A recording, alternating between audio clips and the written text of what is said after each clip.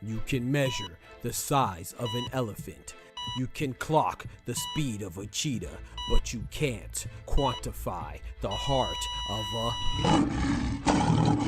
kings, queens, and in-betweens. Welcome to Dr. Boxing Talk. Stream starts now.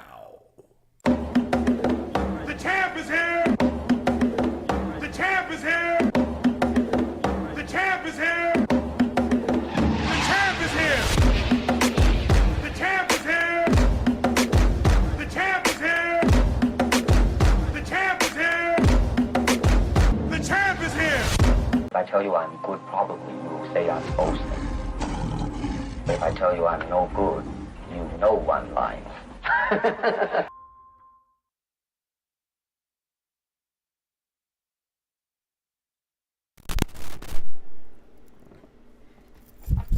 Oh snap. Oh snap. My boy say he in the bullpen. He next at bat. He on deck. Yes, sir, man. Y'all know what time it is, man. The doctor's in the house. We got Dub numero uno came in here like a boss. Big number one.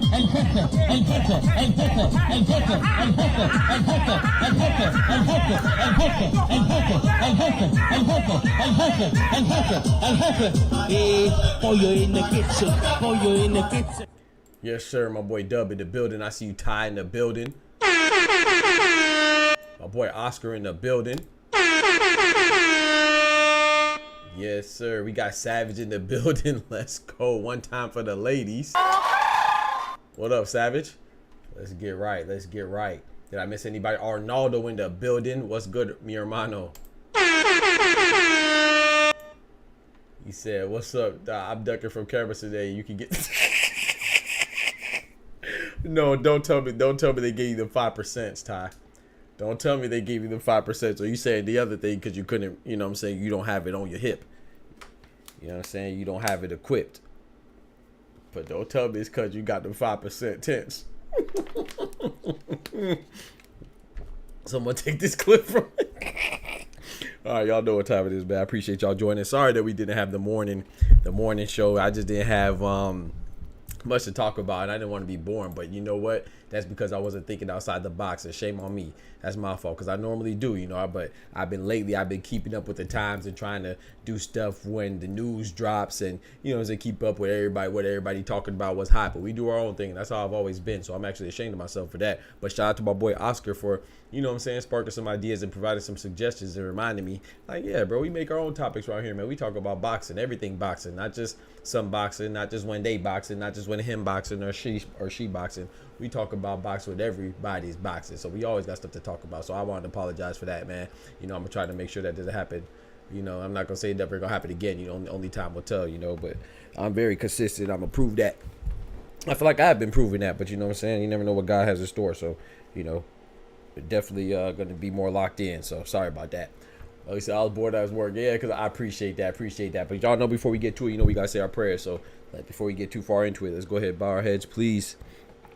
Dear Heavenly Father, thank you, Lord, for blessing us to see this wonderful, beautiful day, Lord. And, you know, and even if it is rainy, you know, that doesn't mean that, you know, we got to be confident enough and faithful enough and prayed up enough to know that when it's raining outside, you don't make it rain for us to be sad. And when it's sunny outside, you know, that is an excuse to be happy, but we should always be happy, because sometimes we look for reasons to be down, look for reasons to be sad. But and I think that rain is also indicative of things happening in our lives that we choose to be sad. But even if we're going through a rough patch in our life, like when it's raining, it's not a reason to be sad. You know, we should always be happy and know that we're going to come out on the other side, because on that other side is sunshine, it's bright times, it's smiles, it's rainbows and hugs. And we got to remember that, Lord. Every no matter what we're feeling, if we're feeling an emotion of sadness or emotion of gladness, it's only temporary. You know, we just hope that the good times last longer than the bad times, but we will always get through it as long as we keep you first and stay focused on that, Lord. And please forgive us for all of our sins, you know, especially those that go unbeknownst to us, because we are sinful beings. And hopefully, you know, we're just aware enough to repent for our sins and try to do our best, because our best is always good enough for you. And that's why you're such a great that's why you're such a loving and merciful Father, because our best is always good enough, Lord, as long as we are all honestly trying our best. Through Jesus' name, please let's wake up to see the brightness of another beautiful morning. And whatever we're doing or whatever we're going through, Lord, let's keep focused on you and have confidence that we'll get through it. Through Jesus' name, amen, because that's your promise to us. All right, let's get right. We got Mike in the building. He said my face ain't that bad. My eye was already messed up yesterday. Hey, that's all right, bro. What they say, bro? No pain, no gain. Come on, man. When I used to box, bro, my coach Johnson, some of y'all might know him. He was actually, by the time you may have heard of Tavares Thundercloud, he was a light heavyweight champion some years ago. I know Dub. I think Dub is familiar with him. If you pay attention to boxing, you'll be familiar with him. He fought the likes of Glenn Johnson and some others, and Chad Dawson, some others. But anyway, he was, by the time he became pro, his head coach, who I was also coached by, he became a strength and conditioning coach. You know, so he kept his team around him, but he just gave him different roles. But anyway, Coach Johnson would always say, hey, man, if it don't hurt, don't work. So if it hurts, that means that you building, you know what I'm saying? So, you know, that don't mean go get your ass kicked. but if you're going through some pain, whether you're just working out and your muscles are sore, you know, that means it's working, man. Whether you study so hard that you get tired, that means you're working, man. So that's good. If it don't hurt, don't work.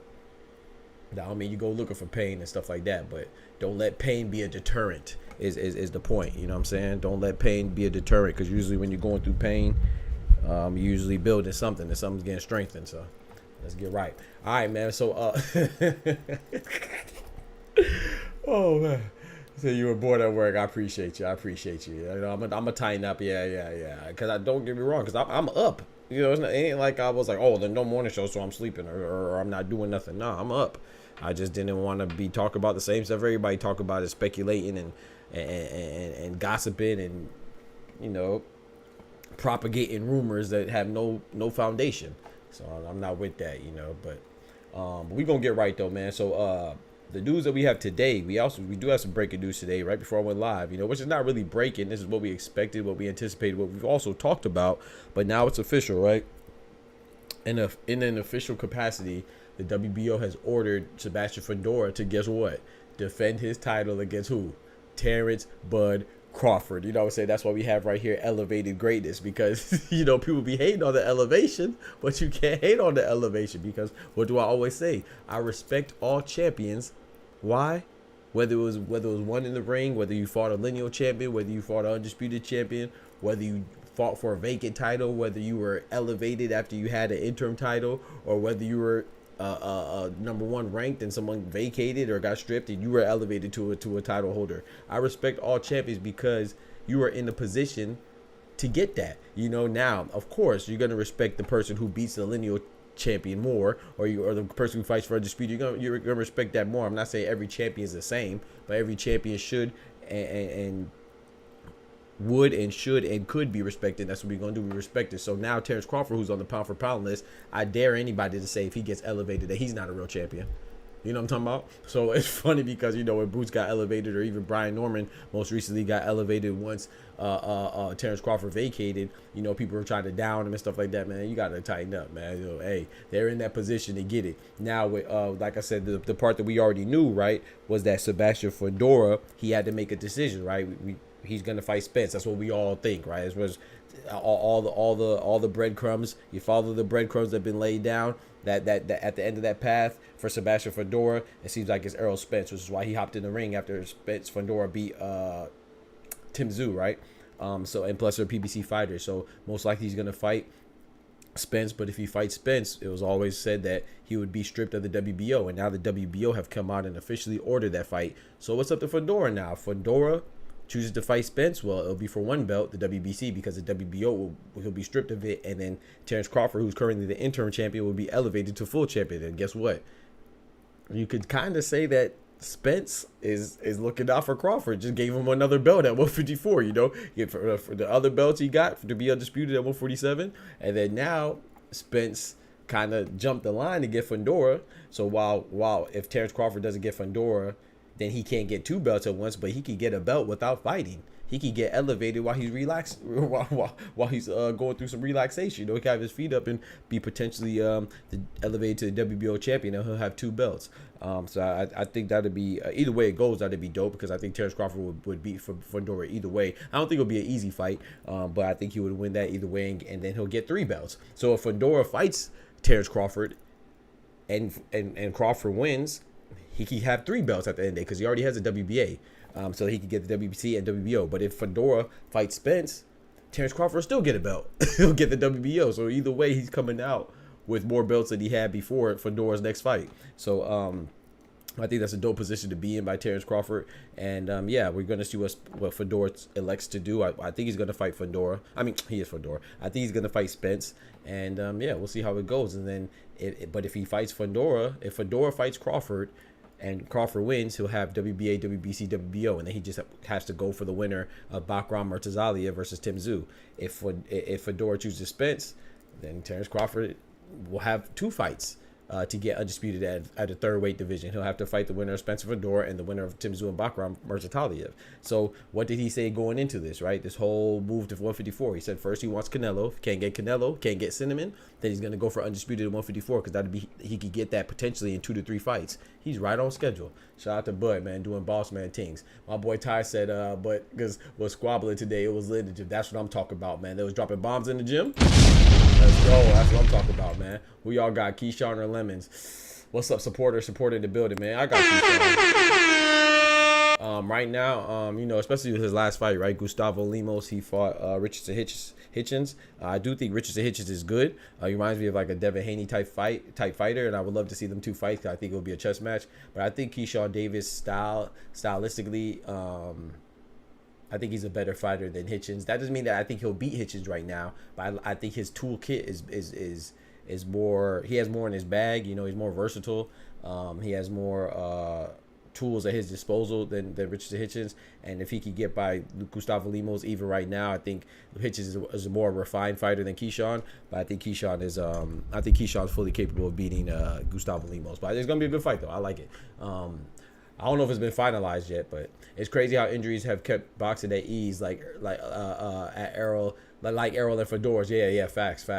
I said it. Crawford versus Fundora. Crawford will be Fundora. Yeah, we gonna see how it goes, man. But like I said, they ordered it. They have 30 days for the purse bid. That doesn't mean the fight's gonna happen. Like I said, he could be stripped.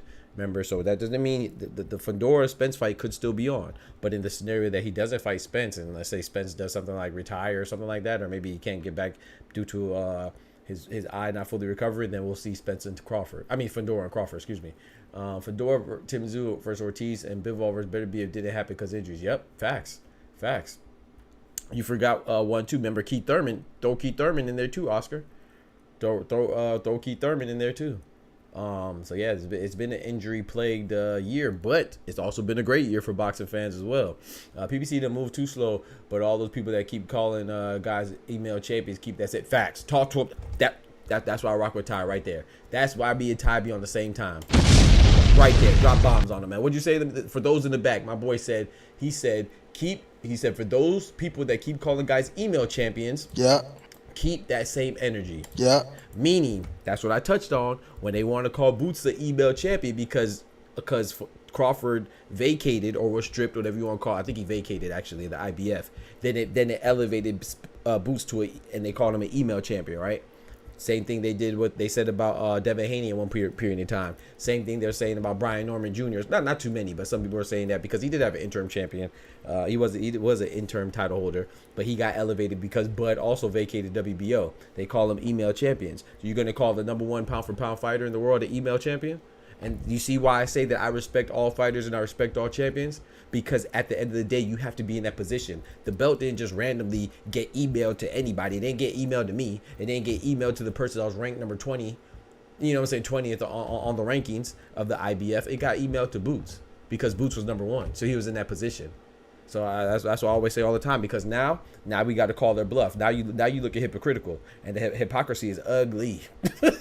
Hypocrisy is ugly. If you're looking like a hypocrite, that's not a good look, baby. So now all the people that called Boots an email champion, everybody that called Barrios, they called Barrios an email champion too when what's the name vacated, right? And he got elevated. Now call Terence Crawford an email champion. I mean, it's the same thing. But no, you're gonna pick and choose now.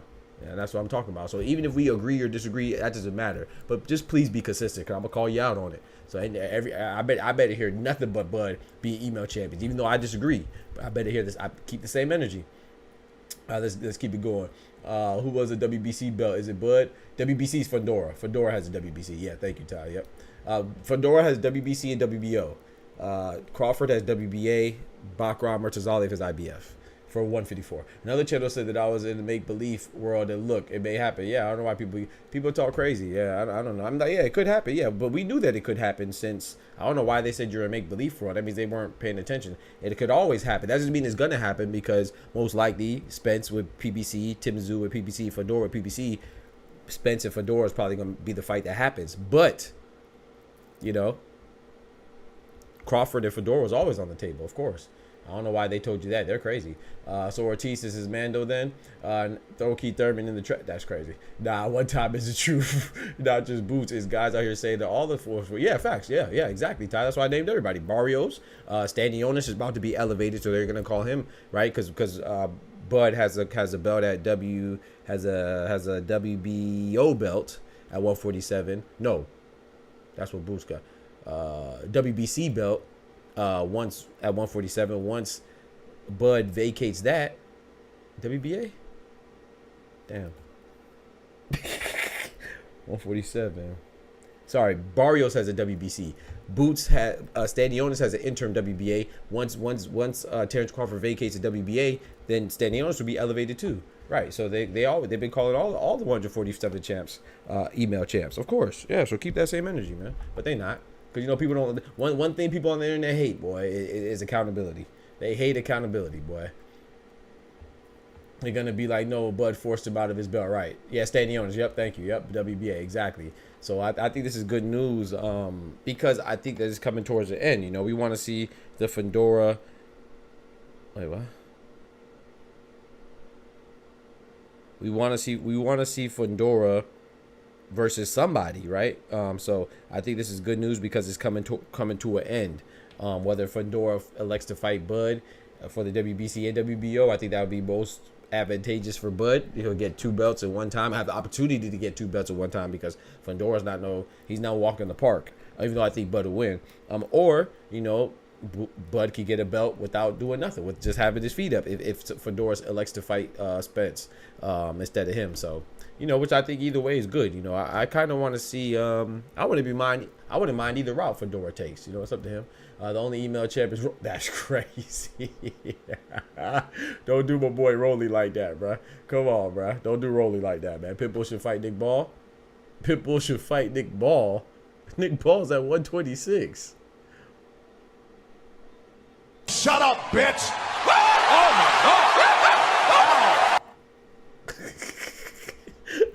Nick Paul's at 126, reporter. Pitbull was at 130. Or sorry, he's at 140. He might 135 or 140. His last two fights were at 140 though. You're tripping. Technically, Rolly isn't an email champ. He won a vacant belt via robbery. Yeah, I guess Ismael Barroso, right? So I don't, like I said, I don't really care about that email. So, and to me, it's just a way for people to be super critical of others. And like I said, whenever somebody's, there's nothing wrong with being critical. There's nothing wrong with critiques. Actually, there's such thing called constructive criticism.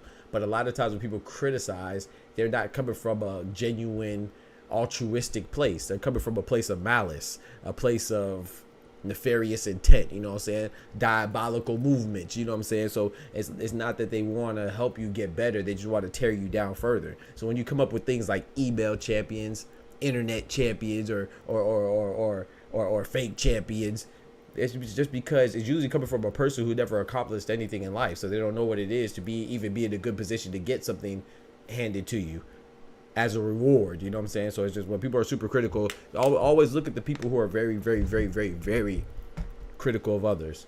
Just look, just you don't have to go past their profile picture. Just look at their profile picture. I guarantee they look as goofy as the stuff they saying, if they even have a picture up. They be mad at the world for their own deficiencies and inadequacies and ineptitude. So they be mad at the world. Nah, it's your fault. Just do better, study harder, work harder, grind more. They the same height. He could be what he could make 126. Yeah, he got emailed at TK over old head. Rolly don't even have an email. It's just dash crazy. My boy ain't got the Hotmail joint. He ain't got the Hotmail joint. we about to kick supporter. That's crazy. Oh, supporter, you talking that blasphemy? We go ahead and put you at the kiddie table. You lucky you a bot, but we still gonna give you the ceremonial toss out. Because you talking crazy. But yeah, in other news, man, I'm mad I missed this fight. I didn't realize it was in Australia. Oh my gosh, bro. I knew it was coming up. I didn't realize I forgot it was in Australia. You dumbass.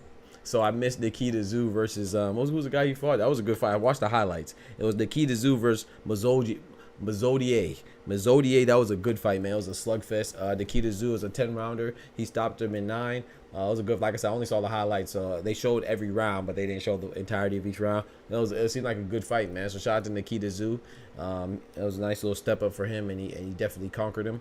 It was a good fight. He almost dropped the other dude a couple times, wobbled him, and he got stung a couple times too.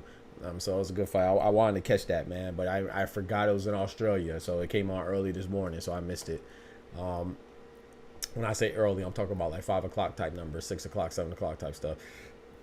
Yeah, the facts to him is crazy, but yeah, man. Like I said, I'm not telling anybody how to judge their champions. You judge your champions how you want. Just keep it consistent, man. You know, because if Boots is an email champion and Barrios is an email champion and whoever else you want to call email champion, then if Crawford doesn't fight Fundora for the belt, he gets elevated. He's an email champion, which I think is a stupid behind idea. You know, if you're a champion to me, you're a champion. You know, the interim, that part just describes the type of champion. You know, super just describes the type of champion, but they're all champions. You know, now some champions are a little more respected, like undisputed champions or unified champions or lineal champions. That's a little more respected. It comes with a little bit more respect, but they're all champions. You know what I'm saying? It's like similar to when I say I'm what Jadakiss say, I'm a man first, tired of punching brothers, so I'm a shoot brothers because my hands hurt. You know what he's basically saying? You know, I'm a man first. It don't matter what kind of man I am, if you're a black man, a white man, a rich man, a poor man, an ugly man, a handsome man. All those are adjectives to the type of man you are, but you're a man first. So you know what I'm saying? Just like them, they're champions first. You might describe them, you might value other champions more. You might, but hey, treat me as such. Treat them as a champ. If I'm a man, you don't treat me like a man. Hey, I might have to prove it to you. Then we gonna square up. You know what I'm talking about? You know what I'm talking about? Yes, sir. He said, "Roll." He still got a beeper. But yeah, man. So I wish I would have caught that fight, man. But it's all good. I saw the replays. But also too, speaking of fights, other news too. You know, with Devin Haney finding that potentially finding a loophole. Well, if y'all want to talk about the Devin Haney situation, man, with him potentially finding a loophole against Liam Paro to come in heavy, man, that's funny as hell, bro. Like, they saying that because he's a champion to recess, if he fights Liam Paro for the IBF title, you know, the IBF, they enforce a rule where you can't be 10 pounds above the weight limit, so a rehydration limit or a rehydration clause, like they get mad at Tank for doing, right? They have a built-in one for the sanctioning body for the morning of. So you have your traditional day before weigh-in. Then you come in, you have to weigh again in the morning if you're fighting for IBF belt, and that morning weigh-in, you cannot be heavier than 150 if you're going to fight at 140. So you cannot be, whatever weight class you're fighting at, you cannot be 10 pounds in excess. You can't be more than 10 pounds in excess weight above the weight limit which you're going to fight at. Then after you do that morning weigh-in the day of the fight, then you could weigh in whatever, you could rehydrate to whatever you want, but not having the time overnight to put on that extra water weight and rehydrate is very critical and essential to not completely stopping or ceasing people from blowing up, but it dramatically makes it more difficult for you to blow up a huge amount. So I love that rule. I love the IBF rule. I think that's dope, but Devin could potentially bypass it and be Debo Devin, like Supporter said, because he is a champion in recess. So yeah, Alberto Puello is a champion, but once again, you know, Devin Haney, when he fought Ryan Garcia, that fight, because Ryan Garcia didn't make weight, now it didn't even matter anyway because there's no contest now anyway. But even if it was a legal fight, then his belt was not up for grabs because the dude Ryan Garcia missed weight. Yeah, so when Ryan Garcia missed weight and he popped dirty with the Ostarine. We do not let people who are on the juice discuss real athletes. That's all. So yeah, so now he's a champion in recess, right? Because he didn't fight immediately, he didn't make a decision, so they declared him a champion in recess. Now with that proclamation of being a champion in recess, he's coming back to fight now, fighting Liam Paro. But the crazy part about that is it might be considered a unification fight. And if it's considered a unification fight, it's not just for the IBF. So he may not have to subscribe to the IBF rules. He could go with the unification rules, and they don't have a rehydration limit. So if he could finesse his way up out of that, boy, that's crazy, man. But I have Liam Paro going into the fight, especially if it's an IBF under the rehydration cap. But it makes it a little more interesting if there's none, because I think Liam Paro, first of all, I think Liam Paro is a good fighter. Y'all know I'm very fond of Liam Paro. I have been for a while, especially, you know, I said that he would beat Super Matias, which I was nervous, but he did. He was my breakout fighter of the year, and he has been proving that so far. But I think that Liam Paro, for anybody, is a terrible rebound fight, terrible bounce back fight. But Devin Haney, you know, his mandatory was Sandor Martin, which is kind of why I think it was smart for him to give up the belt, or in theory, right, become a champion in recess, because you don't want to fight Sandor Martin off a bounce back either, or a rebound either, because that's a tough fight for anybody anyway at any point in your career. With Sandor Martin being guys like Mikey Garcia, had a debatable loss against Teofimo Lopez. So I think that Liam Paro is probably even harder than Sandor Martin. So I think that given the circumstances, I would lean towards Liam Paro. But if everything even, and Devin Haney could have his mental right, and he conquered his demons, and he's going back to his old self, I do think it's a very competitive fight regardless, and I can see how Devin Haney could win. But I'm going with Liam Paro, but I'm not saying it's going to be a wash by any means for anybody, you know. But I could definitely see a path of victory for Devin Haney, but I would just go for Liam Paro. Now, with his ability to be able to rehydrate, whoo, boy. Liam Paro could be going against, he might be at the press conference going against Devin Haney, but on fight night he may be going against Canelo. You know what I'm talking about? Because last time we see Devin Haney at 140 against Regis Prograis, he came in at 165. Now, once again, I'm not insinuating that, or implying, or even alleging that that's cheating, right? Because it's in the confines of boxing. It's within the realms of boxing. You could blow up. He's taking advantage of the negotiations and the terms and whatever. He's a consummate professional. That's one thing I cannot knock Devin Haney for. Him being a weight bully is not cheating. It's just taking advantage of a situation. Don't hate the player, hate the game. You know, he always makes weight. It's not like he misses weight and blows up like Ryan Garcia. We do not let people who are on the juice discuss real athletes. That's all. Nah, he makes weight and then blows up, so that's perfectly legal, you know, unless you put a cap on it. That's why you got to pay attention to your negotiations. So Liam Paro, pay attention. Get your lawyers ready. Get them terms ready. Pay attention to your contractual agreements now, and get your negotiation skills up, because I'm telling you, if Devin Haney, I don't know who's bigger, but I would assume Devin Haney's bigger. I think Devin Haney's like 5'10", almost 5'11", or something like that. I think Liam Paro's like 5'8", 5'9". So just height wise, but I even think mass wise, I think Devin Haney's bigger. So I don't know what Liam Paro could blow up heavily too. I don't think so. but he could, so I don't know how much weight he could put on. So it may not be anything that he's worried about regardless. But I think it would behoove him to that Devin Haney doesn't come in super big, because I don't know if he can handle all that jelly in that belly. Hold on now. What do you mean by that? He said Puello getting the boot. I think Puello would just get downgraded to interim champion, Oscar. I'm not sure though. That would be some Manny Pacman type stuff. I'm telling you, bro. That would be crazy if he finessed Puello out the belt. Yeah. I think he would just be an interim belt though. So I mean, it ain't too bad. I don't think he finesse the hydration. I'm telling you, I see the WBC backdoor Puello on some on under some BS circumstances. I see the backdoor in Puello under some BS circumstances with him and Sandor not having a date and not officially defending his champion status as being elevated. Right? Yeah, you're right. Yeah, I mean that's possible too. I've seen them do this before, just to make JCC Jr. a champion before. True. Yep. Julio Cesar Chavez Jr. Yep. Nah, I mean, hey, I don't know, man. I would think that they would just downgrade him to an interim champion, and I don't think that's that bad. I mean, but I don't know though. I don't know. We'll see. And like you said, them not having an official date does mean something too, and that's what makes the Fundora situation so interesting as well, because they don't have an official date with him and Spence. Like, remember, it was alleged that it was going to be in October, and then that got pushed back, and so we don't know when that's going to happen, if it's ever going to happen even this year. But now the WBO put that pressure on Fundora's neck, said, hey, you got 30 days, cuzzy. So we'll see, man. We'll see how it goes, man. But in other news too as well, I was reading these articles, right? And I dropped a video on this, chat. Y'all go check it out if you haven't done so already. And Martinez spent the block and whooped his. That's true. Yep, Sergio Martinez. Shout out to Sergio Martinez, man. Even though I was mad at him about going into that Cotto fight with a messed up knee, but I understand you want to get your money in. I don't know what his family situation is like, so I ain't judging. But I was mad though, because I thought that was gonna be a great fight. A man came in with a bum knee, you know what I'm saying, with one leg, talking about you finna fight Cotto. What are we doing? But yeah. So I was reading this article, man, and I didn't know this was such a debate, bro. Like, I saw this article saying, who's the better super middleweight, Joe Calzaghe or Saul Canelo Alvarez? I looked at it. I had to look at it twice. I blinked and said, huh? I looked at it. It said Saul Canelo Alvarez or Joe Calzaghe. I said, what? Who the heck thinks that is that even a fair comparison? Like, what?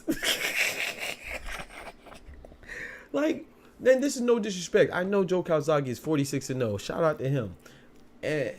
But no, like, do we not know that Saul Canelo Alvarez was the first undisputed champion? Not Mexican champion. Not the first undisputed champion with red hair or freckles or whatever you are. Even if you want to say American, as in North America, South America, Central America. No, he's the first super middleweight undisputed champion, period. With the T. You know what I'm saying? So it's like, how can you... undisputed is not everything, right? Because you can still be great without being undisputed. But my point is that Canelo was undisputed and he fought everybody with the exception of David Benavidez. His trilogy with Triple G was at 160 and 168, right? Hold on. Let me see. Hold on.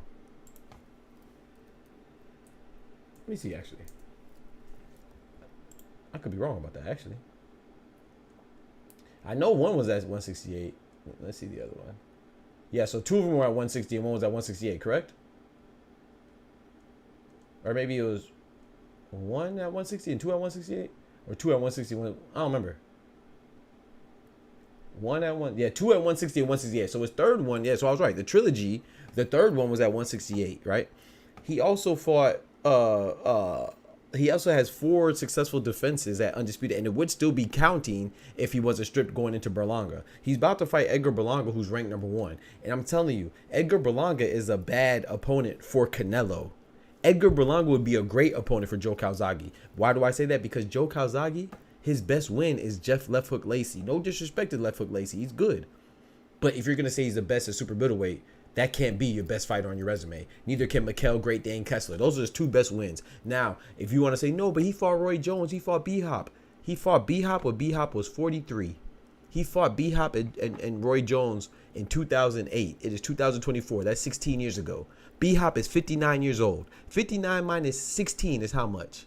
That's 43. He fought B-Hop when he was 43. Damn. I'm sorry. He fought Roy Jones when he was 39, pushing 40. The last time, like, bro, there's only one LeBron James and there's one Diana Taurasi. They're the only two athletes that you could argue got better once they became 39. Because Diana Taurasi's 42 out there, still balling on the Olympic team and everything. LeBron James is 39, still doing his thing with his son in the league now. Every other athlete, as great as Roy Jones is, he was not getting better when he was 39. Not even close. He was getting it astronomically, exponentially, significantly worse. You know what I'm talking about? So he beat B-Hop, who's a legend, and Roy Jones, who's a legend. Those are his last two fights. They're both pushing 40. One was 43. The other one was 39 going on 40. That's the only time he fought in the U.S. outside of Wales. He fought one person, I think, in Belgium or Germany or something like that. But let's say, even still, he didn't fight Andre Ward. He didn't fight Arthur Abram. He didn't fight Carl Froch. He didn't even fight Edison Miranda. He didn't even fight Robert Stiglitz. He did not even fight Lucien Butte. There's so many people that this man didn't fight.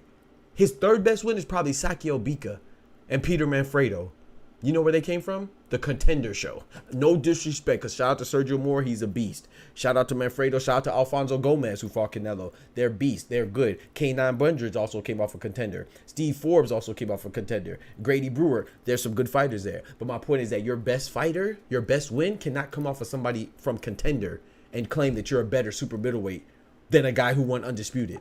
And the only knock on him is that he didn't fight David Benavidez. So Canelo, you could say, yeah, he fought old folks. Oh, he fought Triple G when he was too old. Oh, he fought Cotto when he was too old. Cotto wasn't at 168. I'm just saying. Oh, he fought Sugar Shane when he was too old. None of them were in their 40s. Joe Calzaghe's, both of his best wins came when, again, B-Hop was 43 and Roy Jones was 40. And his next best win is Peter Manfredo, Sakio Bika, Mikkel Great Dane Kessler, and what's the other dude's name? And Jeff Left Hook Lacey. Canelo would destroy them for breakfast. All of them. All those people. In fact, now if you want to say that Joe Calzaghe could beat Canelo, that's a better argument. Maybe he could beat him. You know, stylistically, he's a slick fighter. But then you say, hold on. But Doc, didn't Joe Calzaghe get dropped in the first round by that 43-year-old B-Hop? The answer would be yes. Didn't Calzaghe get dropped in the first round by that 40-year-old Roy Jones? The answer again would be yes. Didn't Joe Calzaghe get dropped a couple other times in his career by unknown fighters? The other answer to that question would be yes. So if Canelo and Joe Calzaghe fought, maybe Calzaghe would get off a little bit, but by the 5th or 6th round, Canelo will pull up on him like this. Nigga, you's a bitch! And he'll go night-night. I promise you he'll go night-night. Stop it, man. So, but if you want to, I'm okay with that argument. If you want to say Joe Calzaghe could possibly beat Canelo in a fight, I'm cool with that. But there's no way you could rank Calzaghe above Canelo as far as who's a better super middleweight. When one guy hasn't fought anybody of any consequence. He has not fought anybody of any consequence. Let me say that one more time. He has not fought anybody of any consequence. Did he even fight Felix Sturm? Like, who did this guy fight? And you gonna say he's better than Canelo? Canelo beat Caleb Plant. If Calzaghe fought Caleb Plant would be the best fighter on Calzaghe's resume. If Calzaghe fought Edgar Berlanga would be the best fighter on Calzaghe's resume. If Calzaghe fought Jaime Munguia would be the best fighter on Joe Calzaghe's resume. All these people, Canelo fought and beat. What are we doing? Hell, if he would have fought a smaller Jamel Charlo going up to 168 like Canelo did, that'd probably be the best fighter on Calzaghe's resume. What are we doing? I'm not giving him Roy Jones. I'm not giving him B-Hop. I'm sorry. And that's why I have a problem with people with Jake Paul fighting Mike Tyson. Because the same dummies that are impressed by Calzaghe being an old behind B-Hop and an old behind Roy Jones with no context, they're the same dummies that are going to get excited about Jake Paul beating Mike Tyson, even though Mike Tyson is a 60-year-old geriatric, 30 years his senior. That's why I think that's why I hate when same with Wilder. That's why I hate when Wilder goes out and still fighting, bro. Because people they're not gonna put any context to it. Even with Klitschko, does anybody say, oh, Anthony Joshua, Tyson Fury beat a 40-year-old Klitschko? No, they just say, oh, they beat Klitschko. That's it. No, bro, they did not. They did not fight the same Klitschko that Samuel Nigerian Nightmare Peter fought. They did not fight the same Klitschko that Layman Brewster fought. They did not fight the same Klitschko that Corey Saunders fought. Like, stop it, man. Stop it, bro. Edwin, what's good? My guy, what's poppin' with you, Edwin? What's good, bro? Calzaghe is done. He shouldn't be back. And it's gonna sound like I'm disrespected, but no, I didn't say anything bad about him. I've just told the truth about his resume. Calzaghe is good. He is good. But he didn't fight Carl Froch. He did not fight nobody. Bro, do you know why they made the Super 6 tournament with Andre Ward, Jermaine Taylor, Arthur Abram, Carl Froch, Mikkel Kessler, Alan Green, and I know I'm missing somebody. Andre Durrell. It was Super 6, but it was 7 because somebody got hurt and then they had to replace him. You know why? They probably made it because Joe Calzaghe was out there in Wales with rest in peace Princess Diana. You know what I'm saying? And he was hiding the belt. So they got tired of it. They're like, no, let's make this Super 6 tournament so can't nobody hide no more. You know what I'm talking about? I was even mad. I don't know why. Shout out to Lucian Butte. I actually met him in Vegas. He should have been in the Super 6, to be honest, too. But it's all good. But anyway, Calzaghe, he didn't fight anybody to put him over Canelo. Like, stop it, bro. I couldn't believe that was even a discussion. I was disgusted. That's crazy. They are getting crazy with the council coach. My guy Scholar, Doc, they banned me for stopping by to say who banned you, bro? Andre Ward was a better comparison. Yeah. And Martinez spit the block. Yeah, Andre Ward. Give me Andre Ward. I think Andre Ward would beat Canelo, but even Andre Ward, no disrespect, Canelo's the first undisputed champion at 168, man. I think Andre Ward is better than Canelo. I think he beat Canelo. Yeah, but that's another thing too. I want to ask y'all something too. Do y'all think that because somebody beat somebody, does that necessarily mean they have a better career than the other person that they beat? Like, for example, Oscar De La Hoya lost to Sugar Shane Mosley. Does that necessarily mean that that Sugar Shane Mosley had a better career than Oscar? I mean, I don't know. I mean, they both had great careers, both Hall of Famers. But I'm just saying, is that the final? Is that the final decision? Is that like the final straw? I guess is that the final point? Is that who won one-on-one? I think there's other things that go into it. Like let's say that you beat me, like how Canelo beat Bivol. I know people talk about me for having Canelo higher than Bivol on my pound for pound list. Yeah, Bivol beat Canelo, but Canelo as a smaller guy is Bivol's best win. And once again, Canelo's undisputed at 168. He moved up to 175 to fight Bivol. So Bivol kind of should have won. He's a bigger guy. Like, if John Ruiz would have beat Roy Jones, did that mean John Ruiz has a better career than Roy Jones, or does that just mean that he beat Roy Jones? Like, I think Bivol beating Canelo was great because of who Cinnamon is. Shout out to Bivol. But that doesn't necessarily mean that he's a better overall fighter. That just means that he beat him one-on-one. Like, even if Israel Madrimov beat Terence Crawford, would that have meant that Israel Madrimov has a better career than Terence Crawford? Or does it mean that Terence Crawford's moving up to 154, coming from 135, and he finally overreached, or he challenged himself too much, and he finally came up a little short? Like, what are we doing, bro? I couldn't believe I read that Calzaghe better than Canelo. Are you asleep? Calzaghe is good, but he should stay retired. Yeah, he's definitely good. No, he's not saying he's coming back. He's not. I didn't read that he's coming back to fight Canelo. No. It was just say that he was a better super middleweight than Canelo. I was like, what? Like, how is that even? Now, yeah, but don't get me wrong. Like, Calzaghe had a lot of defenses, and he was a title holder for a while. But you know what makes me mad about Calzaghe? People will say, "Oh, well, he had how many defenses? He was undefeated, and he was a champion. He reigned the super middleweight division." No, he never reigned the super middleweight division. He had a nice reign as a champion, but he didn't reign over the division. Case in point, nobody ever says Deontay Wilder reigned over the heavyweight division. You know what? You know what's crazy though? Deontay Wilder was also undefeated for 6 years as a champion. And what did they say? They say he fought bums. But Calzaghe, who didn't leave Wales, you're telling me that he reigned over super middleweight division? No one said that Deontay Wilder reigned over the heavyweight division until he lost to Tyson Fury. But all they said was that he fought bums. That's why he was undefeated. But Calzaghe, you can't name me 5 people that Calzaghe beat in those 21 defenses. He did not fight the best. He was so much so that he didn't fight the best, so much so he never left Wales, bro. Like I said, his best wins were Jeff Left Hook Lacey and Mikkel Great Dane Kessler. The only time he left Wales was to fight an old 43-year-old B-Hop in the U.S. and an old 39 pushing 40 Roy Jones Jr. after they both already lost multiple times. What are we doing?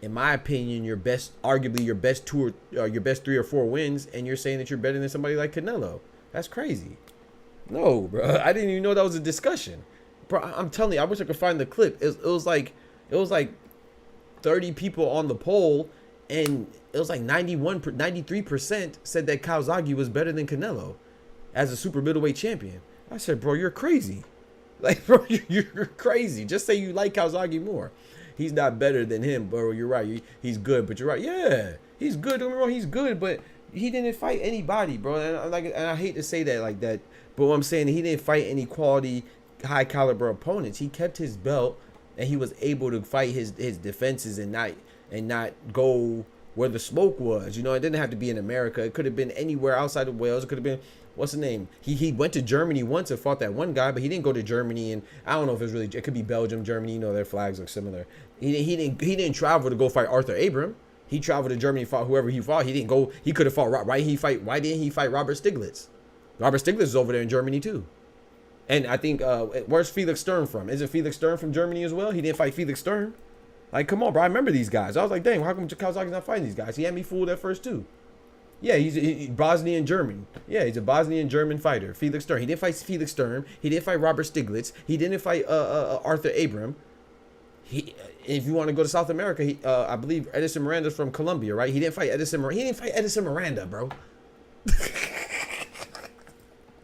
He didn't fight Alan Green. Definitely didn't fight Andre Ward. Definitely didn't fight Carl Froch. Man, stop it, man. Get out of here, bro. Can't think of an opponent Joe had better than Of course, because you know he didn't. He didn't have an opponent. Bro, I could argue that he did not fight an opponent better than Edgar Berlanga, who Canelo's about to fight. And that's no disrespect to Edgar Berlanga, but Edgar Berlanga's ranked #1, and he's about to fight him. And people are complaining about Canelo, rightfully so, fighting Edgar Berlanga, because we don't think that he has a chance against Canelo. But my point is that if CALZAGHE would have fought him, that's me proving to you that Canelo's opponents, we're just really more disappointed that it's not Benavidez than we are really that his opponents are necessarily bad, because they're not. I mean, Jaime Munguia to me was a good fight. It's just that we know David Benavidez exists. But if Joe CALZAGHE fought Jaime Munguia would be his best opposition. Edgar Berlanga would be arguably Joe CALZAGHE's best opposition. Caleb Plant would for sure be Joe CALZAGHE's best opposition. That's a fact, 1000% fact. He did not fight anybody nowhere near as good as Caleb Plant. Stop it, man. And you talking about he's as good as Canelo. What are we talking about, man? As a super middleweight, man. Stop it, bro. Canelo doesn't win a round versus CALZAGHE. Just because you didn't watch the fights Joe had doesn't make the opponents bums. Oh, I didn't watch it, or maybe you had your mouth open while you were watching. Billy Joe Saunders would be the best opponent that Joe CALZAGHE would fight. He said that's how you know somebody doesn't know what they're talking about. When their defense is, oh, you didn't watch the fights. I probably know more people that Joe CALZAGHE fought than you know he fought. I named more people that Joe CALZAGHE didn't fight than you knew he didn't fight. The freak out of here, bro. I guarantee you don't know who Joe CALZAGHE fought. You're a goofy. That's everybody's defense. That's their first defense. Oh, just because you didn't watch the fights. Who told you I didn't watch the fights? And if I didn't watch it, it's because it was in Wales on local television, and I don't live in Wales. So how the heck did you watch it? Goofy, bro. Yeah, everybody's bugging, bro. You're right. He's an idiot, bro. This dude's an idiot, bro. That's crazy, dog. This man said, he hasn't named anybody, chat. He just said he's just refuting. You know, it's like when someone points out a problem, they don't get paid. You know who gets paid for the people that you know who gets paid when people point out problems? The problem solvers. You're just pointing out a problem. You're not providing any solutions. Where's your solution, bro? So if we're all wrong, tell us who he fought. You're just telling us, oh, he fought somebody better than Billy Joe Saunders. Oh, he fought these great people. You haven't named one person that he fought yet. So you like the people that point out problems. They don't get paid. The people who solve the problems get paid. They're called engineers. Coincidentally, I'm one. I'm one of them with a PhD. You know what I'm talking about? This man ain't fight nobody. He talk about Joe CALZAGHE. Shout out to Joe CALZAGHE though. He's definitely a great fighter. But I didn't know Canelo and Joe CALZAGHE was I didn't even know that was a debate. Joe CALZAGHE wouldn't beat none of the great super middleweights. He probably wouldn't have beat nobody in the, be honest with you, he probably wouldn't have beat anybody in the Super 6 tournament. He probably wouldn't have beat Andre Durrell. He probably wouldn't have beat Jermaine Taylor. He probably would, maybe an old, because Jermaine Taylor was past his prime then. He was on the down. He definitely wouldn't have beat Arthur Abram, or else he would have fought him. He wouldn't have beat Alan Green. He wouldn't have beat Andre Durrell or Andre Ward. He wouldn't have beat Nan Andre. He definitely wouldn't have beat Carl Froch, because he would have fought him too. This man's goofy, bro. Guess I'm bugging out there. No, he's just a goofy, bro. People like to make up stuff. It's been this long. He still can't tell us who he fought. You know why? Can't nobody tell you who he fought, because I already named everybody that he fought of any consequence. The man fought Chris Eubank when he was old, just like he fought Roy Jones when he was old, just like he fought B-Hop when he was old. That was his thing. He fought Chris Eubank 1 year before he retired. 1 year. Chris Eubank was a professional. Let's see when Chris Eubank turned pro. Let's see when Chris Eubank turned pro, chat. Remember, he fought him in 97, chat. Joe Calzaghe fought Chris Eubank in 97. That's one of his best wins. It was his third to last fight. Chris Eubank retired in 98. He fought Joe Calzaghe at the end of 97. Chris Eubank became a pro in 1985. Joe Calzaghe fought him in 97. Okay. He has what? 40... Chris Eubank has 52 fights. Joe Calzaghe was his 49th fight. Sorry, was his 50th fight. Excuse me. He only fought twice after Joe Calzaghe. He fought Carl Thompson twice. Chris Eubank has 52 fights. Joe Calzaghe was his 50th fight. Freak out of here, bro. Freak out of here, bro. That's one of his best wins, chat. A 43-year-old B-Hop, a 40-year-old Roy Jones, and 1 year out of retirement, Chris Eubank. Those are his best wins. By notoriety. You know, he beat Mikhail Great Dane Kessler, and he beat Jeff Left Hook Lacey. Caleb Plant will smack everybody I just named. Caleb Sweet Hands Plant would smack everybody that Joe Calzaghe fought, including Joe Calzaghe. Facts. Oh, Canelo beat him for undisputed. I'm sorry. Just in case you didn't know that. Jaime Munguia would smack everybody Joe Calzaghe fought. Joe Calzaghe he may have been able to beat Jaime Munguia. Maybe. I'll give him that. He might have been able to beat Jaime Munguia. But everybody that Chris Eubank fought, that Joe Calzaghe fought, Jaime Munguia would smack. ASAP. Easy money. And if Joe Calzaghe fought Canelo, this is how it will end. With Canelo looking over him like this. You got knocked the fuck out, man! Give me my goddamn money. Bro, I was so surprised, bro. I couldn't believe it. When I saw that, I saw like an article, and I was like, this is really a conversation? Who's Canelo or Joe Calzaghe? I couldn't believe it, bro. I was not even aware that was a thing. I was not even aware that was a thing, bro.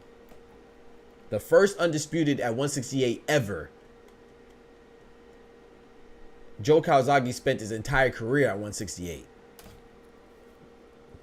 Didn't become undisputed.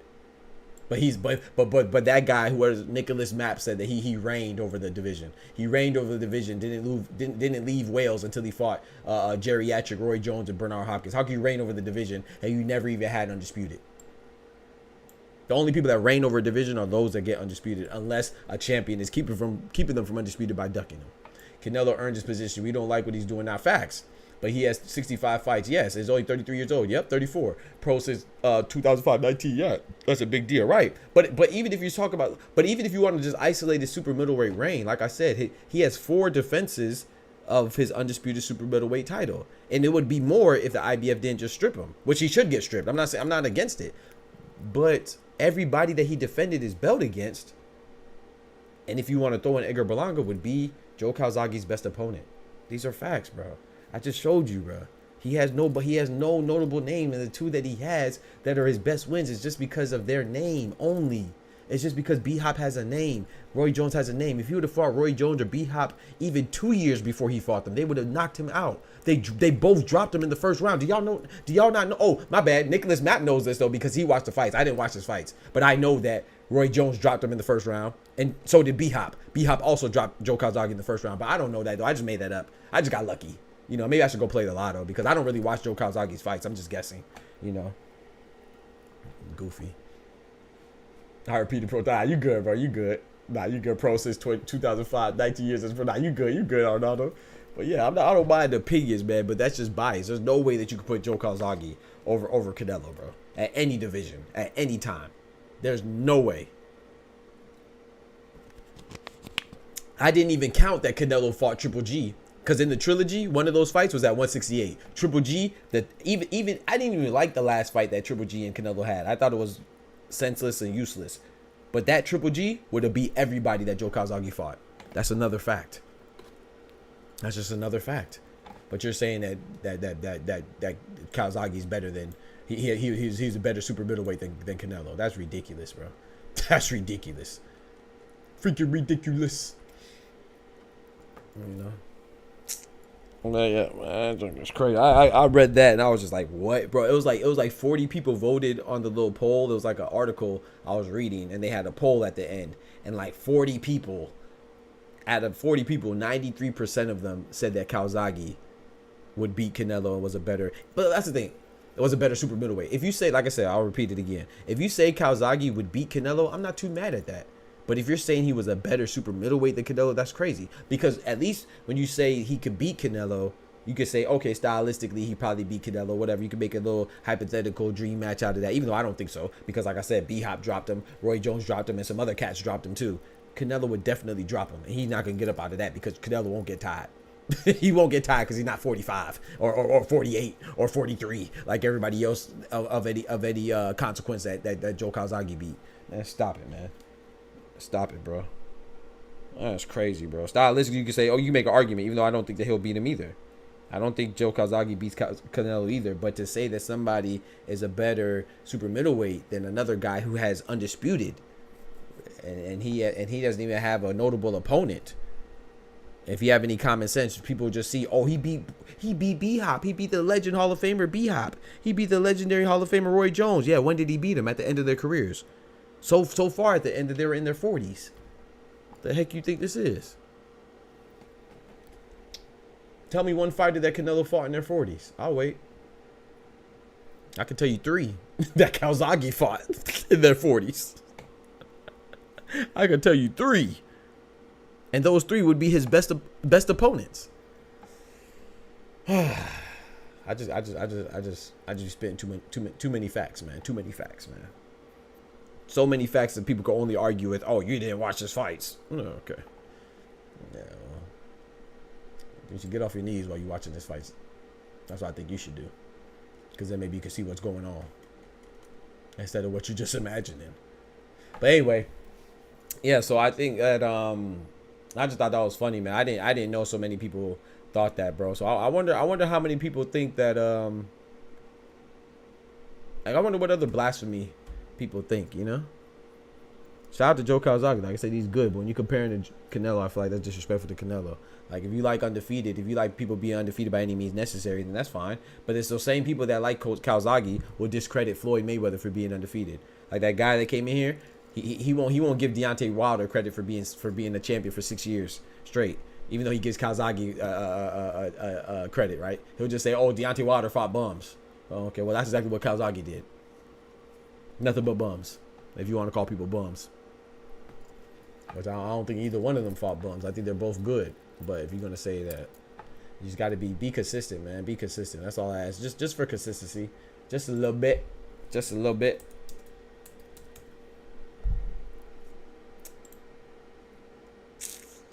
But, man, I would like for this, let's go back to Terence Crawford, man. I would like for this Fundora and Terence Crawford and Errol Spence stuff to come to a close. I don't know when they're going to fight, of course. Nobody does, right? But I think Fundora is going to pick Spence. I think he's going to have to pick Spence because I don't think that they want him to potentially lose his, them being a PBC. I don't think they want him to potentially lose his belt outside of the PBC stable, which is understandable because, you know, Matchroom does the same thing. Top Rank does the same thing with their belts. Golden Boy does the same thing. They all do it, right? So I think that Fundora will fight Spence unless Spence can't fight, you know, and then we may see Crawford versus Fundora, man. And that'd be crazy if Crawford could get 3 belts at 154 in 2 fights because he'll get the WBA. He has the WBA, against Israel Madrimov, who I think is a great fighter. I think he's going to bounce back and be a champion for sure. And then you get 2 belts off of Fundora, WBC and WBO. But if Fundora does elect to fight Spence, then he'll just be stripped of the WBO, which will result in Terence Crawford being elevated to a full champion, and the Spence and Fundora fight only being for the WBC. So we'll see how it goes. And I don't think that's an easy fight either, man. I think people are writing that off as, you know, Fundora's 6'6", man, 6'5.5", 6'6". That's a tough fight, man. Crawford is 5'8", even though shout out to Tim Tszyu, man. Tim Tszyu was beating him in a small sample size, only for 2 rounds, right before he suffered that hellacious cut. I actually, like I said, I stand by that. I think Tim Tszyu is the most dangerous roadblock for Terence Crawford. I still lean towards Tim Tszyu being the best at 154. But Tim Tszyu has to beat Bakram Murtazaliev. So, and then, and back what I was saying, Fundora, you know, it was an inadvertent elbow that caused, there was no malice, no malicious intent, caused a cut on Tim Tszyu's head. And, you know, the rest is history, man. So, Spence is, Fundora, you know, he won the belt, and, you know, Tim Tszyu is moving on to fight Bakram. I think if Tim Tszyu would have won and we got Terence Crawford versus Tim Tszyu, that would have been a wild fight, man. That's a crazier fight because I like Tim Tszyu a lot. I think he's currently, I'm not going to count Jamel Charlo. He's been inactive, but I kind of lean towards Tim Tszyu being the best at 154. But, of course, you got to give it to Terence Crawford being pound for pound, on the pound for pound list, and being in his third weight division and being a champion. So, but just at the 154-pound division, I got Tim Tszyu being the slightly being the best. Gerald McKellen would have cooked.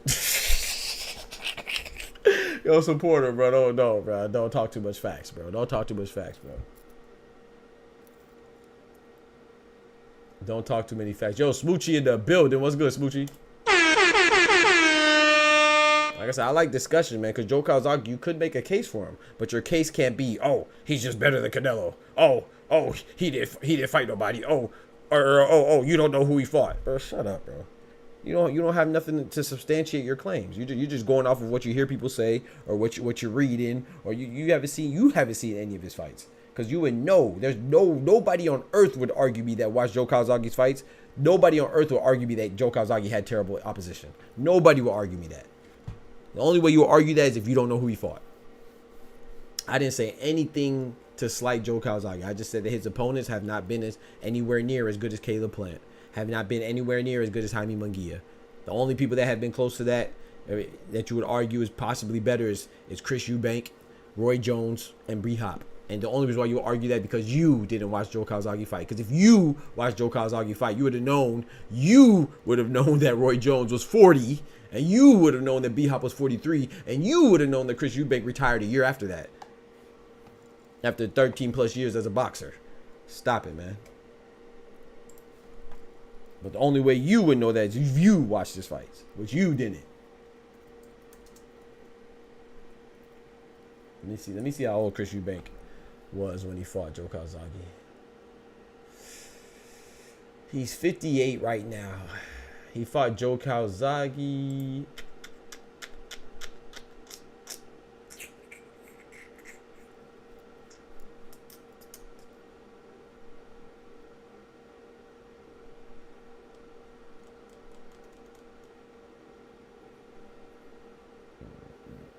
The 40-year-old Roy dropped him. Bro, Roy Jones dropped him. Bro, they both dropped him. B-Hop and Roy Jones dropped him. B-Hop and Roy Jones dropped him, bro. It wasn't just one. They both dropped him. And he was dropped by some other people before, too. You telling me that you think that it's not even a one-on-one conversation, but if it is, if you want to make it that, you think Canelo wouldn't drop him? I mean, you could be right. Maybe he wouldn't. But the logic is all the evidence shows that Canelo would probably drop him. David Benavidez would probably drop him. Caleb Plant would probably drop him. Jaime Munguia would probably drop him. Once again, Joe Calzaghe's good, but you gotta know the difference between good and great. Only reason why people say that he's so great is because he's 46-0. But then those same people that say he's 46-0 will say, "Oh, Floyd's not the best because him being 50-0 doesn't mean everything." But it does when it comes to Joe Calzaghe, though, huh? I wonder why.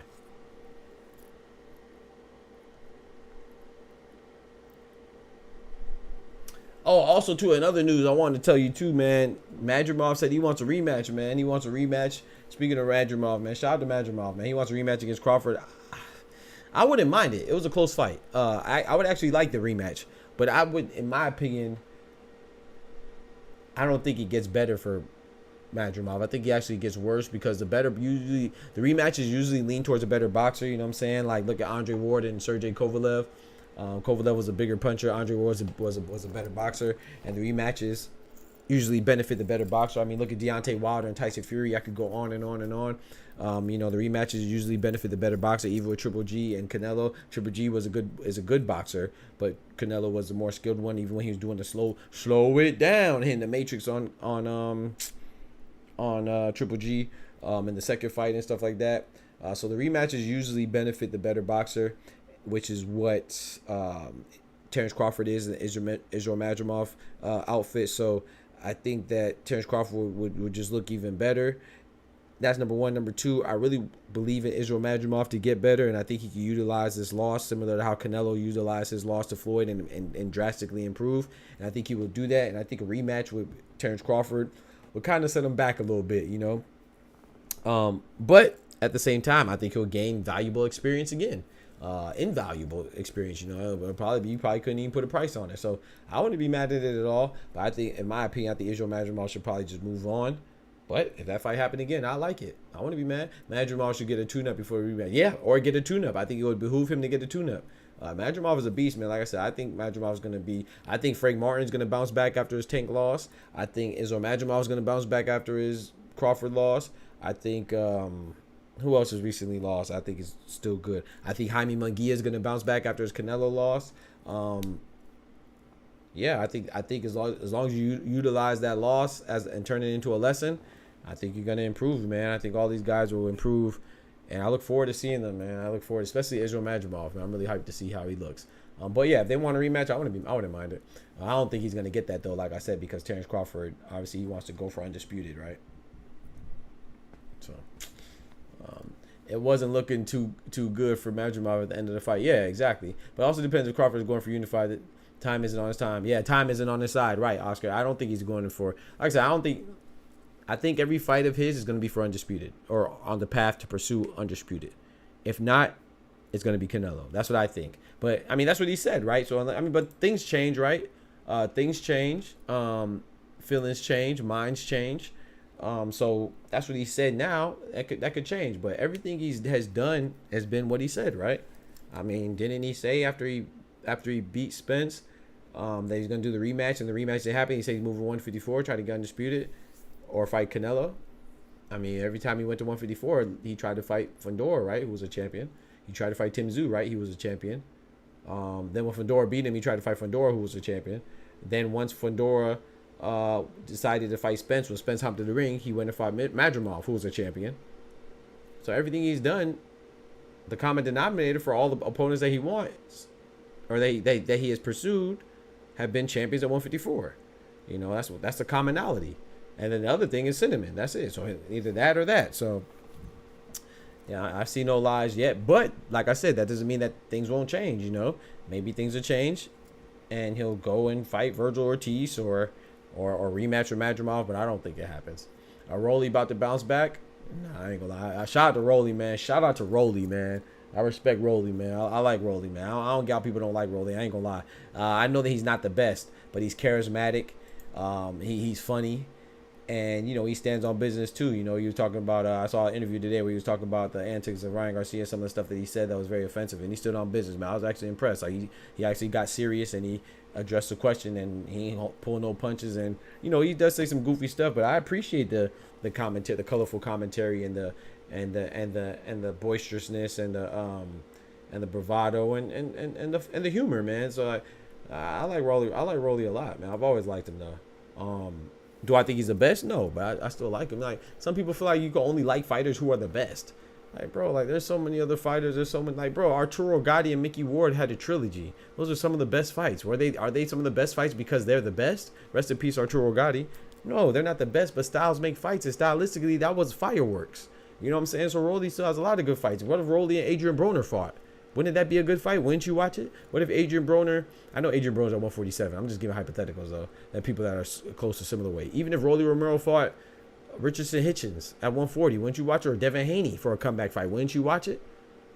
And what if he fought Josh Taylor, Rolly Romero and Josh Taylor? That's a good fight I'd watch.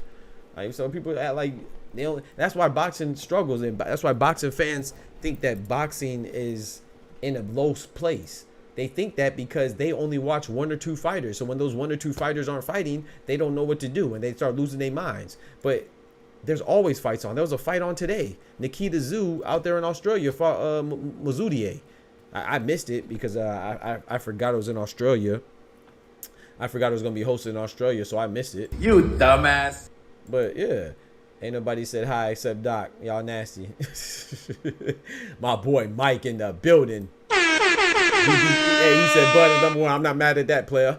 Big facts. I'm not mad at that. Shout out to Bud, man. What you think about the situation though, Mike? So I'm gonna go back. I'm gonna backtrack a little bit. What do you think about the situation, man? It's looking like Bud may inherit the WBO, because if the WBO we already knew this, right? But they have officially ordered for Fundora to fight Bud and defend his WBO title. Which if Bud and Fundora fight and Bud wins, he gets the WBC and WBO. But if Fundora wins, he gets the WBO. He gets to retain his WBO, WBC, and he gets Bud's WBA. So Fundora will be one match away from undisputed, or Bud wins, will be one match away from undisputed. However, if Fundora fights Spence, then Fundora will get stripped, and Bud will get elevated to the Super WBO champion, and so he'll have two belts. So one scenario, if he beats Fundora, he could possibly come out with three belts. One, the WBA and both of Fundora's. But if Fundora chooses to fight Spence, Bud could kick his feet up and get and inherit a belt.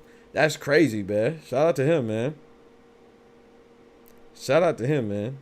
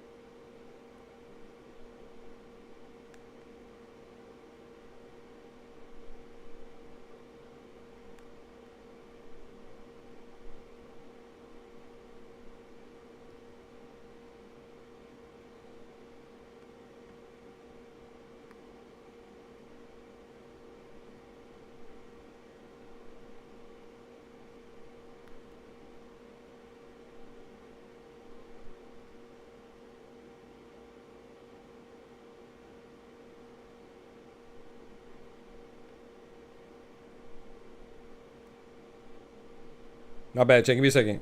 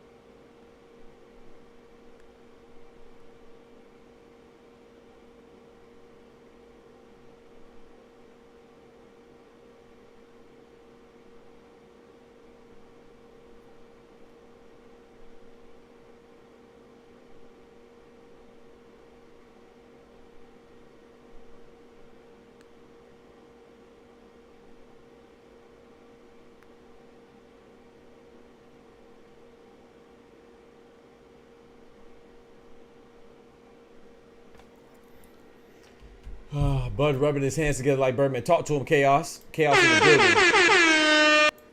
I'm sorry, Smooch. Oh, Smoochy boy. I think a rematch between Magimov versus Crawford. I think a rematch between Magimov and Crawford. Crawford will beat him. Yeah, maybe. But rubbing his hands over together like Doc over here.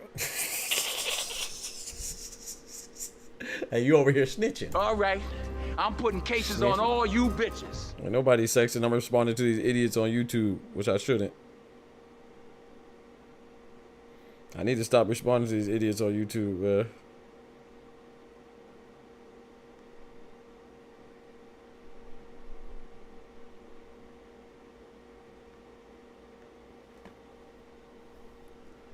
I entertain them a little bit. I think I appreciate all the interaction on my channel and stuff like that.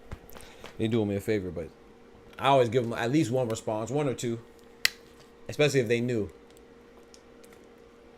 Madrimov could beat Bud though. I mean, yeah, that's why I would be interested in the rematch, because I think it would be a good fight. I don't think he beats him, but I think it would be a good fight though, and I wouldn't be surprised if Madrimov beats him because that first fight was great, you know. And if I'm Bud, I want to rematch him though, not because the fight was close or I'm worried about losing, but just because that would not be any progression towards my goals if my goals are undisputed. So a lot of people feel like I was talking to this one guy, was it yesterday or was it the day before? I think it was Legacy in here yesterday.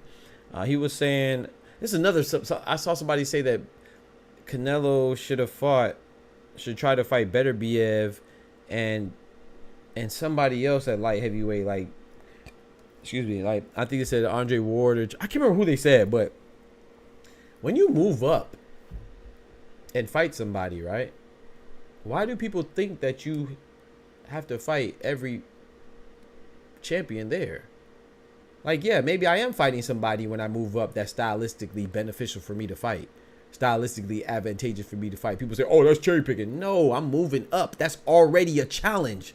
There's no way I can cherry pick somebody who I'm moving up to fight. There's literally that's literally contradictory. This idea that you have to try to clear out the division when you move up. No, what if I want to be like Tank and I move up to 140, fight a guy that be like, dang, I beat him. But hey, man, I know my limitations, man. I'm going back to 135 because these guys are too big. Pause. Hey, yo. What? Is that cherry picking? Now let me ask you another question. If you say yes, and maybe you say yes because you don't like Tank, that's cool. But I know who you do like. I know. And let's say Canelo, right? Canelo going up to fight Bivol. So because he didn't fight Beterbiev, is that cherry picking? You're gonna say no because he lost. But let's say you would have beat Bivol. Is he obligated to fight Beterbiev too? But check this out. You're gonna say yes because you probably don't like Canelo and you probably don't like Tank. But I know who you do like. I know you like Roy Jones Jr., right? I know you like Roy Jones. Everybody like my boy RJJ. Now you gotta like Body Head. You gotta like Can't Be Stopped, Can't Be Rocked, Can't Be Moved, Can't Be. You gotta like him. He was in the Matrix. He was a boxer in the Matrix, literally Matrix 2. How you don't like Roy Jones? So Roy Jones, the reason why I brought him up is because he moved up to heavyweight and fought John Ruiz. Was he obligated to fight Vladimir Klitschko?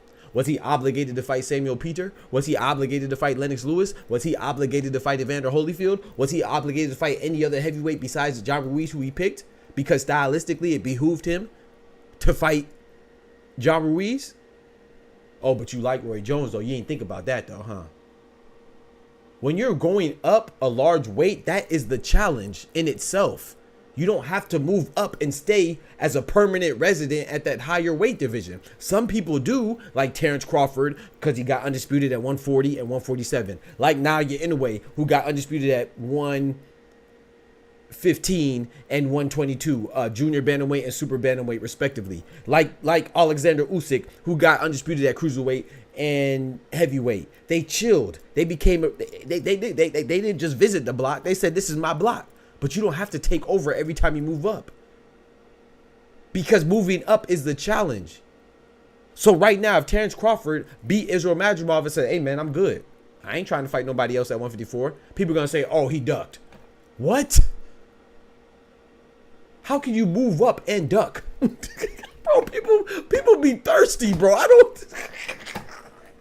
Bro, people are ridiculous, dog. I don't understand it, man. I'm glad I don't understand, because to me that's just ridiculous, bro.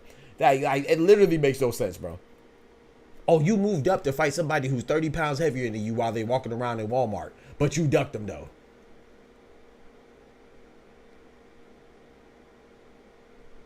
What? That's crazy, bro.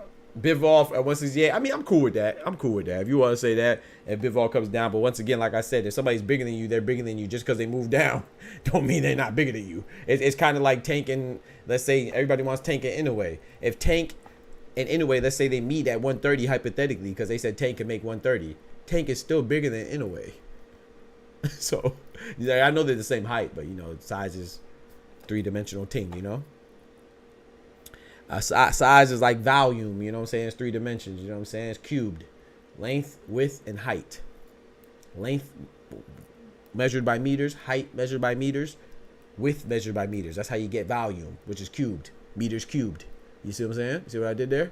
That's math education for you right there on the boxing stream. You're welcome. For those of you that don't understand the difference between just height and mass and volume. What's the dude that keep pressing the issue on yesterday? Yeah. Facts, Ty. Facts. Yep. Yeah, I know what you're doing, Ty. I'm not talking. You know me. When some of y'all drop a comment, I'm seeing it as y'all just get my gears going. I don't think that y'all is being disrespectful enough. And sometimes we do disagree, and that's okay too. Zach says also he climbed up division by division. He didn't jump up 2 classes because he was champ at the division under the weight. He could do that, and it does matter because CANELO said no. He said also he climbed up division by division. Yeah. So somehow that's a knock. Can you explain yourself more, Zach? So, because before I don't like assuming what people say.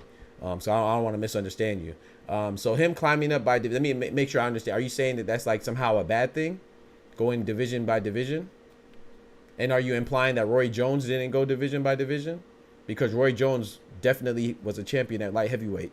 He was such a champion at light heavyweight that he was actually undisputed at light heavyweight. So he didn't jump several classes to heavyweight either. He came from 160, 168, 175, and then he fought at heavyweight. So I just want to make sure that I understand what you're saying, because that would indicate, because to me it sounds like you're saying that CANELO went division by division, so that means he should stay at light heavyweight. Well, Roy Jones went division by division too, and he didn't stay at heavyweight. Shout out to Roy Jones either. I'm not comparing their runs either. I'm just saying that I want to let you explain before I finish my thought, or before I respond.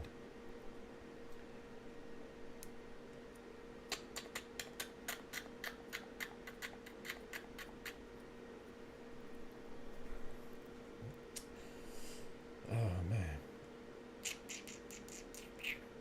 am I tripping? Wasn't Roy Jones I know he got a championship at light heavyweight. Was he undisputed at light heavyweight? Let me look it up. I could have sworn Roy Jones was undisputed. Am I right about that, Chad, or am I wrong? I believe he was undisputed at 175. I don't think I'm wrong, but sometimes I just gotta make sure, you know, because hey, I'm not infallible, man. Sometimes I be wrong. I be wrong sometimes. I'm human. But I'm not wrong this time. Roy Jones was undisputed at light heavyweight. So what are we talking about?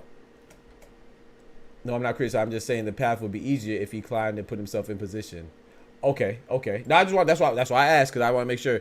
And so he's saying the path would be easier if he climbed and put himself in that position. Well, that's what I'm saying. That's why I brought up Roy Jones, Zach, because so even if he climbed, I don't think that's a knock. Me personally, if you do, that's cool. Me personally, I don't think that's a knock. No matter how you do it. I think that I don't think it's easier. I think division by division is actually more difficult, because if you jump somewhere, right, it gives you less opportunity to lose. Now, if you're saying it's more I understand what you're saying. If you're saying it's more difficult from a one-shot flash in the pan thing, yeah, of course it's going to be more difficult for me to go from 130 to 147. But if I already know in my mind I can make 147, then me going the steps from 130 to 135 to 140, then 147, and cleaning it out as I go, that's harder, in my opinion. Because if I just jump to 147 from 135, then I could fight, like, let's say I'm Tank. I could fight Conor Ben. And I feel like I got a good chance against Conor Ben because I've seen some things there. And I'm not going to fight Boots or Stanionis or Barrios or Norman Jr. I'm just going to fight Conor Ben. You see what I'm saying? And then if it doesn't work out, even if I beat him, I can just go back to 135. But if I go 135 and I fight my way through the guys at 135, the guys at 140, which is what Terence Crawford did, Because he fought the guys. He's undisputed at 140, undisputed at 147, and then now he's at 154. You know what I'm saying? It would have been easier. I mean, he could have lost to Errol Spence. He could have lost to Victor Posto. He could have lost to Gamboa. He could have lost to Kell Brook. He could have lost to Sean Porter. He could have lost to Jose Benavidez Jr. He could have lost to whoever else he fought. You know what I'm saying? But I mean, but to each his own though. Me, Machine, Kavalauskas, David Avedisian. Depends on what classes you're jumping. That too. Because I will say this too. I know I'm gonna get a lot of flack for this, but that's one of the reasons why I think Terence Crawford's 2 undisputed run and Usyk's 2 undisputed run is a little more impressive than Inoue's undisputed run. Not just because the smaller weights are closer in weight, but that's true. The disparity is not as large down there.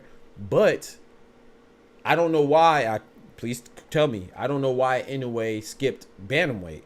Because if you notice, he got undisputed at junior bantamweight, which is 115, and undisputed at super bantamweight. Now, I know some people will say, oh, well, because his brother's at bantamweight. Maybe that's it. I don't know. I never looked into it. But I always thought that. I was like, huh. You know, I think it's... But what I'm saying is that it kind of leads to your argument, Zach. Like, oh, maybe he saw something at super bantamweight that he could have cleared out and had a little more opposition at bantamweight, where Junto Nakatani is. He wasn't there at the time, I'm just saying. Junto Nakatani is, but then his brother's there. And who's the champion at bantamweight right now? At 118. Tokay. Something Takei. I can't remember his full name. He's a former kickboxer. That dude is dope. I like him. Is it Yoshiki Takei, I believe? And then Noshida. My boy Junto was there. Talk to him, Oscar. You know who there. You know who there, Oscar. Talk to him. You know who's there. You know that boy Junto there. Come on now. Bud's going for all the belts. Bro, Mike, 3, 140, 147, and now 154. Bro, that means that like I say, when we're analyzing these things, we got to nitpick. So I'm not, now Inoue's a beast. I actually think that number 1, 2, and 3 are interchangeable. Whether you have Usyk 1, Inoue 1, or Terence Crawford 1, I'm cool. To me, those 3 have to be at the top, in my personal opinion. But my current order, I have Crawford 1, Usyk 2, Inoue 3. Before Crawford came back against Madrimov, when he had his span of inactivity, I had him number 3 due to inactivity. I had Inoue number 2, and I had Usyk number 1. But yeah, is Crawford doing it back to back? Come on, bro. Back to back to back? Like, that means that you're clearing out everybody in and around you, in your vicinity. You stomping on necks. And Crawford's not even my favorite fighter. But it is what it is. He's definitely a beast. So he won on him, though. He won on him for sure.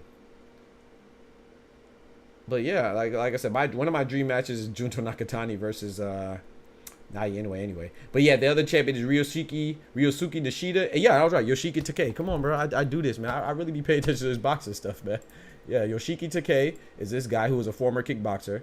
And then Ryosuke Nishida, and then Takuma Inoue, and then Junto Nakatani. So now Inoue got undisputed here at 115 and here, super bantamweight. So junior bantamweight and super bantamweight. I want to tell you, I really like what you're doing. You're talking boxing, and you will learn and not create false narratives. Hey, man, salute to you too, Zach. I appreciate it, bro. Thank you so much for that compliment, man. Big salute. Thank you so much, bro. Because I don't like boxing to be. Don't get me wrong. Boxing is an intimate sport, right? From the fan standpoint, and it gets real passionate, and I'm passionate too. But I don't like to jump to conclusions, and I like to give everybody the benefit of the doubt of coming from the space of a boxing fan, because that's our commonality, right? That's how we establish our fellowship. So I don't want to, sometimes I get out of control a little bit, act impulsive, of course, but I don't like to jump the gun, because I respect everybody's opinions, man. So big salute to you. I respect your opinions. I know it's hard sometimes because there are trolls that make it difficult, but I try to approach everybody like they come in to talk, and I love the dialogue, bro. That's why I do it. And so shout out to all y'all, man. Whether you like Tank, or whether you like Bud, or whether you like Inoue, or whether you like Usyk, let's talk about it. I like that fight, but could say no. There's a lot of people that wanted that fight. Canelo was going to take the fight that gave him the most bread. I agree with that. So look, so with the Bivol, I agree. Okay, so when you said that he said no, this is my opinion now. I know Bivol gave him options. Bivol said that I've even come down to 168. But my point is that this is why I brought up Inoue and Tank, right? I would love to see Tank fight Inoue, but I think Tank will beat him, even if they meet at 130, right? Because, yes, let's say Inoue goes to 130, which is kind of a reach still. Let's say they go to catchweight, because Inoue's at 122, Tank's at 135. Let's be in the middle, like 128. Let's say they go to 128. Yes, they both made 128, but Tank is still bigger. You see what I'm saying? So, like, even if Bivol came down to 168, he's still bigger than Canelo. So, unless the only time where the bigger guy would be put at a disadvantage more than the little guy going up is if it's like a Pacquiao De La Hoya situation where De La Hoya was so much bigger that for him to get down, he had to drain himself so much, and we could see his whole exoskeleton looking like he won a nickel a day on the, you know, the commercials. Oscar was looking like one of them kids on the commercials. He needed a nickel a day, so that's why he was so drained that it actually backfired. His size backfired. But if it's not a situation like that, which I don't think it would be for Bivol and Canelo, then the bigger guy is still the bigger guy. So I don't think that changes. And the reason why I do agree with you that he said no, but don't you think that John Ruiz probably wanted to run it back against Roy Jones, and Roy Jones said no? I don't know. I'm speculating. I'm literally asking. I'm not trying to be rhetorical. I'm actually asking. I would like to think that John Ruiz probably wanted to run it back with Roy Jones. I would like to think that. Who else? I would like to think that. Give me another bigger guy that just like Madrimov. Madrimov just lost to Terence Crawford. I just read to you. I just showed you an article, or I just read to you that that Madrimov wants to run it back with Bud. I'm sure Bud's gonna say no, and rightfully so. I don't subscribe to. Now you can. Just me personally. I don't subscribe to everybody getting a rematch just because I won a close fight. I think sometimes you can walk the hell on. Some people said that Marquez was wrong for not giving Pacquiao a rematch after he knocked him cold the freak out. He had Pacquiao sleep. Like this. You got knocked the fuck out, man. Give me my goddamn money. Shout out to Pacquiao, man. He took his chain, he took his girlfriend, he took his shoes, everything. Beat him out of socks. And people were mad. Like, my homies were mad. Saying, oh, man, Marquez should have fought Pacquiao again. That's some sucker stuff. What? They already fought 4 times. So, basically, you're saying that... This is what I said to my homies. I said, basically, you're saying that you want them to keep fighting as long as Pacquiao keep winning. Like, no, bro. I already fought this man 4 times, bro. Now I got the victory that I want. I'm out. I'm not saying that I wouldn't have, me as a fan, I would have loved to see it. Just like I would love to see Madrimov and Crawford again because it was a good fight. But Crawford has already let us know he's been very adamant and expressive about his goals. And his goals currently no longer include Madrimov. Why? Because unfortunately, Madrimov already got his shit snatched. Terence Crawford came and took that belt. It was a great fight. And I think a rematch would be great. It would be exciting. But Crawford came, saw, and conquered. Vidi Vidi Vici, baby. He came and took that belt. And he said, hey, I want to get undisputed at 154. So if I'm Crawford, why the hell my incentive for fighting Madrimov is no longer there? I already got it. You see what I'm saying? So now with Canelo has more of an incentive. It's a different situation because Canelo lost and he was going for light heavyweight. But at the same time, Canelo already was a light heavyweight champion when he beat Kovalev. So now, in my opinion, I just see him reaching for greatness. And sometimes you come up short. He just came up short. So I don't think he needs to fight him again. However, I do not like that Canelo's fighting Edgar Berlanga. This is where I agree with you wholeheartedly. I like Canelo, but I call it what it is. Him fighting Berlanga is trash, you know, for what I want. I want him to fight Benavidez. So every fight that he fights is not Benavidez. We're going to be disappointed naturally, and rightfully so. But it doesn't change my ability to still look at it objectively and see that Canelo versus Munguia was a good fight. It's just that Benavidez exists, so we don't think that it was a good fight. But Canelo versus Munguia was a great fight. Canelo versus Berlanga is not a great fight. But Berlanga is ranked number 1, so I understand why he's fighting him. A lot of people forget that, or they just omit that conveniently or whatever. I don't know. But Berlanga's number 1. So it's not like he's just fighting Berlanga for no reason. Like, he's ranked number 1, bro. And Morrell, who was the interim champion, he moved up to 175. So now Berlanga is no longer number 1 for the interim champion in Morrell. He's the number 1 for the super champion in Canelo. And then if he wasn't going to fight Berlanga, he was going to fight William Skoll because the IBF ordered him to fight William Skoll. He said no, thankfully, and so he was stripped. So, but I'm with you though. I think he is going to fight for the bread, but I just personally don't demonize fighters for fighting for bread and taking the safe route when you're in a position of Canelo, because you know who else also did that? You know who also took the easier routes towards the end of his career? The GOAT, Floyd, did it. But I look at it as, man, you know, they're in that position because, you know, Floyd and Canelo did give us some great fights coming up. You know, Floyd, he did fight Chop Chop Corley. He did fight Zab Judah. He did fight Oscar. He did fight Castillo. He did fight Corrales. Rest in peace, Diego Corrales. He did fight Arturo Gatti. He did rest in peace, Arturo Gatti. Sheesh. Life is short, man. God bless him. He did fight these guys. So once he gets to the end of his career, when he's fighting Robert the Ghost Guerrero, when he's fighting Andre Berto, when he's fighting Conor McGregor, which I hated that fight. I still don't think that it should have counted towards his record, in my personal opinion. I think that they deserve that position, though, because they earned that position. And let's be face it, man. If you live in America, I don't care whether you want to acknowledge it or not.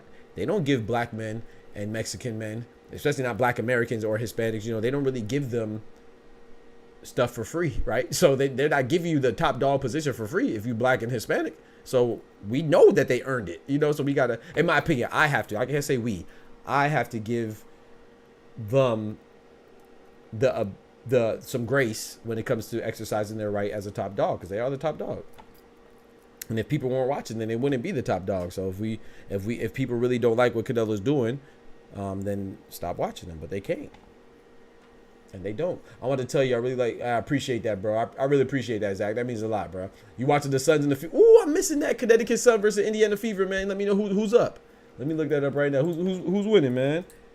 I saw when Caitlin Clark got scared. Oh, Cece, she hurt herself, man. But thankfully, she got back in the game last game against the Atlanta Dream. Indiana Fever's up by 2. I got Connecticut winning, man. 5 minutes left in the fourth quarter. Ooh, we got Chicago Sky and Washington Mystics going at it too. 32-42. Ooh, Angel Reese getting clapped. Pause. Oh boy, that's a close game. And then at 10 o'clock, we got New York Liberty versus Los Angeles Sparks, and then Minnesota Lynx versus the Phoenix Mercury. Dang, there's a lot of games tonight. We got Atlanta Dream versus Seattle Storm too. Good looks. I'm about to pull that up right now. Floyd fought the greatest journeyman gatekeeper Emmanuel the drunken man, and he fought Emmanuel drunken master Augustus, man. Facts. So it's like when fighters, like even with Canelo, he fought Austin No Doubt Trout. People forget about that. There were 2 up and coming prospects. He fought Sugar Shane Mosley. Was he over the hill a little bit? Yeah, but he was still a Hall of Famer. He fought Miguel Cotto, another Hall of Famer. Triple G. Triple G trilogy with Triple G. That third one wasn't necessary, but he's still, hey, we gotta lock in, man. We gotta give credit. Well, at least I got to give credit where credit is due. And I feel like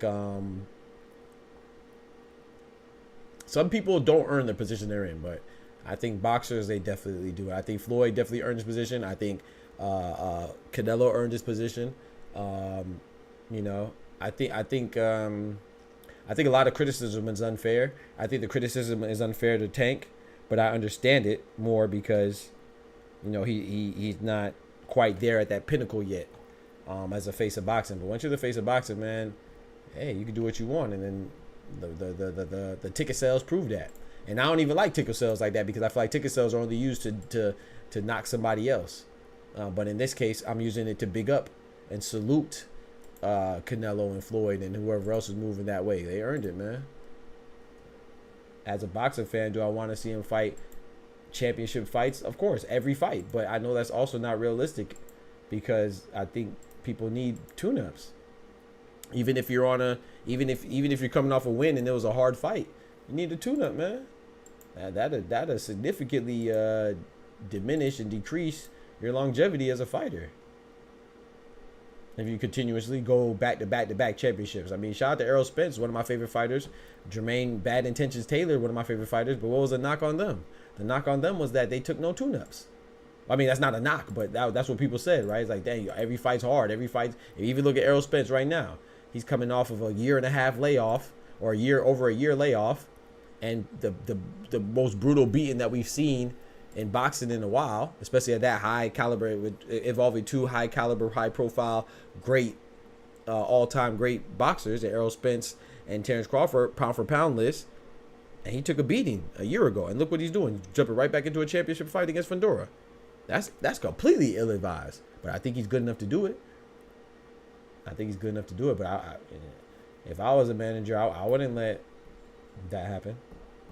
I mean, look at Teofimo, right? As much as I don't really care for Teofimo, I think his team, him and his team and his dad are some dickheads. You know, they say a lot of ignorant stuff. But I will salute them for proper advisement, right? He came off of a bad win against Jermaine Ortiz. And what'd he do? He hopped in a fight with Steve Claggett, right, for a tune-up off of a win. You know, he didn't look impressive, but he was still, you know, wise enough to hop in the tune-up, right? Because, you know, hey, man, I look bad, man. I got to demonstrate and showcase and exhibit that I'm still the takeover, the self-proclaimed takeover. I'm still as great as people think I am. So I got to get my confidence back up. Same with Shakur Stevenson, right? He had a struggle win against De Los Santos. And he hopped back in with Artem Harutyunyan. And Artem Harutyunyan wasn't that bad of a fighter either because, you know, he's a former Olympian and he only has one loss to Frank the Ghost Martin. But I think that Shakur fight against Artem was necessary because it gets your confidence back. But look what Errol Spence is doing. He's coming off a brutal loss and he's going right back in. So I salute him, and he's a warrior. Shout out to Errol. That's why he's one of my. That's why we love him. You know what I'm saying? I think he's a people's champ, and he forever will be. People who knock Errol Spence for not giving up against Terence Crawford, they're crazy. I could argue that Errol Spence should still be on the pound for pound list. Why? Because he only has one loss, and that one loss came to the guy who's number 1, 2, or 3, at worst 3 on the pound for pound list, in Terence Crawford. But that's how we do it, man. We want these fighters to fight, but then when they fight, they get one loss. All of a sudden, they're trash or they're a fraud or like, come on, bro. Errol Spence came off a car accident and beat a champion in Danny Swift Garcia. He came off of a car accident and beat a champion in Yordenis Ugas, who just beat a legend in Manny Pacquiao. Come on, bro. We got to salute Errol Spence, man. He's a warrior, bro. That's what we want. You know what I'm saying? He lost to Terence Crawford. He got brutalized. He got destroyed now. But even then, he ain't quit. Shout out to my boy. He said, you're an EJ man down, but you already know what time it is, Zach. Shout out to Zach, man. Yes, sir. I appreciate it, bro. Yeah, man. So, and I want to be fair too. I don't say that he came up for a car accident to use it as an excuse by any means, but there are reasons. Like, anybody who thinks a car accident is an excuse, they're crazy to me. Like, they're not mutually exclusive, right? He could be not the same and be diminished from a car accident, but I could still give all the credit in the world to Terence Crawford. Why? Because, like I said, Errol Spence, even though he was diminished, he was still good enough to be the champion, 2 champions at Ugas and Danny Garcia. And if you don't think he was diminished then, you just didn't pay attention. Because Angel Garcia, who's Danny Swift Garcia's father, if you go back and watch the build-up, he said, hey, man, Danny Garcia's going to beat him. My son's going to beat him because I know he's diminished. I know he's not the same after that car accident. He was kind of like implying that he had a mole in Errol Spence's camp. So he's telling you that he knows he's not the same. And then during the commentary for the fight of Errol Spence and Ugas, the commentators are saying, man, Errol Spence, he looks good, but he doesn't look as good as he was before. He looks deteriorated. But people didn't care because he won. But now when he loses and people say, man, that car accident really did a number, he's not fully recovered. Now all of a sudden people are saying, oh, you're just using it as an excuse. No, that's been there. Only a fool would recognize that he never looked the same. But him not looking the same was still good enough to beat other champions. So I'm still able to give Terence Crawford all the credit he deserves because I fully believe that no other champion besides Terence Crawford could ever do Errol Spence like that. Terence Crawford's a beast. So you just gotta look at the whole picture, man. People act like you got to be either here or here with it. You could acknowledge both things. They're not mutually exclusive, man. And arguably looked worse with facts, Ty. Tio arguably looked worse against Classic Pocket. That's a fact. Errol Spence got dropped off the pound for pound list for inactivity, not because of the loss. He was still there post Bud. Yeah, for a little bit, man. But you're right, inactivity too. But you got to remember too, though, Ty. You know why that's not completely accurate? Yeah, you're right. That's part of the story. But guess what? Guess who was also inactive? Terence Crawford. They were both inactive for the same time. I mean, up until 3 weeks ago when Terence Crawford just fought. Was Terence Crawford removed off the pound for pound list? No. You know why? Because he won. And rightfully so. But the fact is still remains that if Errol Spence, it wasn't just inactivity. It was also inactivity and he got his butt kicked. So, you know what I'm saying? And you say, oh, well, also because we didn't know if he was coming back. Well, no, he hopped in the ring against Fundora. We knew he was coming back. That's what he said. So, you're right. Errol Spence got kicked off. It was inactivity played a part. But it wasn't the whole thing. It was also because he lost, too. It didn't help that he lost, I'll say that. But, yeah, if you look at ESPN right now, I can show you that some people still vote for him. It's just, let me look. Make sure, like I said, I don't like to be capping now. But you're right. Inactivity, of course, yes, that too. But he dropped down the list and other names emerged. Yeah, exactly. That's my point, yeah. So it wasn't just because of inactivity. It was also because he lost and other people have emerged. I mean, it's like Tyson Fury. Tyson Fury's not on the list either. Why? Because he lost to Usyk. And that's okay. That's okay. But let's not act like we don't significantly punish those who lose, even if it's their first and only loss, and even if that first and only loss came to the 1, 2, or 3 guy on the pound for pound list. Because Tyson Fury's also not there. You know what I'm saying? He's not inactive. So nah, when you lose, bro, they remove your butt. Oh, so look, yeah, Errol Spence used to get some vote. Errol Spence doesn't even have the vote anymore. I remember before, other people that received some votes was Errol Spence, but now it's just Tyson Fury received 9. Let me show y'all. Yeah, like Tyson Fury, he received some. Devin Haney received 1 vote. That's correct. Lomachenko received 7 votes. Nakatani received 12. So these are the people that didn't make the pound for pound list on ESPN, but they still received some votes. The last one, Errol Spence was on here. But yeah, Teofimo, I think that's crazy. I think Juto Nakatani. I could argue Juto Nakatani over Teofimo. I could definitely argue David Benavidez over Teofimo. I could definitely argue Devin Haney over Teofimo. Lomachenko, that's tough. I could definitely argue Tyson Fury over Teofimo. I could argue David Benavidez over Shakur as well. I would put Gervonta higher. I would switch.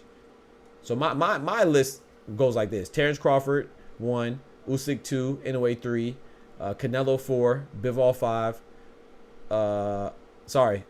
Bivol 5, Gervonta 6, 7, Jesse Bear Rodriguez, 8, Beterbiev, 9, David Benavidez, and 10, I'd probably put Junto or Tyson Fury. I don't know. That's just me, though. I don't know. That's just me. That's just moi. They just recently took his name off and added Devin back on after he got. Yeah, facts. What do you think about taking Shakur? What happened if you don't mind? Nah, I don't mind at all, Zach, man. This is what it's for, man. I appreciate you being so courteous, but nah, man, spitball. We can and feel free to always join the Discord too. Anybody, man, it's always open for people to join the conversation, man. I like hearing other people's thoughts. I don't invite people to have a superiority or inferiority contest. You know, we just get your thoughts off. I know everybody don't like to argue, so people just want to be heard, and that's dope too. So this is where we want to hear your thoughts. He said, wait, I was referring to the Ring Magazine. Oh, Ring Magazine. Okay, yeah, I was looking at ESPN pound for pound. Okay, I'll look at the Ring Magazine after this. He said, what do you think about Tyson and Shakur and what happens if... I personally got Tank. I like Shakur. I think if anybody beats Tank, it's Shakur. If anybody beats Shakur, it's Tank. I think they're the top 2 at the 135-pound division. However, I think Tank wins. I could see a path of victory for both, even Shakur. I could see it where Shakur just makes him look bad by making a miss all day, because I will say this, Shakur, I think he's a master of range of manipulation. Like, he's not really, I mean, he's slick too, but he's not what I would say like really slick and making you miss due to bobbing and weaving or dodging. He does that as well, but I think he's better at range manipulation. He makes his opponents feel like they're closer to him than they actually are. I always make the analogy saying like he's similar to a rear view mirror.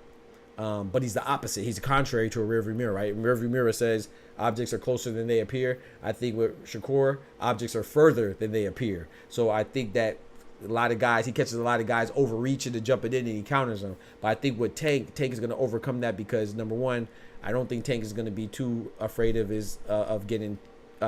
taking some hits. I think he's going to catch some slipping.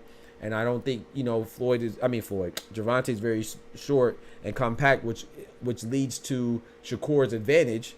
But unless Shakur, I don't like to say he runs, but unless Shakur, for lack of a better term, is highly evasive.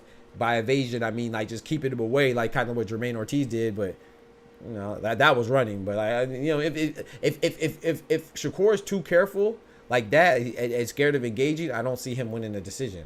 I think that Tank is going to press the issue in spots, and in those spots, I think he's going to be able to slip in under Shakur's reach and Shakur's punches and catch him. And I think the body shots are going to be there more than people anticipate as well. So yeah, I think his power is going to be the determining factor, but I don't think that's the only factor. I think Tank's boxing ability is underrated. I think when people say that Tank takes rounds off, I think that's a horrible that's a very horrible and simplistic assessment, because I think he's taking rounds off, but I think it's with a purpose. He's not that he's taking rounds off doing nothing. He's downloading intel. He's picking up, he's recognizing patterns, and he's studying his opponent's movements. So that's why it's not coincidental that once you get to the middle rounds or the later rounds, that's when he jumps on you, because he gathered all the information that he needs, all the information that Coach Calvin needs, all the information that Coach Kenny Ellis needs, and they go there and execute. So while I think Shakur is a beast, I think that Shakur could potentially make Tank miss all day and make him look bad. I just don't foresee that happening, in my personal opinion. But I'm not mad at anybody that rocks with Shakur either. I think, like I said, I think those two beat each other. I don't think anybody else beats him right now, currently at 135. Keep this space pure, homie. All fighters should be pure. I appreciate it, bro. These guys really put their lives on facts for our entertainment. Facts. I'm subbed and I'm going to bring the box effect. Man, I appreciate that, Zach. Big salute, man.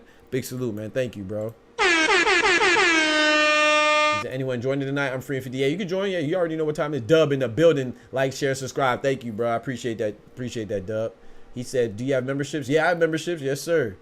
Hey, man. Yo, shout out to Zach, man. I really appreciate you, bro. Big salute, man. My boy Zach in here dropping that bread, that cheese, that butter.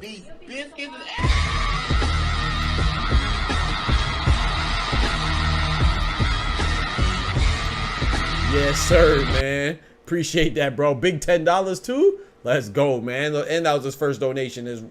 Hey, man, he walking in here like a boss. El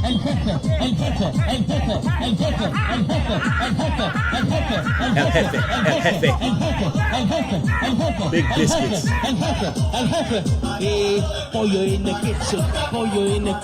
Got big chicken in the kitchen, man. That's his first time in the stream. First time dropping the super chat. Come on, bro. And there's double digits too, man. I appreciate that, Brethren. Big salute, man. That's big boss things, man. Chicken in the kitchen. El jefe. Pollo en la cocina.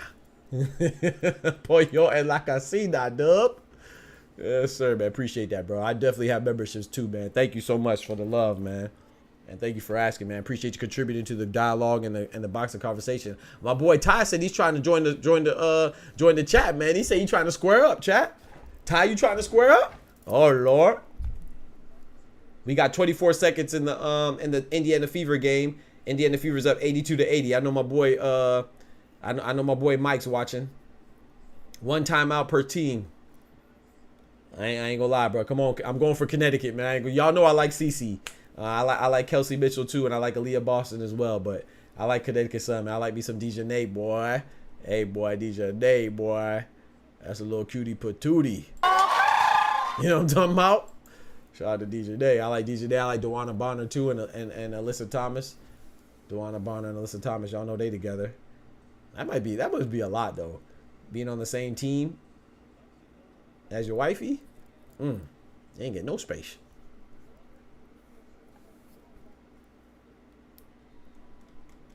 Yes, sir, man. I appreciate it though, man. For real, that means a lot, bro. DJ Nate just fouled Caitlin Clark. Oh man, hey, it's a good game, man. 23 seconds, 80-82. I think, hey, if I'm not mistaken, Mike, Connecticut Sun are the number 2 team in the league, right? After New York Liberty. I think New York Liberty is number 1. I think Connecticut Sun is still number 2. They were number 1 like halfway throughout the first half of the season, but then New York Liberty, you know, with Jonquel Jones, Brianna Stewart, and Sabrina Ionescu, they turned up the gas. Out of work, let's go. Smoochie out of work. Kelsey Mitchell just got fouled again. 22 seconds left on the clock. They called a timeout. What, they challenging it? Looks like Connecticut, so I can't hear it, but it looked like Connecticut Sun's coach is challenging something. Oh, no, that wasn't no foul, bro. She just fell. Oh, that was a bad call, chat. Oh, they're going to win this. They're going to win this. It's going to be a turnover. It's going to be Connecticut's ball. She just fell. She was not touched. Oh, yeah, Kelsey Mitchell messed up. She was not. Dewana Bonner did not touch her. Oh, she kind of touched her at that. Oh, she kind of touched her right there. Oh, she kind of touched her right when she was falling, though. She was already falling, though. Oh, this is a tough call, man. She was kind of. I got to see it again. Looked like she was kind of falling already when she got touched on the hip. Oh, man.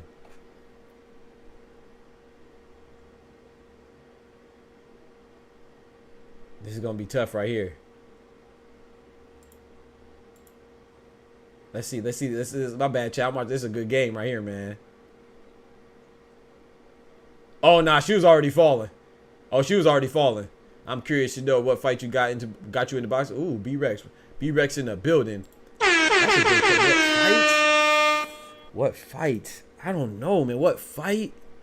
Cause you like, so my older brother and my pops, they watch boxing like like everybody did in the 80s and the 90s, right? So the first fight I remember is Mike Tyson. I don't remember who he was fighting.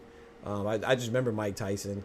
But I can tell you the first fighter that I really like was like that dude for me was Jermaine Bad Intentions Taylor. But the first fight that got me into boxing, I'm not sure, man. What about you? Yeah, I'm not sure which fight. I'm not sure, man. I just remember Roy Jones and everybody he fought from Glenn Johnson to... I'm not sure. The first fight that I remember. Yeah, that's tough, man. I don't know. But when I really, really, really got into boxing, I will say was around the time when Jermaine Taylor... Probably Jermaine Taylor's run, and when he got undisputed for B-Hop, right? Because B-Hop had all four belts, and he beat him and got all the 4 belts. Somewhere around that time, definitely around the Jermaine Taylor, Winky Wright, especially me from Florida, right? Winky Wright, Antonio Tarver, all those guys, man, and Vernon Forrest, Sugar Shane Mosley Jr. Around that time, I can't think of one fight that really was like, yeah, that got me into boxing. That's a good question though, man. I gotta think about it. I probably have to get back to you. Man, that's a good one.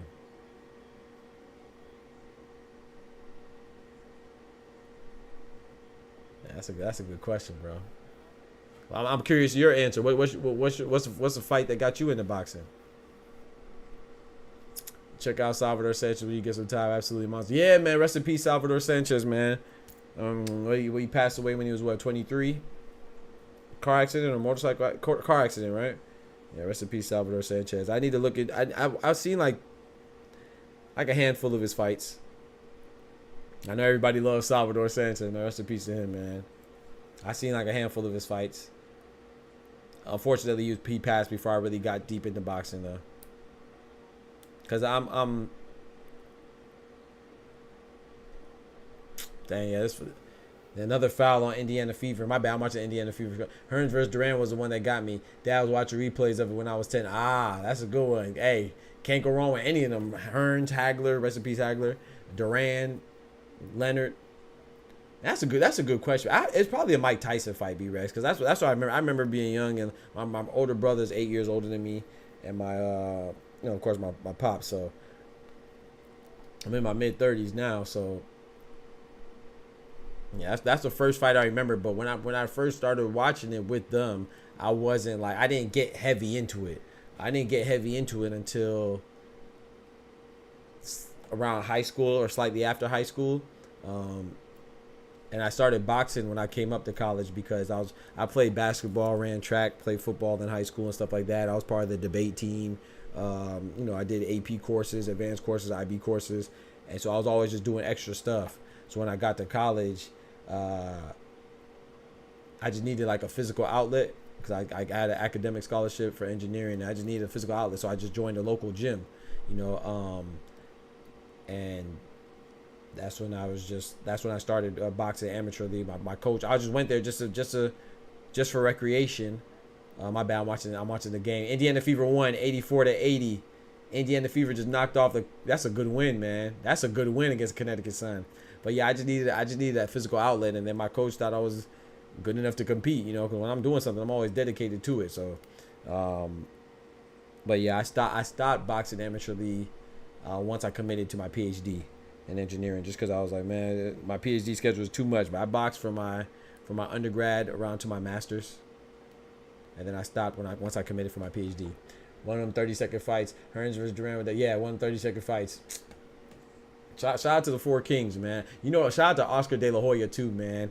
Tyson fights 30 seconds. Yeah, exactly. One of them 30-second fights. That's a fact. Most of his fights were 30 seconds until he lost to Buster, right? Buster Douglas. But yeah, man. Shout out to Oscar De La Hoya, man. I actually thought that was dope when he went on Club Shay Shay, Shannon Sharp's interview podcast, and He was like, man, if Floyd was around during the time of the Four Kings, Hagler, Hitman, Hearns, Duran, and Leonard, that it would have been called the Five Kings era. I thought that was dope, man. I like when I see like guys like Oscar and other fighters in different spaces, because you know every time we see Oscar, he always has his competitive hat on, right? His fighter hat on, his promoter hat on. So it's like you're not gonna really bestow compliments on fighters like that. But when he was there, that was surprising, man. I thought that was dope. I usually don't watch like the interviews, stuff like that, like Shannon Sharp or Vlad TV. But whenever they have boxers on there, I'll tune in. Or Boosie. I like Boosie and Vlad. I like the Boosie interviews, man. Shout out to Boosie, man.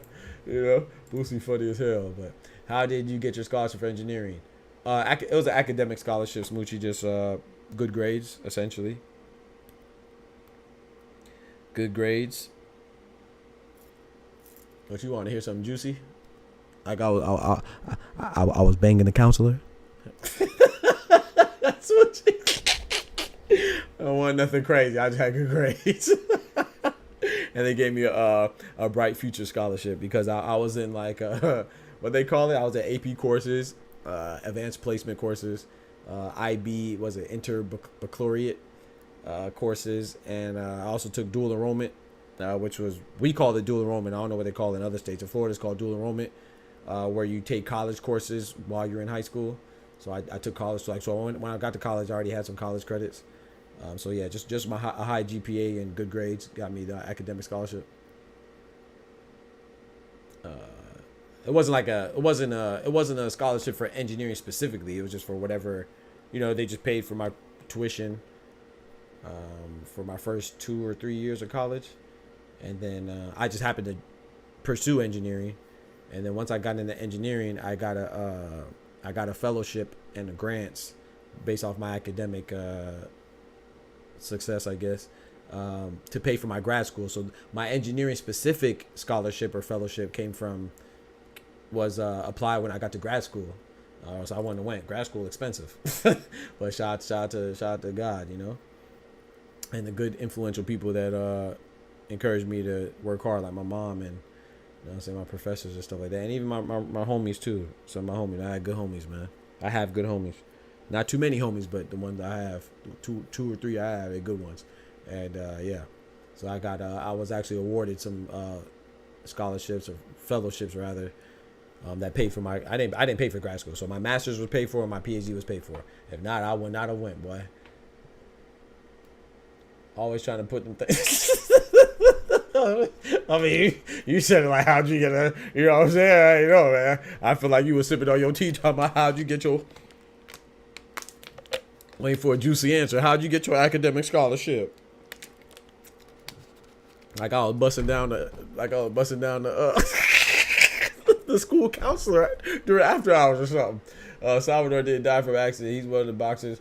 Tyson died when he's one of the boxers Tyson died about when talking about him. Don't forget to look him up. Really? Salvador Sanchez didn't pass away from a car accident? Oh, I thought Salvador Sanchez passed away. Are you sure? Yeah, he's 23 years old. I thought he passed away from it. So how did he pass? Shout out to Salvador Sanchez, though. Rest in peace, man. I thought he passed away from a car accident.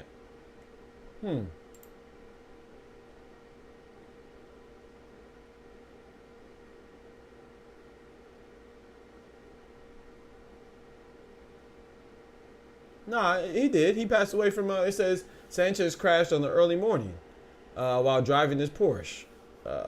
He died instantly. I thought you built something or something. Okay.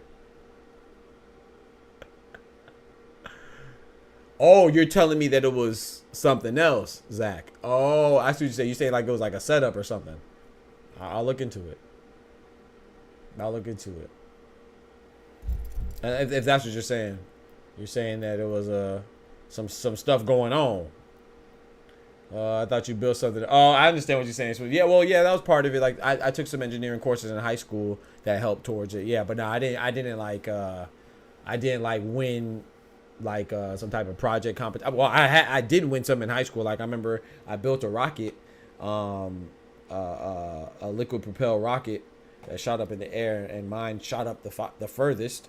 And that got me some stuff, but it wasn't like that just added to my CV, you know, my curriculum vitae. But it doesn't, that alone didn't get me a scholarship. It was based off my GPA and all my performance in all my courses.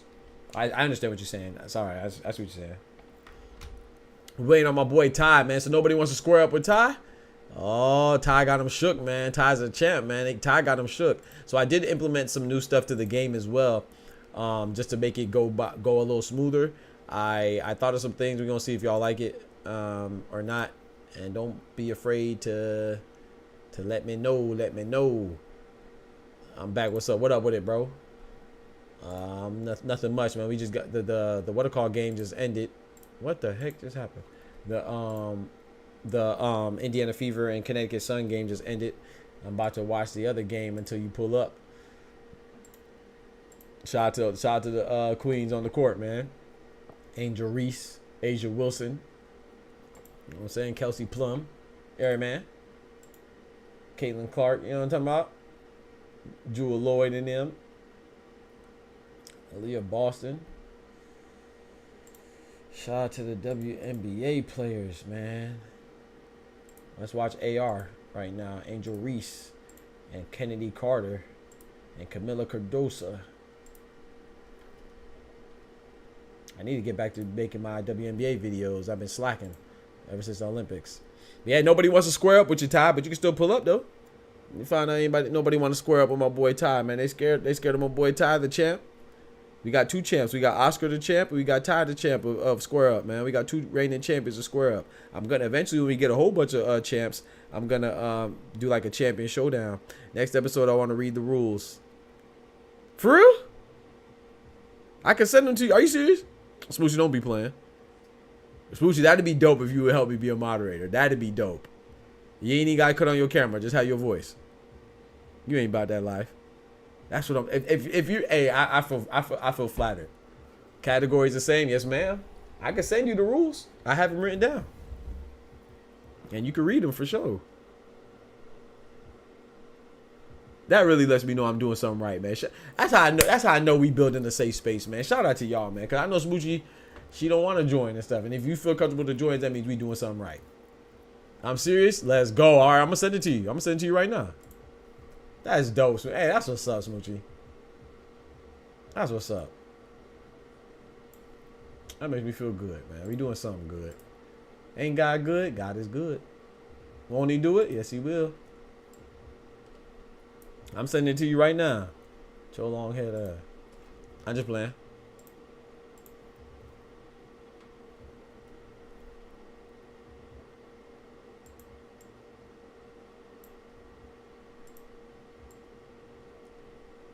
And it doesn't have to be verbatim, right?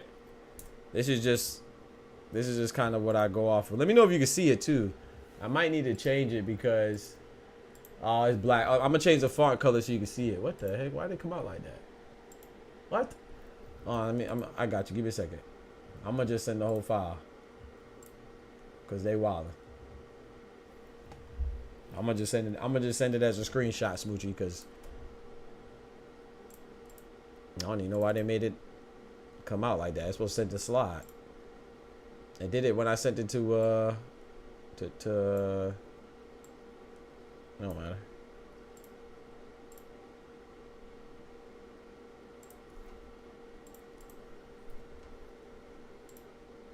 All right.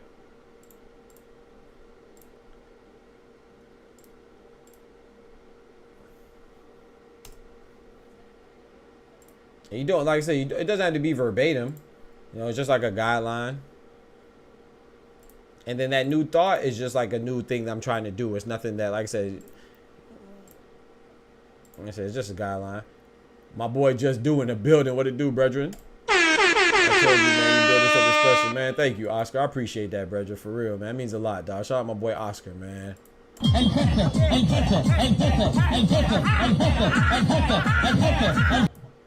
Yes, sir. Oscar, salute you. A scholar was awesome the other day. I replayed it. Let's go. Okay. So I'm glad Dub brought that up.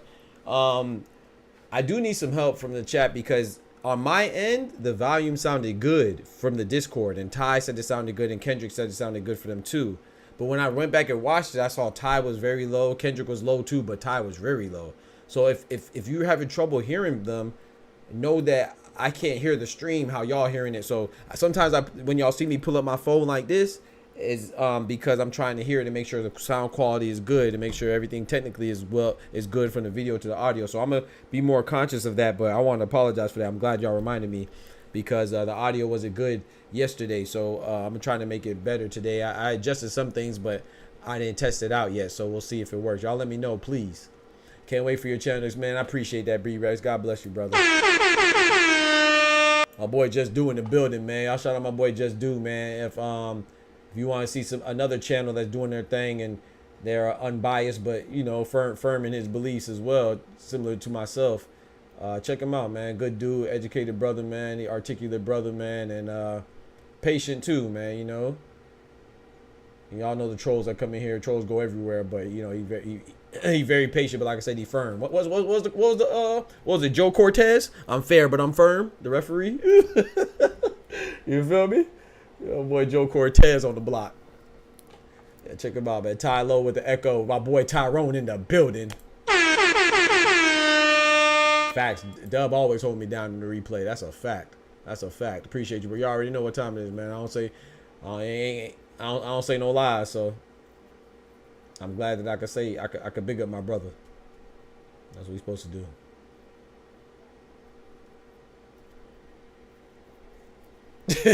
Yeah, I'm fair, but I'm firm. Head ass. Joe Cortez, man. Shout out Joe Cortez, a great referee, man. But yeah, I'm gonna try to do better with the audio though. My boy joined us, so let me pull up my boy Ty, my guy Ty in the building. Let me know if you got that file though, Smoochie, please.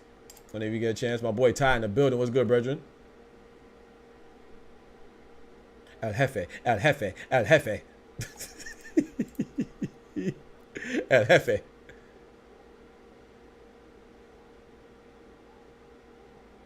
What the freak? Let me see if I don't know, maybe Ty's not talking. I don't hear him. Yo. I was trying to fix something. Oh, okay, now you there. I appreciate it. Yeah, can you talk real quick? Can you say something? Yeah, I'm not using them bum ass headphones no more. Okay, so it's picking you up now. So can y'all hear Ty well? I'm in the bullpen, but probably in the AM. I mean, dinner is nah. You good, Dub. It's all good, bro. There ain't no rush. Like I said, we want it to be fun too. So I don't want nobody to feel like they obligated. You know, whenever you want to join, let me know. One day, we gonna get to the point, good Lord willing, where we gotta schedule it. I'll be like, hey man, you know, Ty and Kendrick on Tuesday. We got Dub and Oscar on Wednesday. You like, oh, watch, we're gonna have to start scheduling it, man. I see these things happening. You know what I'm talking about? But what we always talk about, man, is the process. Slow grind better than no grind. You heard, man? It's the process, baby. We gonna get there. As long as it ain't that Ben Simmons process. Hey yo, hold on now. Don't you wish that evil on me, Ricky Bobby. Don't you? We know we want progress, but not we don't want that Ben Simmons process at all. I don't even know if we want anybody from Philly, because that Joel Embiid process look kind of crazy sometimes too. Shit. A's ready to treat him like Jahlil Okafor. Oh man, Jahlil Okafor just disappeared, ain't it? You know, the Philly fans beat him up. They straight jumped him.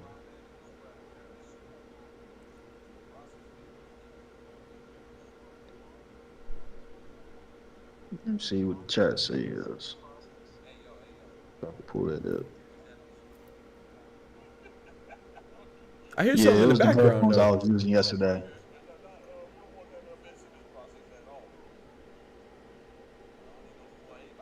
What'd you say, Ty? Sorry. Rex said it sounds better on his end. Appreciate you, bro. Thank you. I hear something else in the background though. I don't hear it, but I don't hear it here. But I heard it on the stream. Y'all hear something else in the background stream? Heard it on my phone. I don't know what the heck it is. I don't hear it right now. Send the link, Doc, so you have me on file. Got you. Link right there, brother. Oh nope, that ain't the link. Hold on now. Don't click on that link. That might go to OnlyFans. No, I'm playing. I'm playing. I'm playing, man. I ain't been on there in a minute. Hey, yo, I've never been on there in my life. That's crazy. Look at Ty. Boy, Ty, boy, freaky boys, boy, Got freaky paid geeky for boys, boy. Oh, boy, Ty said I ain't been on there in a minute. That's crazy. Hey, Doc, I know somebody looking for a feature. Huh? I know somebody looking for a feature. Oh Lord.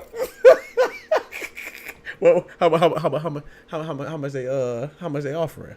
They in Florida? Well, I ain't gonna say it on air, but you know she paying. Hey, I might do something strange for a little piece of change. You know what I'm talking about? I'm playing. I'm playing, bro. Yeah. He said, "Yo, Legacy in the building. What's good, brethren?"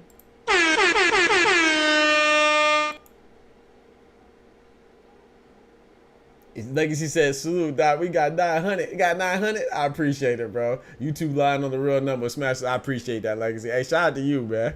Oh boy, Legacy in the building, man. Hey, Legacy, you saw that little article? It made me think about you. I was reading an article today. It was about CANELO and CALZAGHE.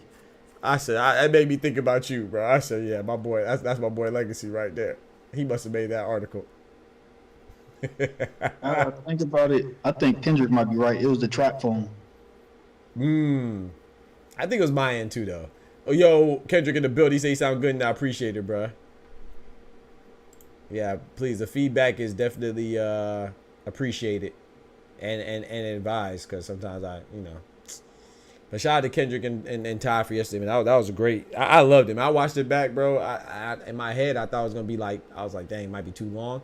I actually liked it, but I do want to make it shorter still, but because like I said, I want to eventually get more and more people, so be like a short little segment that I want to eventually upload on YouTube as well. I think it'll be dope.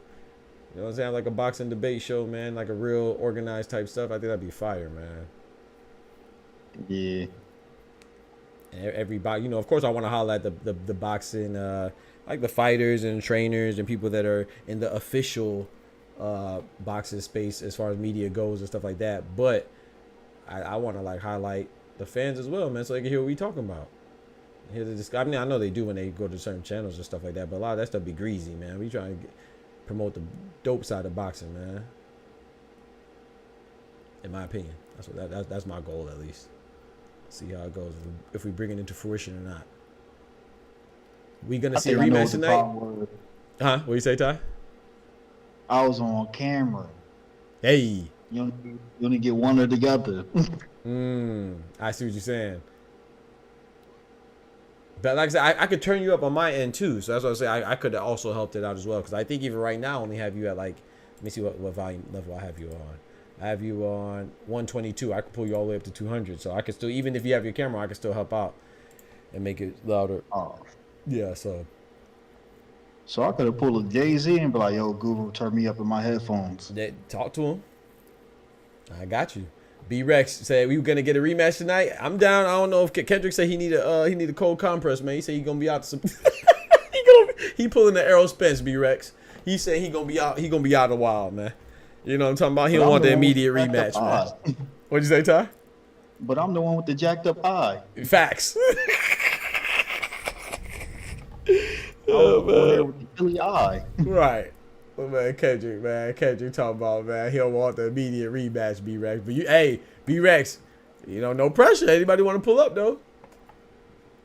Anybody want to pull up, man? Like I said, I'm going to try to make it better as it goes, so I appreciate y'all patience with the rough parts. Hey.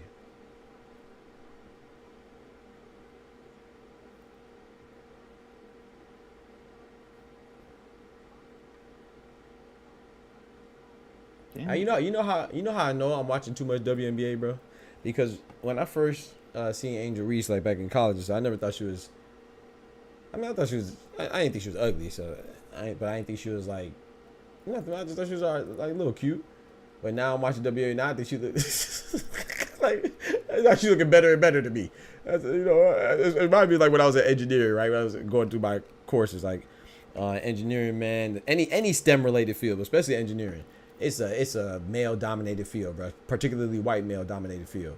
And so like the girls are few and far in between. And when when there's girls few and far in between, they probably don't look good. You know what I'm talking about? So, and no disrespect to my classmates and stuff like that. But I remember when I first got there, I was like, gosh, I was so mad. I was like, man, coming from main campus, because the engineering school is off campus. It was its own separate mini campus because it was Florida State and Florida A&M. It was a joint venture.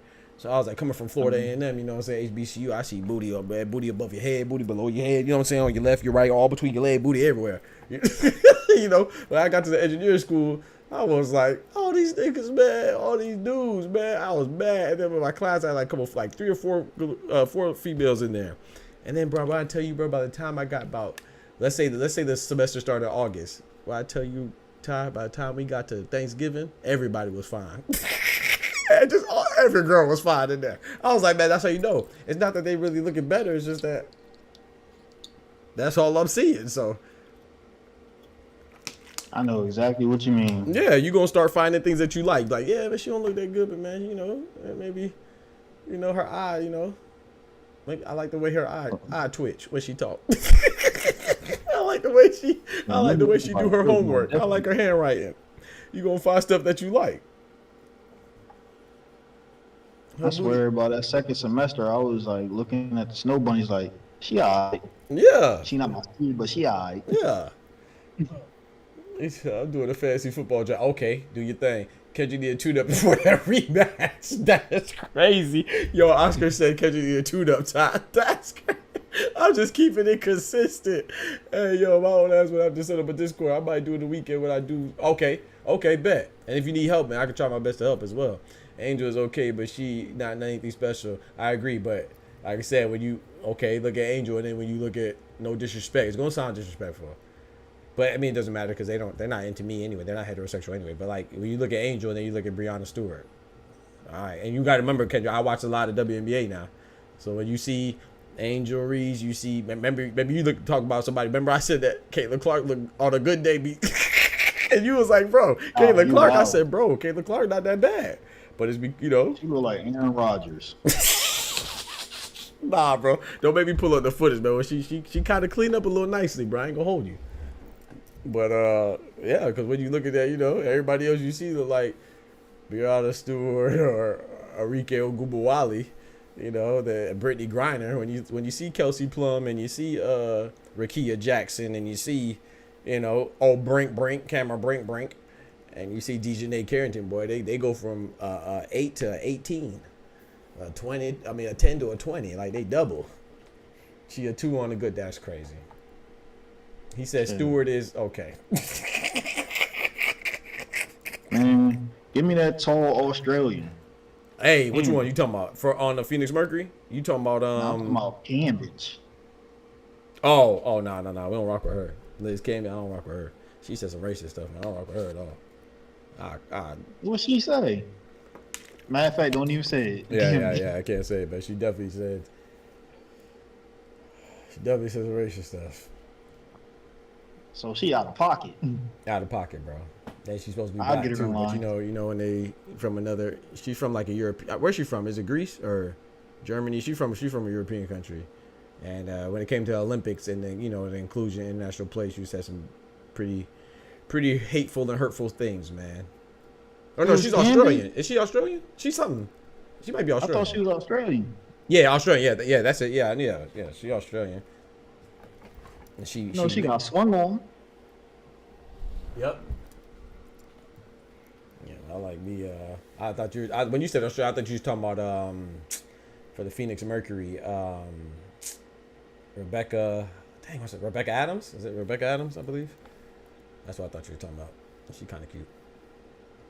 And so is Sophie Cunningham. She's also Australian. She's cute too. I'm not comparing them to each other. I'm comparing that to the world. Right. Yeah, exactly. Because you don't watch it. Like I said, that's why I gave you the engineering example. When you're comparing it to the world, it's a different story. But sometimes you're locked in. You're not with the world. You with what you got. Yeah. You're not with the world. You with what you got. That was the whole point of me bringing up the engineering story, Kendrick. At the end of the day, yeah, when you talk about main campus, no, none of them look good. But hey, I ain't know, when you're spending a lot of time at a certain campus, then you got to work with what you got. You feel me?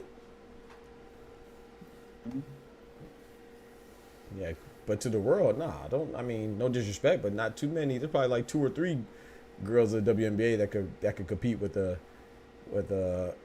glamour of the girls of the regular world. Like probably just Rakia Jackson. For me, it's just Rakia Jackson, Dejanay Carrington, and probably Sophie Cunningham, and maybe Kelsey Plum as well. Maybe those 4 are probably the only ones that could hang with. Not even really Kelsey Plum, you know. Yeah, probably just Sophie Cunningham and Skylar Diggins or whatever. She used to go. Oh, Skylar Diggins too. I forgot about Skylar Diggins. Yeah, I forgot about Skylar Diggins. My fault. Skylar Diggins too. So those 4: Skylar Diggins, Rakia Jackson, Sophie Cunningham, and Dejanay Carrington. Those 4 are probably like the only ones in the league that just look good. Period. But the rest of them are like, they look good relative to the rest of the WNBA. That sounds so messed up. But Kendrick started this though, bro. You wrong. Shit, back in the day, at least on a good day. Yeah, facts. That's true. Now I forgot about Skylar though. I didn't say her over Skylar. I forgot about Skylar. I'm respectful though, bro. Y'all some down dirty dogs, man. You know, I forget about Skylar because she married and she got like two babies. You know, so I remember when she curved Drake. What'd you say? I said I remember when she curved Drake. You feel me? Shout out to Skylar. Shout out to all the good women out there, man. Shout out to all the good women out there, man. Holding it down for their men and they men holding it down for them, man. You got you a good woman, man. Be happy. And be grateful. Cause some of these women, boy, they some dirty dogs too. For the streets. For the streets. The streets. But yeah, man. So who trying to I think you said you wanted to hop in about something, Ty. Was there anything specific, or you was just hopping in?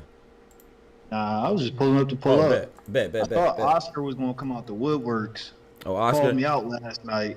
Oh yeah, I think Oscar, if I'm not mistaken, I think he's busy around the evening show. I think he's only free in the morning show. And then Left Hook Lazy, he said my name too.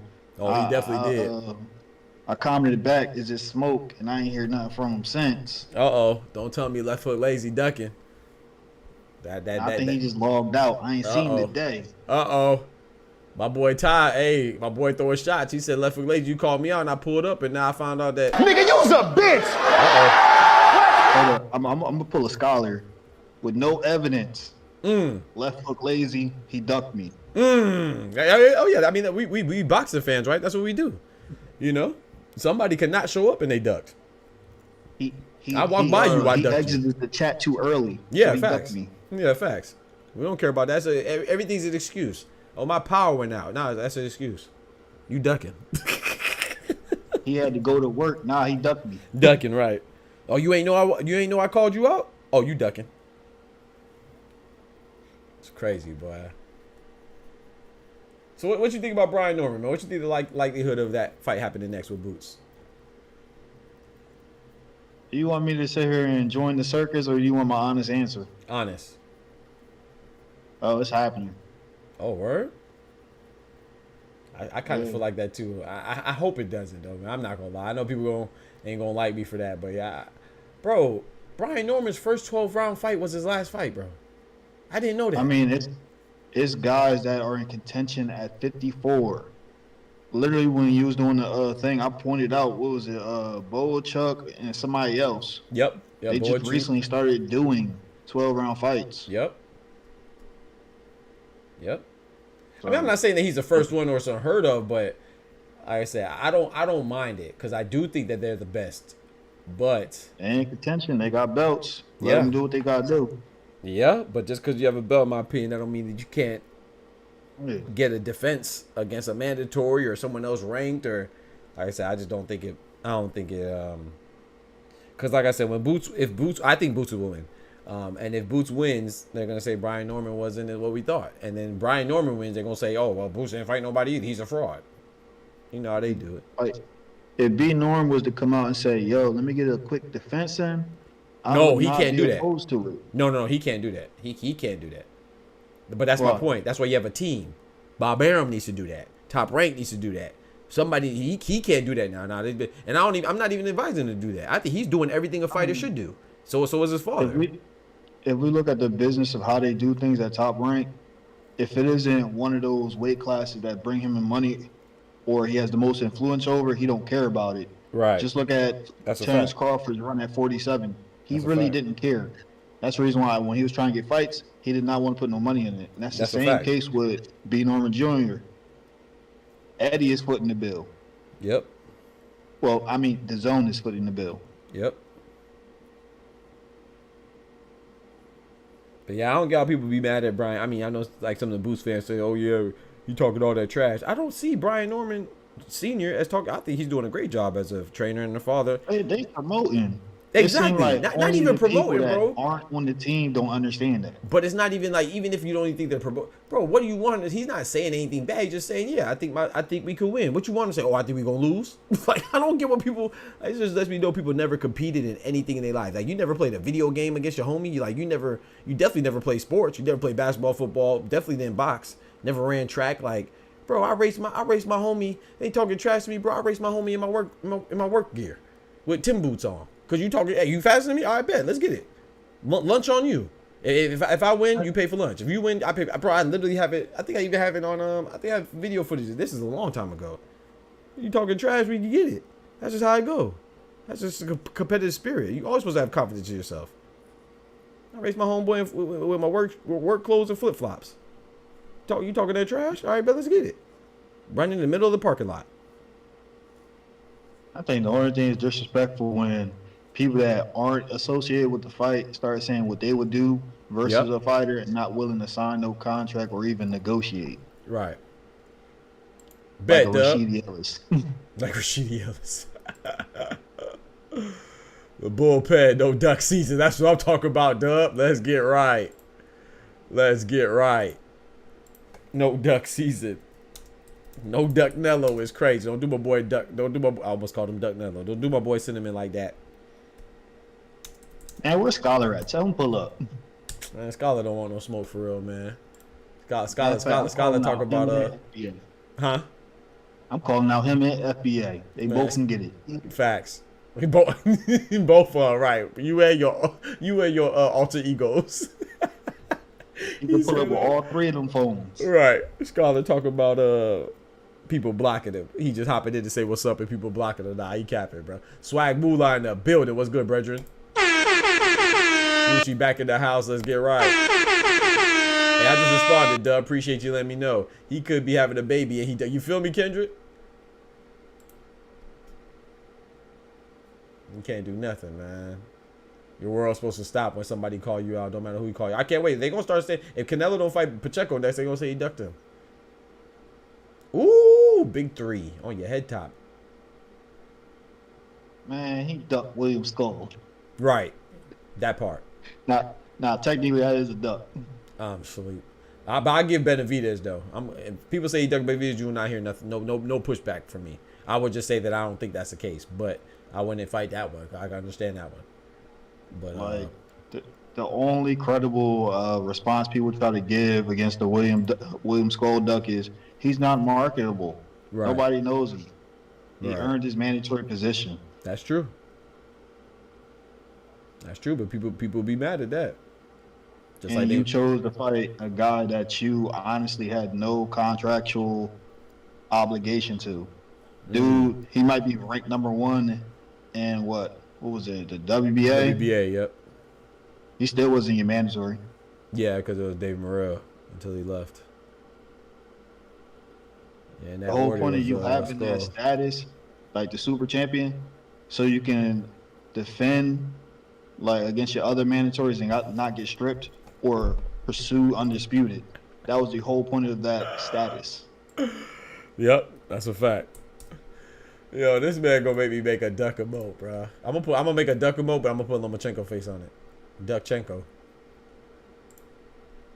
He's a mother freaking duck. Chenko. That's what Shakur called him, Duckchenko, Scary Chenko. Oh, I think the craziest or funniest duck was when damn it. Winky Wright said Floyd ducked him. Oh my gosh, bro. I remember that too. Well, it was like, it don't matter how much slim fast you get on. It ain't happening. Right. Shout out to Winky though, man. Fellow Floridian, man. Florida boy in the house, but Winky was tripping with that one. Winky said that while weighing 190 something pounds. Yeah. He walk around at 210. He said, yeah, I can come down to 150. 52. That's what you gave Canelo. I'll see you there. Oh. Then you got GGG talking about, I would like the Floyd fight. Yeah. Yeah, he was Give tripping me for the real. Mayweather fight. Yeah, he was tripping for real. What about DSG Ducker? But Smoochie, that's one of the few that I say is that, like, so I say two people. I used to say AJ, but I give AJ a little shout out to Ty. He convinced me a little bit. So I don't really call AJ a duck as much. But Danny Swift Garcia, yeah, and Keith Thurman. Those are my two. Those are the only two that I call ducks in boxing. That for sure ducks. Keith Thurman, in regards to Errol Spence, duck the hell out of him. Danny Swift Garcia, in regards to Bud, duck the hell out of him. Anthony Joshua, I'll listen to it a little bit, but I used to say those three. I used to say Anthony Joshua in regards to Tyson Fury and Deontay Wilder. All right, with Danny, I know the circumstances behind it, but it's still a duck.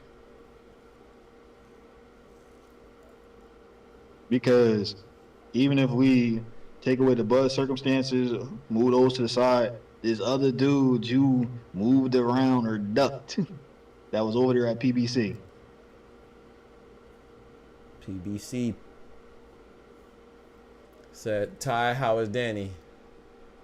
That's what she asked. Oh, he looking good. But they having a witch hunt right now. He was looking for a check. Talk to him, Kendrick. 66-61, Chicago Sky on top of Washington Mystics. I want to be clear too. I'm not saying that those four were the only good-looking ones. I'm just saying those are, in my opinion, the best ones that stand out. But there's a lot of pretty young ladies out there, man, in the WNBA. But to me, Rickea Jackson, Dejanay Carrington, those are my top two right now. Somebody just sent me some goofy stuff. There you go. I don't know what you mean by goofy, brother.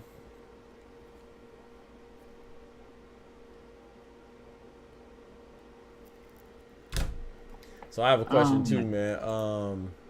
Which hunt on who is what Smoochie asked.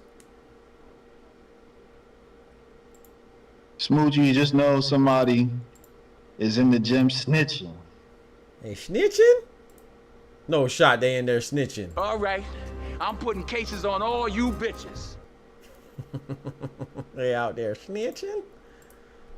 No snitches allowed, man. Snitch. They better go listen to that YG. I guess that's what happens when you got two gyms with 5 different head trainers. That's kind of dope. They share the space, though. But yeah, I'm sure it could get hectic. Nah, scheduling seems fine. Oh, okay. Like, it's more inclined like to bring in like that what they say, that foreign sparring, because there's always somebody willing to come in. True. Or travel to that gym or whatever, and it kind of gives that Vegas aspect because you never know who's pulling up. Life is like a box of chocolates. You never know what you're gonna get. Nah, AJ tried to get more money and ended up fumbling the bag with Ruiz. Ruiz put that thing on him. Pause. Nah, it was both sides sitting there. What? Saying one thing in the public, but issuing other shit. Lock in. Because Wilder say one thing and his representation would go do another. AJ was out there just being AJ, soft and whatever, and Eddie was out there being Eddie. Got to throw Tyson Fury in that mix too, nah?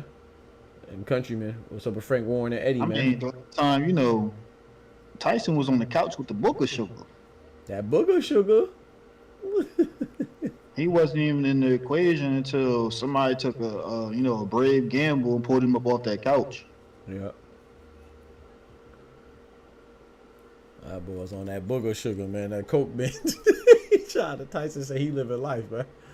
He said he tried to party with Diddy. Hey, yo. Smoochie, I don't think he pulling up. He keep on saying he in the green room. He in the bullpen. But he ain't pulling up. Nah. The Dub said, "Oh well, I guess he's saying we calling everybody ducks, right? That's what the boxing community does. So he ducking, but he did say that he gotta cook tonight or doing something with his family. He did say that. But that's still a duck though, Dub. You know, everybody ducks, and if something don't happen, they ducking. It's a strategic duck. Yeah, facts. My boy Even Dub. though he was already obligated to do that, he Right. elected to go cook. Yeah, facts. You know, you can always let your wifey and your children starve, man. If you really want to fight, you'll make it happen, man. If you really want to square up, you'll make it happen. That's how people be talking about boxing and stuff, right?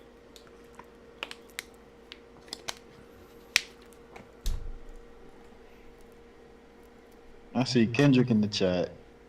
My boy, he suspended by the Doc Boxing Athletic Commission.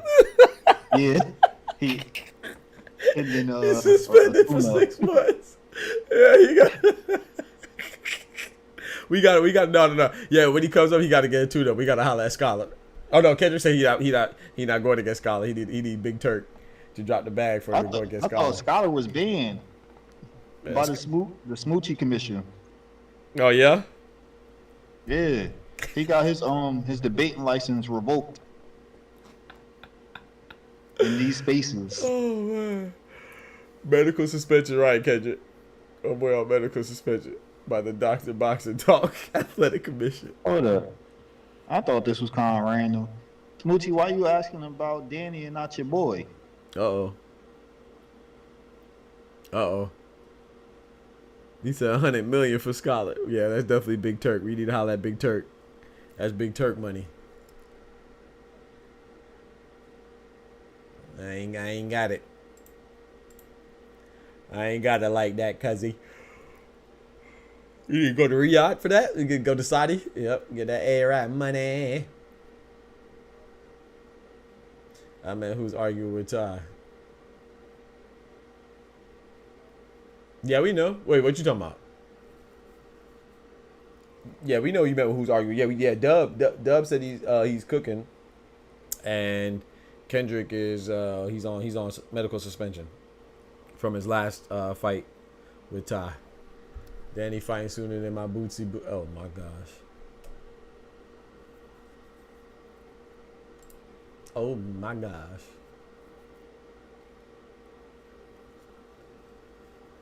Sounds like we might get Boots versus Brian Norman, though, to my dismay. But like I said, it's going to be a good fight, though. And, you know, Brian Norman is 23.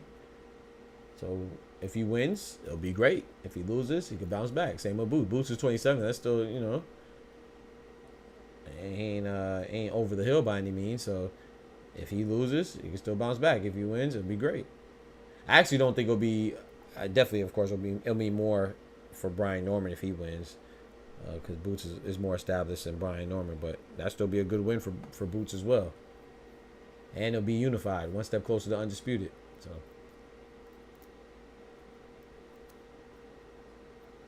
debates, no arguments. Talk to her. You know, Smoochie messy, man. Smoochie like the mess. She be trying to act like she don't, but we see right through you. I'm getting used to it. I'm listening. Nah, do your thing, Dub. Ain't no rush, man. You know what it is, bro. Ain't no pressure. Nobody has no pressure, man. Do your thing, man. Ooh, that in the blue. Cooking, I need me a plate. I'm telling you. Said rolled her eyes and said debate. Oh no. I've been doing more of that research on that thing I sent you. I don't know. Excuse me. It makes me change my perspective on Usyk. I already knew he was a good guy. Yeah. And I knew he loves the sport. Yep. But some of the stuff he was saying made a lot of sense. Yeah. I'm looking at it like he's either about to retire or move down. Yep. But that's what he it said. I read an seemed like article he's about trying to do some passing of the torch stuff or trying to set up the division for the younger guys.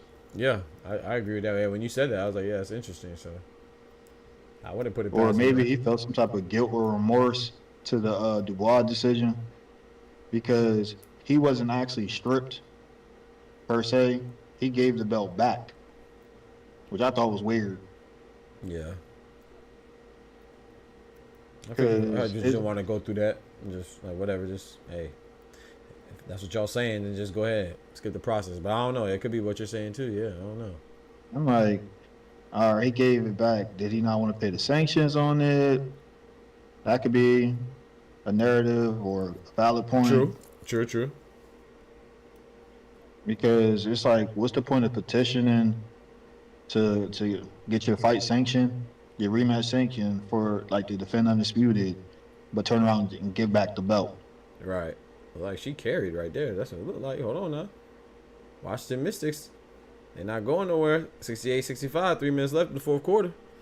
Yo, DD in the building. What's good, brethren? Nah. What you said made a good point, man. It actually got my gears going too. So even if Norman or Boots win, we agree Barrios still got the best resume? Absolutely. I don't think that's a question. I think that we think that Boots is the best. Yeah. And he looks like he's the best. Yeah. Oh my gosh. She just missed that layup. Oh my gosh. No. I got a question for that. All right. Yep.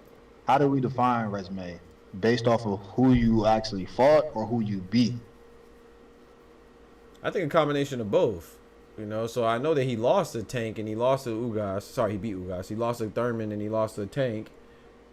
But no one else has even shared a ring with guys of that caliber yet at 147. So, and he also beat Ugas, who beat a GOAT, even though Pacquiao, you know, was past his prime. We all know that.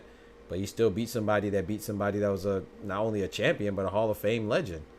So and Barrios, if I'm not mistaken, he's been the champion the longest. He had the longest tenure at 147 as champion so far.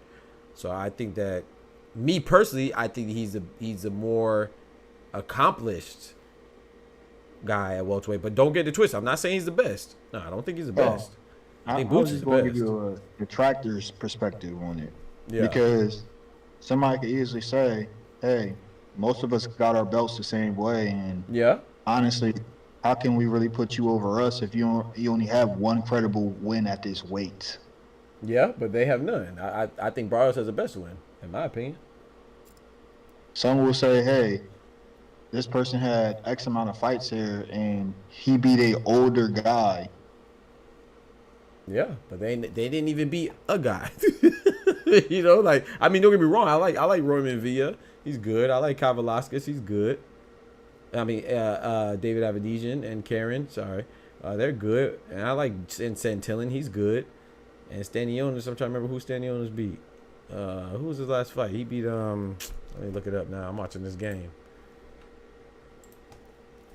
I like, as far as Stanionis, I know you got like two people. Pretty Boots to a certain degree. They can say, "Hey, we beat ranked opponents at this at 147." And since Barrios has been here, his only credible win is Ugas, which is a good win per se. But at the same time, they could point out his age, what point in his career he was at. Yeah, of course. But I mean, what point of their career was?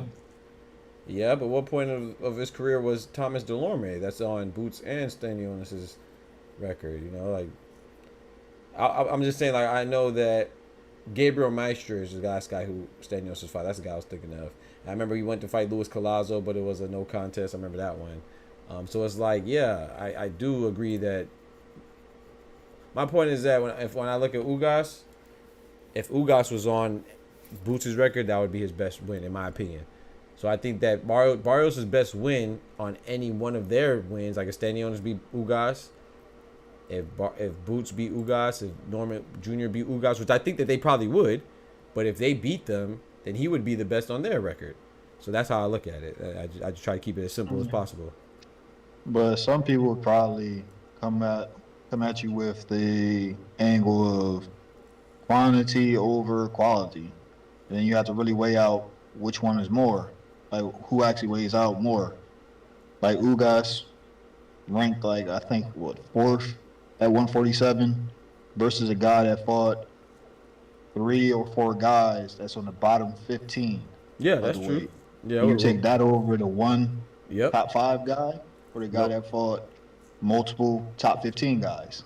I'm taking the one that fought the one top 5 guy, because that one top 5 guy was a former champion. And he beat a former legend. even Avanesian, even Avanesian, if you want to look at it, we could say, oh yeah, well that was short notice. Like I said, I don't want to make it seem like I'm discrediting him. Boots' wins are good, but for me, I think Barrios, I'd rather have Ugas than all three of those guys. Than Villa, what's his name?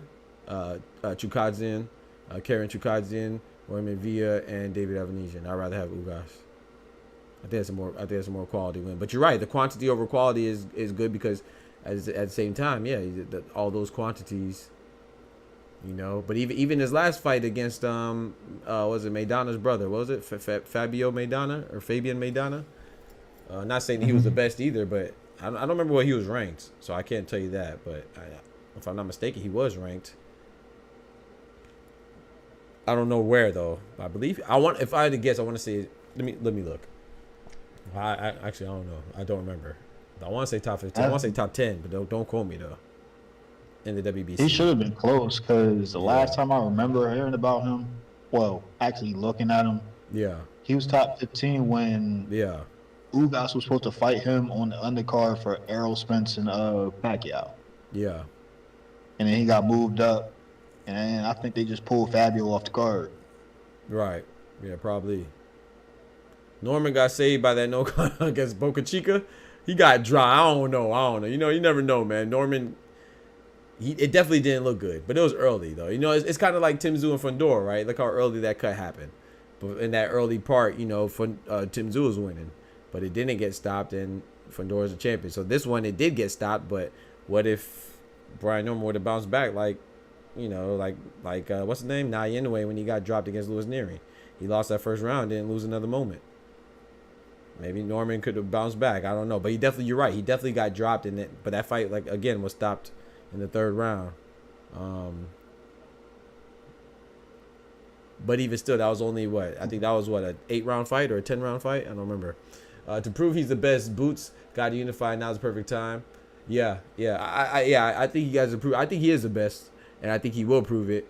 But I just wish, in the perfect world for me, it would be Norman last for unification, for undisputed. Excuse me. It would be Stanionis. Even if it was Barrios and Boots and Stanionis and Norman, or Stanionis and Boots and Barrios and Norman, or even Boots gets Stanionis, Barrios, and then gets Norman. Like Norman just defends against, let's say, Alexis Rocha or Shakram Giyashov, who's ranked number 1 in his sanctioning body, the WBO.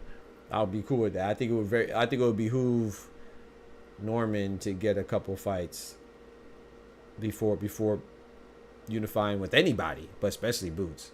That's my opinion, though. I know people be like, "Oh, you're coddling him or whatever." Bro, he ain't no kid to me. I'm just saying from a fan standpoint, that's what I would like to see. If Brian Norman goes in there and wins, or he goes in there and loses, it don't make me no difference. I ain't got no stock in him. I ain't investing in him. That's just me from a fan perspective. I like super fights and I like build-ups, and I don't like people being rushed. The same people that want Brian Norman to fight Boots are some of the same people that are saying that Abdullah Mason needs to go for a championship fight right now. Do you realize who the champion is in his division? It's Tank. You want Abdullah Mason to fight Tank? You want Abdullah Mason to fight Shakur? You want Abdullah Mason to fight Lomachenko because he beat LeBron, whatever his name is, Louis LeBron? Or because he just beat whoever the last person he beat? You want him to go fight maybe Dennis Baranchik? I'll be okay with that. But keep him away from there's people like, you never know what one loss could do. People say, oh, well, he could bounce back because he's young. Yeah, or he could get eternally effed up and maybe not bounce back. Champion. I would look at somebody crazy if they say he need to go fight William Zepeda for his position. You said you would look at somebody crazy, right? Yeah. Exactly. So let's look at Tim Bradley like that, because Tim Bradley's the one that said that. I mean, he's one of the ones that said that, and it wasn't just like goofy ass fans. I can pull up an article right now where Tim Bradley said that. He didn't say what champion he should fight, but he said that he should go fight for a championship for a belt his next fight. Are you crazy, bro? Like, when you want to get these dudes slaughtered, and then he gets knocked out and never bounces back, then what? It's easy to say stuff like that when you know it's not going to happen. That's true too. That's a good point. Especially if you're trying to build a person's name or get his name out there. Yep. But then you get these goofies taking that to the bank. But you're right though. For 147, my ideal thing for them, let's have an Elite 8. Hey, now that'd be dope. That'd be fire. Take it back. Each champion faces the number one guy out of their ranking system. If one is ranked in both, you go to the next guy to fill out the 8 positions. That's a good point. Yep. And you go on from there. Because from my outlook on it, like with the absence of Bud, now that he's actually out of 47, Yep. there's no lead horse. That's true. I think it's Boots. But yeah, like I said, if record wise, I would go with Barrios, like I said earlier. But who if I had to put money on it, well, I would. If I had the opportunity to put money on it, I would. Even if depends on how much of an underdog Norman is. Like if it's not worth it, then I won't. But no Boots, matter I'm gonna put money on Boots. Or it's always a case to be made against each one of these guys, Facts. or a case for them to be the top guy. Facts. But there's no clear, nobody's head and shoulders over the other one. Unless we see them fight. Because that's the only answer. Smoochie said, yeah, but Buddy was still cooking him after the knockdown. All right. Yeah, I mean, Boca Chica's he was doing good. It was. Where's the worst place for a mosquito bite? Your butt cheek, your ankle, or top of your foot? Or on the sack or tip? Hey, yo. Your eyelid. Yeah, eyelid would be crazy. While you sleep. I don't have those. Did that happen to you? No, but I fear it. I ain't gonna lie, but if you get bit by a mosquito on your nuts, I venture to say that you probably deserve it, bro. Can we play Would You Rather while we wait? Not if it has to do with mosquitoes biting you on your nuts. I ain't gonna lie, I'm not playing that game. Forever G's, what's good, brethren? Hey, yo. Mosquito bite. What was you doing? What are you doing with your meat swinging out there, bro? You ain't got no drawers? What you got going on, bro? You out there free balling, Kendrick? He said none of them want problems. Nah, that's not true. I full-heartedly believe Brian Norman's about that life. And I believe Barrios is too. And I believe Stanionis is too. I just think that Norman is the most adamant about being about that life. And I think he's going to be, I think he should be. You're a real dude, man. That's a real dude. I feel like any one of us would do that. But at the same time, it's not, this is the fight game. This is boxing. It's a business, right? So it's not just, we can't just say that when it's, beneficial for us or a fighter that we like. The business side, I think this is a bad business move. That's how I personally feel. That don't mean that I don't want the fight. I would like to see it, of course, but I think from a business standpoint, for Brian Norman specifically and his team, I think that's a bad business move. Considering that he only did one fight in 12 rounds. His last 3 fights were at 10, and the last one of the 3 fights was an 8-rounder. Like, bro. He was just an underdog. He was an underdog against Antillon, so much so that he had to go in his backyard. I feel like it would behoove him to get, not even a tune-up, but like get your feet wet. Do a mandatory. Do a defense. It ain't got to be a mandatory defense. Do a defense first. But at the same time, I like it though, because that's what we want to see. That's what we want to see. But like I said, that's why you have a team. That's why it's not just, oh, Ty, you want to fight me? Bet, let's go fight. That's not how it is, bro.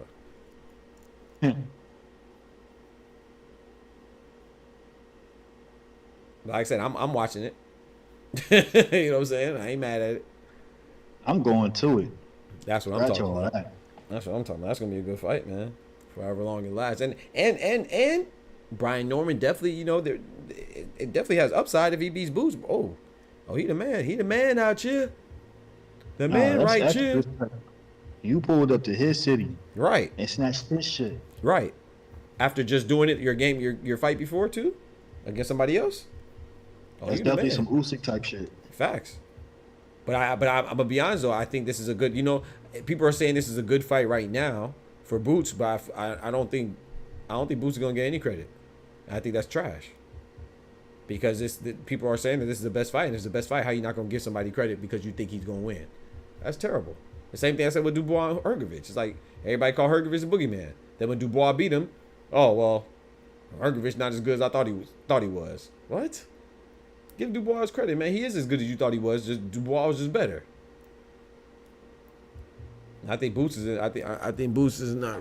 But the incentive is that he's getting the belt. So forget what everybody else talking about. Whether they acknowledge Brian Norman or not, he's getting the belt. So Because people are gonna say exactly what Kendrick just said. Oh well, you know, if Boots beat him, oh well, he was losing to Boca Chica. That's what they gonna say, bro. You know that's what they gonna say. Oh well, yeah, he was losing to Boca Chica. He lucky it was a no contest.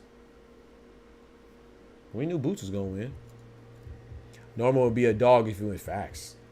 A top dog.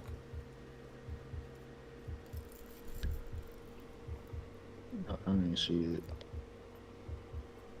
I'll tell you who will be rooting for him though. I'll tell you that. I know Stanionis will be rooting for Brian Norman. Cause that's definitely the easier fight. Same with Barrios. Hell, if I'm Barrios, I'm rooting for Brian Norman too. Not saying I think Brian Norman could beat both of them. Let me be very clear. I think he could be. I think Boots and Brian Norman are the best in the division. But if I'm Barrios, if I'm Stanionis, I'd rather fight Norman than Boots.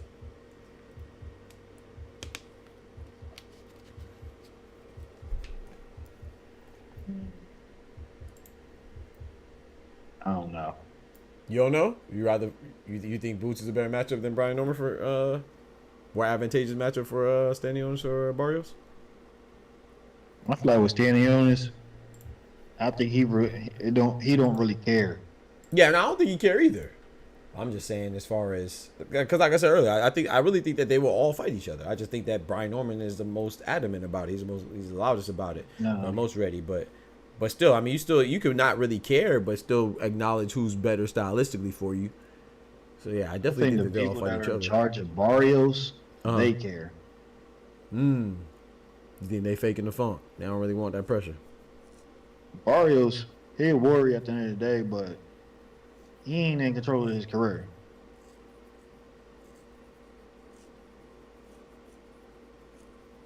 Yeah, I can see that.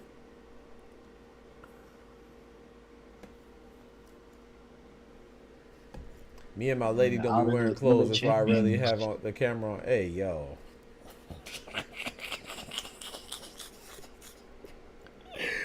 Oh boy, Kendrick got there free balling. Ain't nothing wrong with that, man. Y'all walk around the house bucket naked. You know what I'm saying? Getting you some Kool-Aid. That's how you know Kendrick don't like company. You feel me? Well, me and my girl used to stay together, man. Well, my last girl, not my girl no more. She used to always get mad at me because, like, if I go to bed with clothes on, I don't really sleep with a shirt on, but I sleep with just my shorts. Why y'all got your shorts on? You was laid up with the free ball bandit. Feel comfortable. Yeah, man. I don't like. I get up. What if I get up, man? I just feel like it's too breezy down there, man. Get up, got my meat swinging, man. I like to have on my drawers and my shorts, man. My shorts. But nah, I don't blame you. You with your lady, so.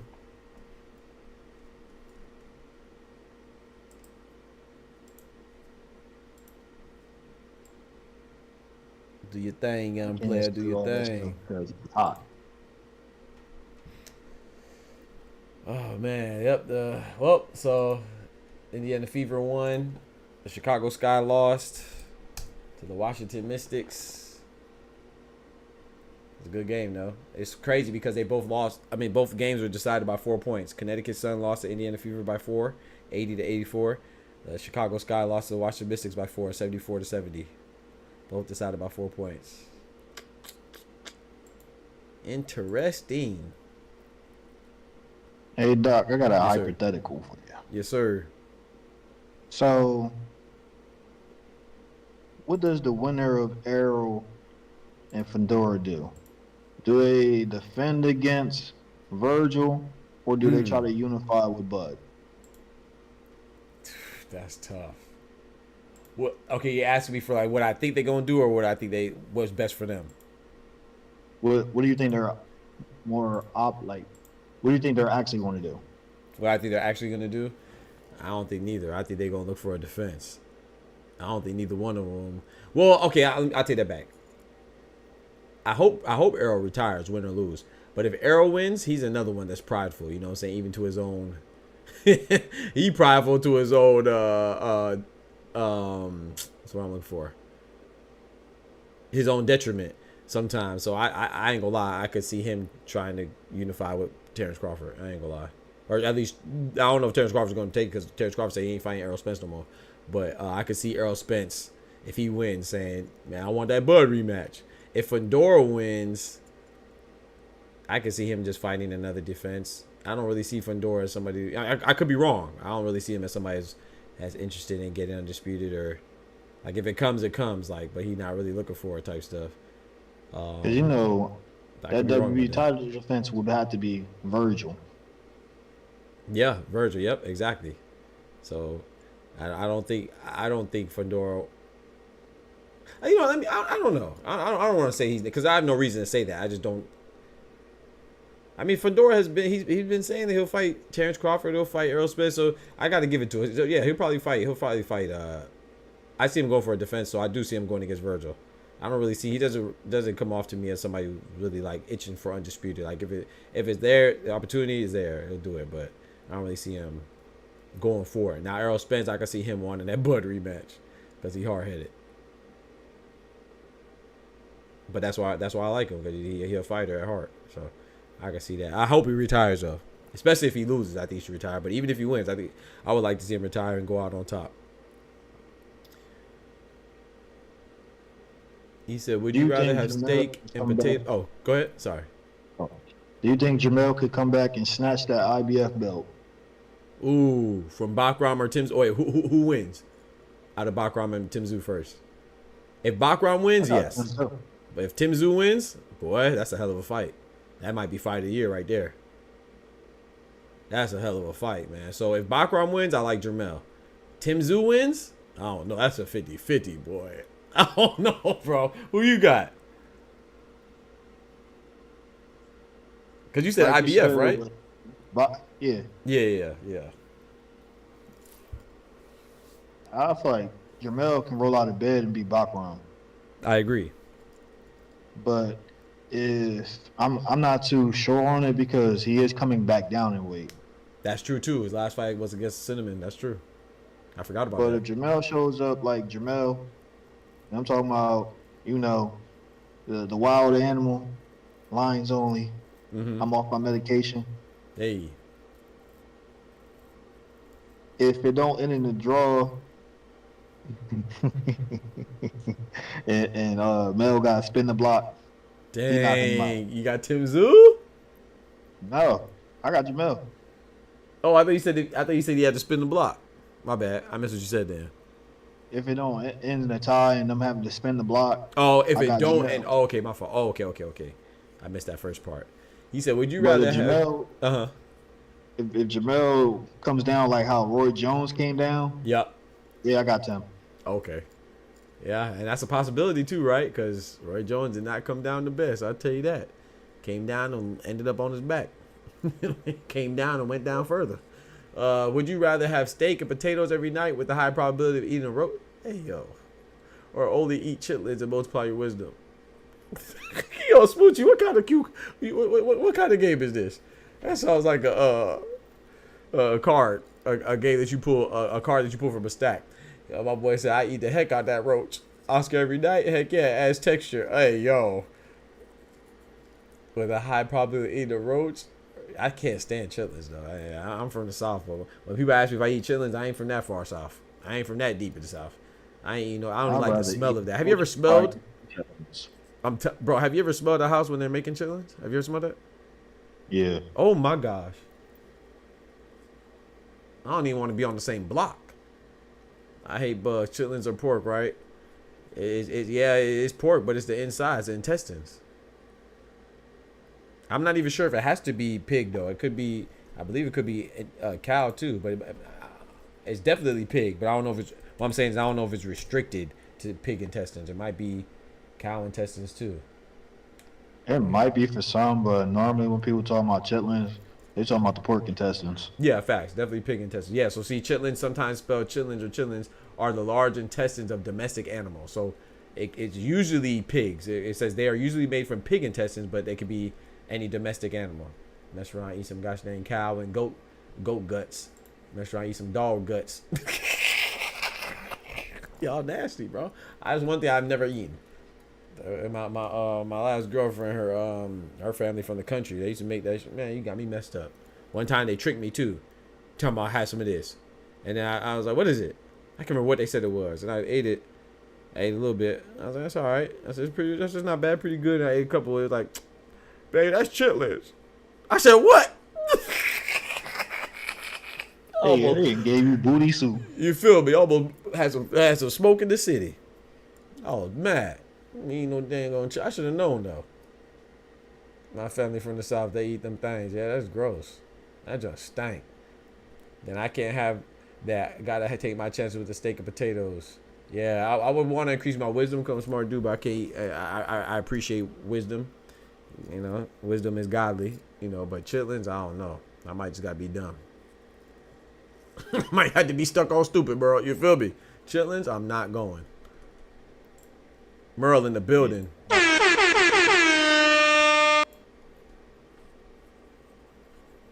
On a Wednesday night after work, you rather have good tacos or burger for dinner? On a Wednesday night after work, I'd rather have tacos. A good burger is a beast. Don't get me wrong, but I think tacos just a little healthier. And so, yeah, I go with the tacos. The tacos go crazy too. Put that sour cream on that thing. Put them tomatoes. We talking about a good burger, or are we talking about the good burger? Hey, that's a good question. Now I need some specificity, Oscar. Which one we doing? What you talking about, bro? A good burger or a good burger with the orange soda? You know, Kel love orange soda. I'm allergic to roaches, but pork is a sin, so I'll just grab my EpiPen.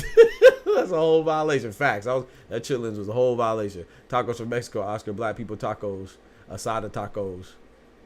Smoochie said, black people tacos. Boba clot. What that mean? I thought a black person taco was a burrito. All types of stuff. That's crazy. I don't even know what that means. Asada tacos go crazy. Yo, y'all be coming up with the new lingo.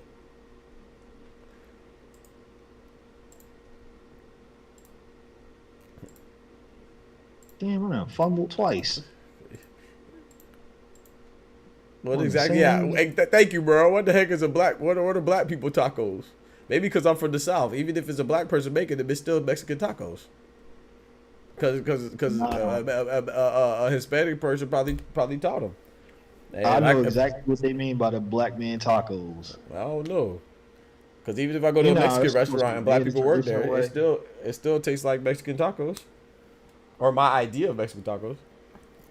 I ain't trying to sound like one of those people, but black people put stuff that you would not normally find in a taco. Ah, okay, like what? Can you explain? Black people tacos are. I'm not down it. I'm just. That's what I'm saying. Maybe because I'm from Florida, and like I said, if I go to a Chinese restaurant, there might be some Hispanic people working back there, but it's still gonna taste like Chinese food. If I go to a Mexican restaurant, there might be black people working in the back, but it's still gonna taste like authentic Mexican cuisine. You know what I'm saying? At least to my knowledge, you know. So I wouldn't be able to tell the difference. Was the reason why we got crab tacos. That's a good point. That might be true. I don't eat that. I need chicken or beef in my tacos. If there's anything else, I don't want it. And then the same people that put shrimp on the cheesesteak. True. Kyle agrees instead of that's crazy. That's crazy. Wait, what? I don't know white people taco night. What they mean by that? Is it fried chicken and mac and cheese in the you feel me? Got collard greens instead of lettuce is crazy. Just because you put it in a wrap don't make it a taco. That's true. A little water. That's okay. Now y'all wildin'. No, y'all wildin' now. You put watermelon in a taco is crazy. Now you being discriminatory. All right, I'm putting cases on all you bitches. Yeah, you got that for hydration. She said watermelon in the taco. Now that's just racist. Don't do my black brothers and sisters like that. Is that to replace the tomatoes? Huh? Is that to replace the tomatoes? I ain't gonna lie, bro. If I went somewhere, they put if I order a taco, they put watermelon in it. I'm probably beat up. I don't know. I'm probably fighting everybody on site. I feel like y'all tried to say something. That's crazy. Instead of the frijoles, they put black eyed peas in there. Gungu peas too. Instead of the free. That's crazy, bro. Frijoles de negra. I don't even like watermelon. I love it. Talk to him. I had some fresh tacos in Mexico. That was like top 2 tacos I had in my life. Really? I never had fish tacos. Yeah, like I said, if it's not, I don't want no shrimp tacos. I don't want no fish tacos. I just want beef or chicken. That's it. Don't get freaky with my taco. Just give me the regular sour cream, lettuce. Maybe I'll take spinach instead of lettuce. Maybe, you know, you can do that. That's as freaky as I get with my taco. You put tomato, cheese, beef or chicken, lettuce or spinach, and sour cream, and I'm good. I don't need nothing else. Plain Jane. Oh, sorry. No, you can put black beans in my taco too. That's good too. Sorry, I forgot about that. You got me ready to put in an order. I'm telling you, I'm a fan of fish tacos. Pause. Hey, yo. As long as they smell good, we cool. Yeah, I don't rock with nah. Spinach fire feed. That's crazy. You don't rock with spinach? That's crazy, Smoochie. That's why you talk like how you talk. Get some spinach in your diet. Did y'all know they don't use cheese in Mexico on tacos? That's really, yeah. I mean that makes sense. No, I didn't know that, but that makes sense. We put cheese on everything. You ain't got no cheddar. You ain't got no cheddar. Hold on, wait. Hold on, nah. They definitely had some cheese on for me when I was in Cozumel. Well, I don't think he's saying that they don't. He's just saying that that's like an American thing that, you know, maybe they'll do that for you if you want, ask for it, but probably doesn't naturally normally comes. I explain black people tacos up top. I always throw rice on my tacos too. You're right, B-Rex. I'm tripping. Rice too. Yeah, I like my tacos stacked as well, but I could eat a regular, just, you know, no rice and no beans. But yeah, I like rice, beans, black beans specifically, and white rice specifically, and then, you know what I'm saying, cheese. Shredded cheese and tomato and lettuce or spinach and sour cream, and I'm good. I don't need nothing else. You said you explained black people tacos. Where is that? It's ground beef, lettuce, tomato, sour cream, pickled jalapenos, crunchy shell out the box, and taco sauce, but it's about the season. Oh, okay. So I probably had it before then. Yeah, I thought you were going to talk about something crazy. Burrito. Yeah, right. I thought you were going to say something crazy. Like a jailhouse taco. Yeah, something. Ty, was you at a resort or in them streets? Oh, I was on the block. Let me find out. I was out there in the bungalows. Okay, my boy's out there at Orlando Salido. I'm so disappointed at Orlando Salido, man. He killed that man, bro. Rest in peace, man. You explain your taco, and I can confidently say you've never had an authentic taco. You talking about me? Hey, you gotta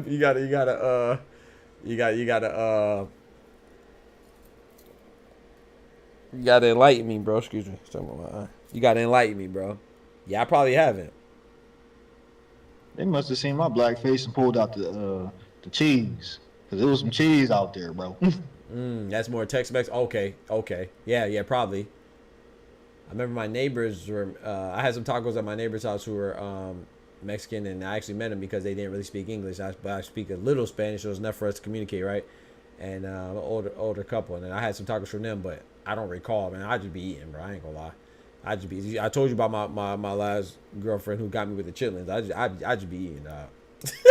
As long as they ain't got nothing that I can see that visually turns me off, then I'm usually good. I just be eating, bro. I ain't gonna hold you. So I probably had it, and I just didn't recognize what was in there, you know what I'm saying, or bother to ask Oscar. But yeah, I definitely don't know, like, yeah, I don't know.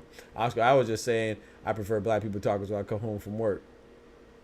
P, that's crazy. What's crazy? What'd I say? Am I capping though, Oscar? Taco culture goated over there. He said taco culture goated out here. Bro, where you at? He in Washington, Seattle. I eat from food trucks because of Mexicans and tacos. Yeah, facts. I be eating the taco trucks too. Yep. Y'all tripping. They better have a burrito for me. Yeah, I like the burritos too. For the show. Give me a burrito. Yeah, I rock with the burritos as well. But I definitely understand what Oscar's saying though. Yeah, I'm probably am American. Oh, you talking to Smoochies. I don't know why I put an S on Smoochie. My bad. Oh, yeah. You talking to Smoochie. And John, she was talking about it. I don't know. Yeah, she won. I mean, it sounded. I would have ate it though. I don't really rock with jalapenos though, so pickled or not. So I would take those off. I would take those off, but Everything else I'll be straight on. Oh boy, that I'm still picking the bodega special over all that. Hey. Give me that rice and that gondolas. So you never had a taco for the taco truck? I have. Just meat, onions, and cilantro. Yeah, but I don't do the onions joint. I like my tacos like my burgers, bro. Like that's one thing. Like anything that's like a sandwich or closely related to a sandwich, being like a sandwich, taco, burger, I need lettuce and tomato on it. I don't just like meat and cheese and bread or shell. I don't do that. I'm grown. I ain't eat nothing with just meat and cheese. I need some greenery in my scenery, man. You know what I'm talking about? You go Burl out there eat Happy Meals. I need some lettuce and some tomato, man. Anything that I could fold up, I probably need lettuce and tomato on it. I ain't gonna hold you. I like cilantro. I don't like onions though. Except for a hot dog, of course. I'm not putting lettuce and tomato on a hot dog, but is a glizzy a sandwich? See, I knew it was coming. See, I know y'all too well, bro. I knew. Look. I literally just said except for a hot dog, and look what Kendrick said. I knew it. I knew it was coming, bro. I knew it was coming, bro. That's why I covered all my bases, bro. I knew it was coming. This man talk about glizzies, man. What, a glizzy? This man talking about glizzies, bro. What do you mean by that? What are we doing, man? I'm trying to think, what baseball stadium is it? But the only way you can really ask for a hot dog is by asking for one of those. For real? Yeah. That's funny. Nah, that's funny. I think that was the term for it, and then like I guess people took that and just went crazy.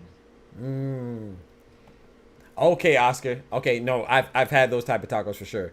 With the holy trinity of tacos, the tortilla, protein, and salsa. Yep. I've had, but see, that's the thing. I'll be honest. Like I said, I don't like onions. And most salsa, whether it's pico de gallo or whether it's whatever salsa it is, mostly has onions in there. So I don't like onions, man. So that's why I stay away from salsa. But yeah, I also had something like that too. And I've had some with onions. I didn't taste the onions, but I just don't like. If I see onions, remember I told you about if I'm not visually put off. If I see onions, I already don't even want it, whether I taste it or not. Doc makes jerk hot dog. No, I don't. Shout out to my big up my Jamaicans though. But I don't eat no jerk hot dogs. Tighten up. Me blood clot. A jerk glizzy is crazy. Glizzy jerk. Pause. What? Hey yo. You almost made me turn this game off. Bro.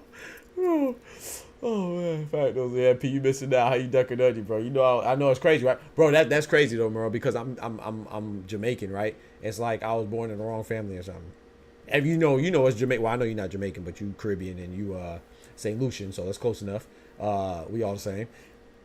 You can't eat a meal without onions, whether it's rice and peas, whether it's you know what I'm saying, anything. Everything got onions in it. You know, shout out to my mom. You know, before, you know, when you're younger. And it's no disrespect to anybody's mom or whatever. And I mean, it's in the right way. You know, when you're younger, you got to eat certain things. And even if you don't like it, you know, your parents, especially Caribbean parents, they don't believe that you don't like it. They just think that you don't want to eat it. You're being rebellious. So I had to eat so much onions, I didn't like it. But then when I grew up, my mom, shout out to my mom, man. I love my mom, man. Ever since I've been older. Yeah, ever since I've been older, she'd be like, I'm so sorry, son. You really don't like, you still don't like onions. I said, yes, I told you that. She said, I'm so sorry, son.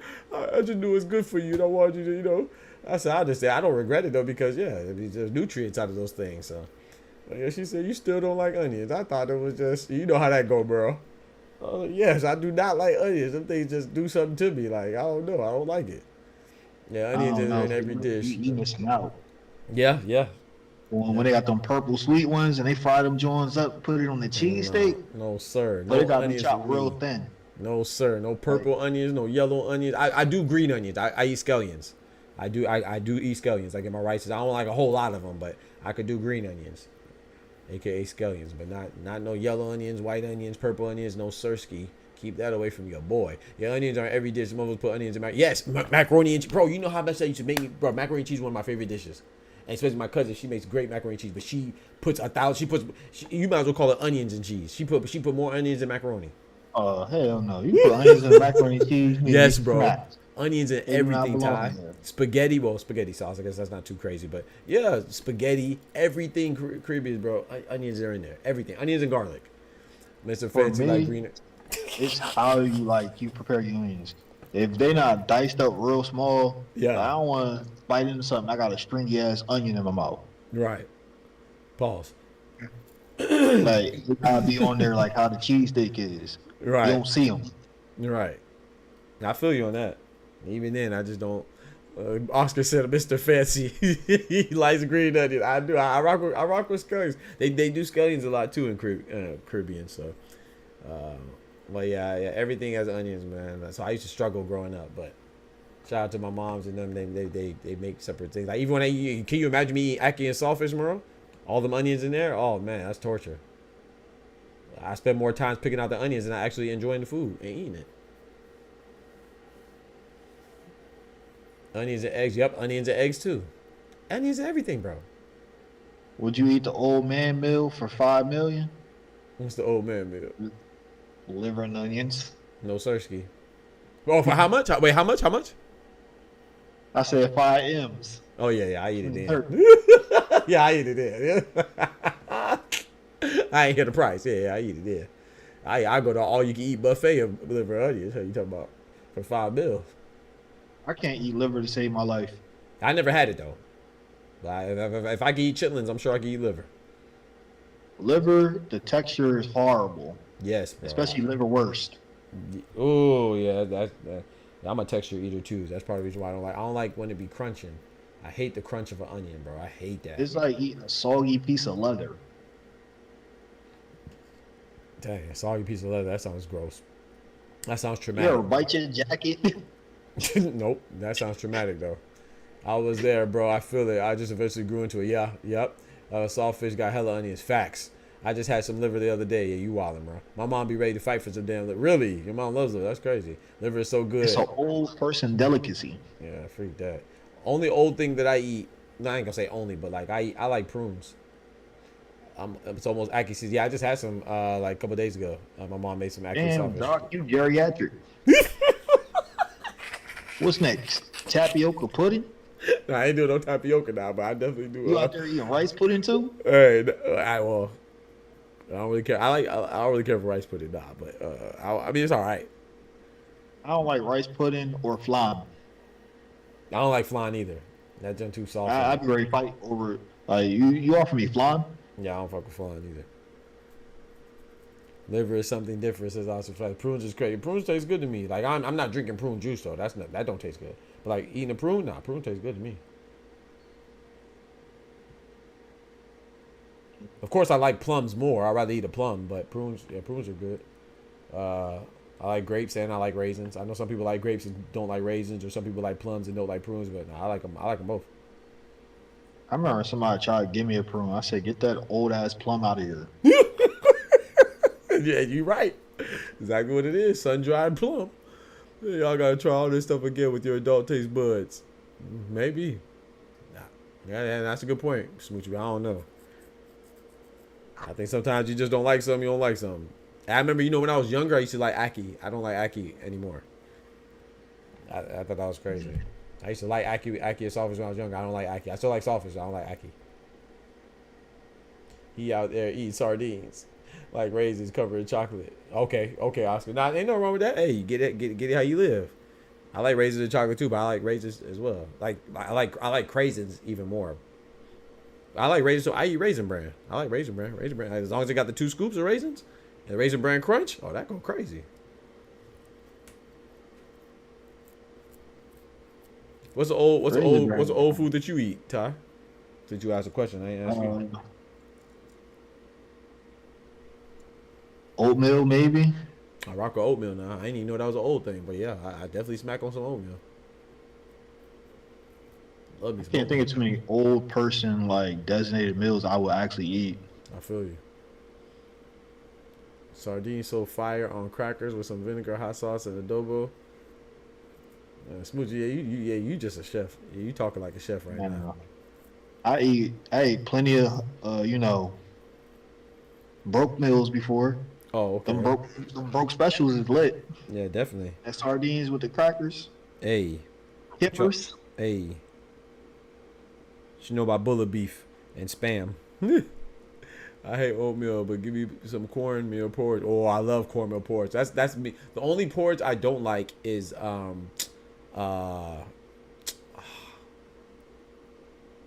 dang, what is the one I don't like, bruh? Rice porridge is my favorite. I love cornmeal porridge. I love rice porridge. I love oatmeal. What is the one I don't like, bruh? That's another one my mom used to make me eat. Oh my gosh, I can't remember what it is right now, bruh. I hate that. Because it got too much freaking,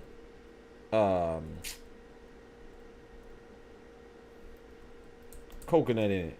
Let me go use the bathroom real quick. I feel like, is it coconut porridge? I'm gonna text her. Coconut porridge, that sounds horrible. Oh my gosh. What y'all niggas be eating? Yo, Dot, what's good? I'll be right back. Let me go use the bathroom real quick. Hold it down, please, Ty. Huh? I said I'm about to go use the bathroom real quick. You hold it down, please. Alright, I got you. I'm gonna talk about this corned beef hash. Hey. With the spam. But I gotta put down my controller and look at the chat. What y'all be eating? Since we talking about old people meals.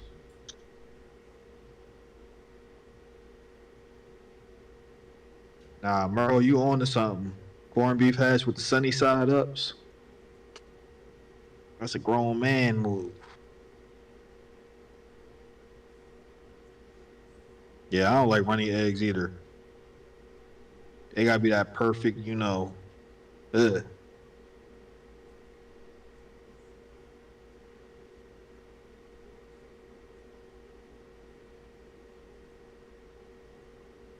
Yeah, somebody put me onto that with the egg on the burger. That's some high quality eating.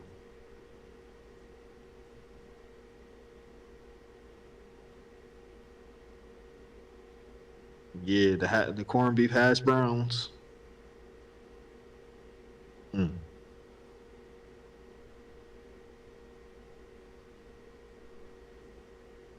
For some odd reason, I feel like making ramen. We're going to a place called Ryaki.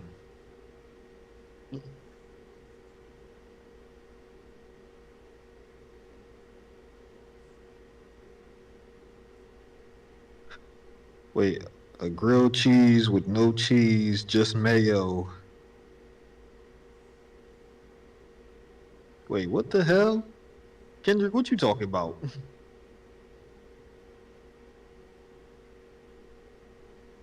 That sounds like an empty sandwich. That sounds like fried mayo.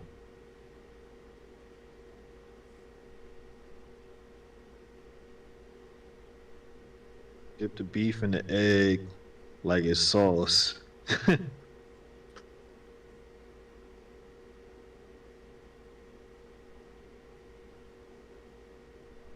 I'm still trying to figure out what's going on with this grilled cheese with mayo with no cheese.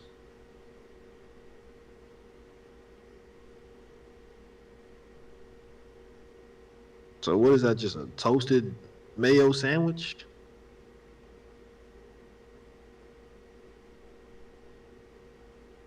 Kendrick, you was better off spreading the peanut butter on that motherfucking, on the toast and doing it like that, something.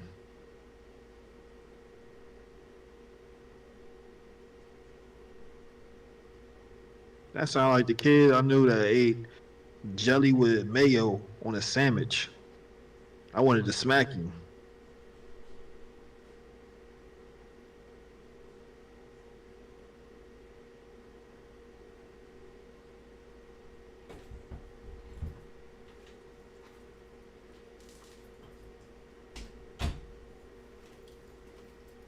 As an adult, I can appreciate apple butter. Apple butter with the peanut butter on the sandwich, that joint smack. Hey. Or the strawberry jam with the apple butter and the peanut butter. Big back stuff. Oh, okay. My mom just hit me back. It was banana porridge. Yeah. Not coconut, but it had coconut milk in it. I just remember coconut milk in it, but banana porridge. Oh my gosh, I hate banana porridge. Nah, Smoochie, you on to something with that one. Yeah, I might have to make me one of them.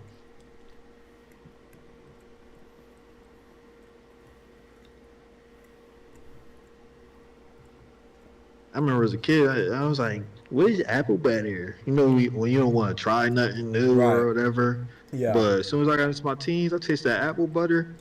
Boy, went into the kitchen. Grab that pumpernickel bread. Hey. I started experimenting. Ain't no wrong with that. Can still hell no, I hate banana.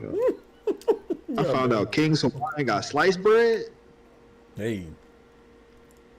Boy. It's not yellow banana, it's green banana, maybe a green banana though. I like green banana. I like boiled green bananas. Banana porridge, I'm not going. I like regular bananas too. Yellow bananas. And carnation milk, 2 teaspoons of sugar.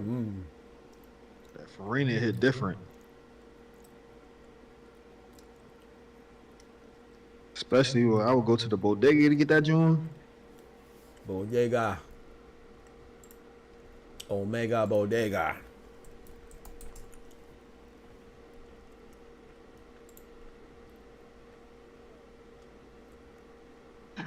Bacon, egg, and cheese on the long roll. I don't know why that sounded crazy. What's a long roll, bro? No Diddy. It's a 10-inch roll. I don't know why that just sounded like a no Diddy, bro. I ain't gonna lie to you, bro. I don't know. It's probably not, but that just sounded crazy, bro. I ain't gonna lie. That long roll. Bro, when you walk into the bodega, they gonna be like, on what bread? Okay. Yeah, I figured it was a bread now, but the emphasis on that long was crazy. We get that on raisin toast. Hey. Y'all ever had that canned cheese? If you Caribbean, you know, yep. I know exactly what you're talking about. It's like a little soft, but solid. You know at the what's same funny? time. The person that ordered his bacon, egg, and cheese on the raisin toast, I didn't even think he knew what to order at a bodega. Just trying to get something to sound good. He must have been reading or, looking at his tourist guide thing, because I didn't know they had bodegas in the UK. Fast Eddie was in there like, give me a bacon, egg, and cheese on raisin Eddie toast. was in there. Okay. I didn't know that either. I'm like, what? Raisin toast. All right.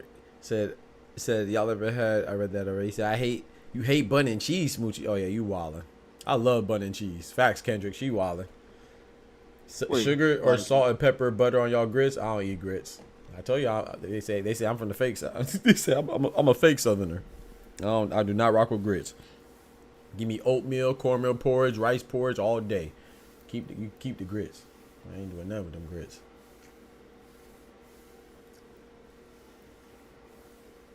Fast Eddie in that bodega, bro. Shout out to Eddie Hearn, man. I bake egg and cheese and cinnamon raisin bagel is a type 5. The turkey egg and cheese and raisin bagel is my go-to. Hey.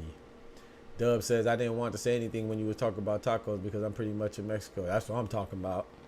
Facts. You in Arizona? Arizona.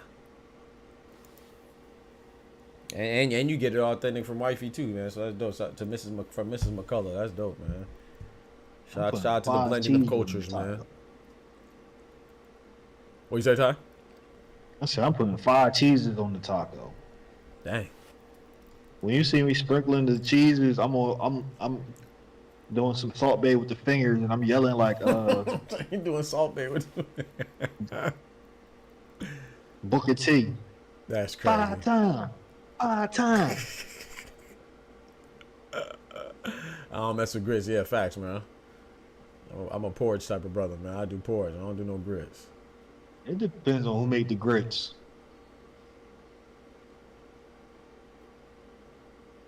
Like, you can't have no Caucasian fingers touching the grits. Hey, yo.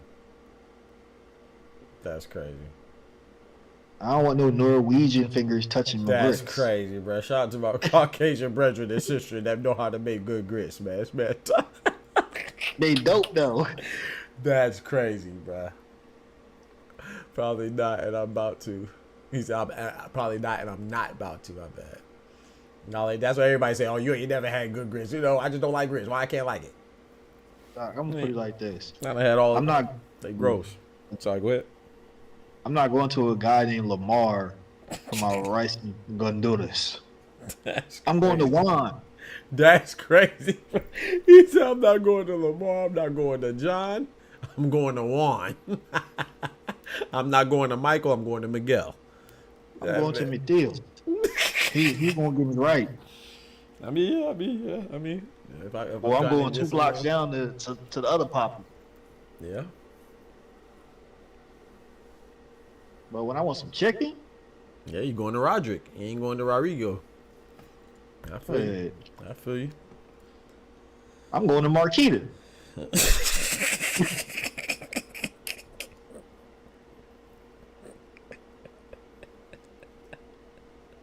And I better smell the Lowry's. Oh, sleep, bro. That's crazy. I bet the smell of Lowry's is crazy, bro. Yeah, seasoning, if I don't smell salt. the right seasonings in the right places, I'm leaving. I feel that. Like if I'm in the bodega and I can't smell the sazon or the adobo, we leaving. He said Roderick, not Rodrigo. Got it. That's what this man talking about, man. You know, I'd have had, you know. I'd have mixed it up, man. I get. Let me stop capping. I mean, he right. I don't trust the condition of Marquita. That's crazy, bro. You see what I'm talking about? Shout out to all my sisters out there, man. That got good kitchens, man. This man said he don't trust the condition of Marquita's kitchen. That's hey, yo, man, that's crazy, bro. Y'all doing a lot of generalizing, man. That's crazy, bro. Hey, bro, it depends on what you in that kitchen for. That's crazy, bro.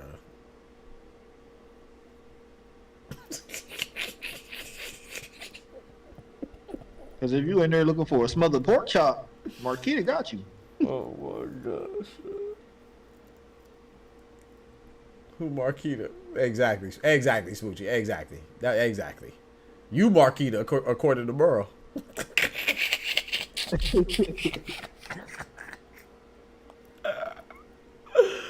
Oh man, Marquita the same as Rodrigo. Rodrigo the same as Roderick. They did a whole bunch of generalizations. Juan the same as John. The same as Johnny. You know, when I was in school, man, engineering, my engineering course, my undergrad, it was funny because there was this dude named Michael, white dude named Michael, my homie, and he asked me a question. He said, "Man, he said, bro." He said, "How come?" I got a question. He said, it might be a little weird, but I'm actually curious. I said, "What's up, man?" He said, "Man, all the white people I know call me Michael, but all the black people I know call me Mike." He said, "Why is that?" I said, "Well, I clearly can't speak for the white brothers and sisters, but I said it's just easier to say Mike. Nobody got time for the extra syllables. We probably got something we gotta tell you quick." Yeah. I mean, it's a little flavor when we say your name. Right. Like, if you know what I'm saying, why would say it as short as possible? Your name might be Richard. You feel me? I ain't saying Richard. I'm gonna call you Richie. Right. Or We'll call you Rich. Richie or Rich or something. But I bet you Chad gonna call you Dick. Well, that's crazy.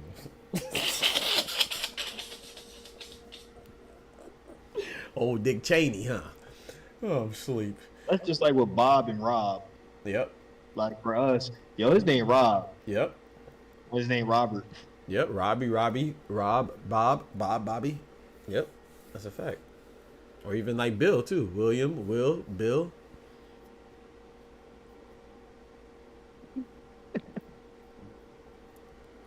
A lot of people always giving out nicknames. No, did he? That's crazy, though. I don't even know what we just said, but you're probably right. So what you don't listen to her. I ain't put that on you. That's crazy. Because the other nickname for Richard. Oh yeah, true. Yeah, fact though. Yeah, you talking about Dick Tracy. I mean that does. Dick Tracy sounds better than Richard Tracy though. Rick Tracy, Rich Tracy, Richie Tracy. What the?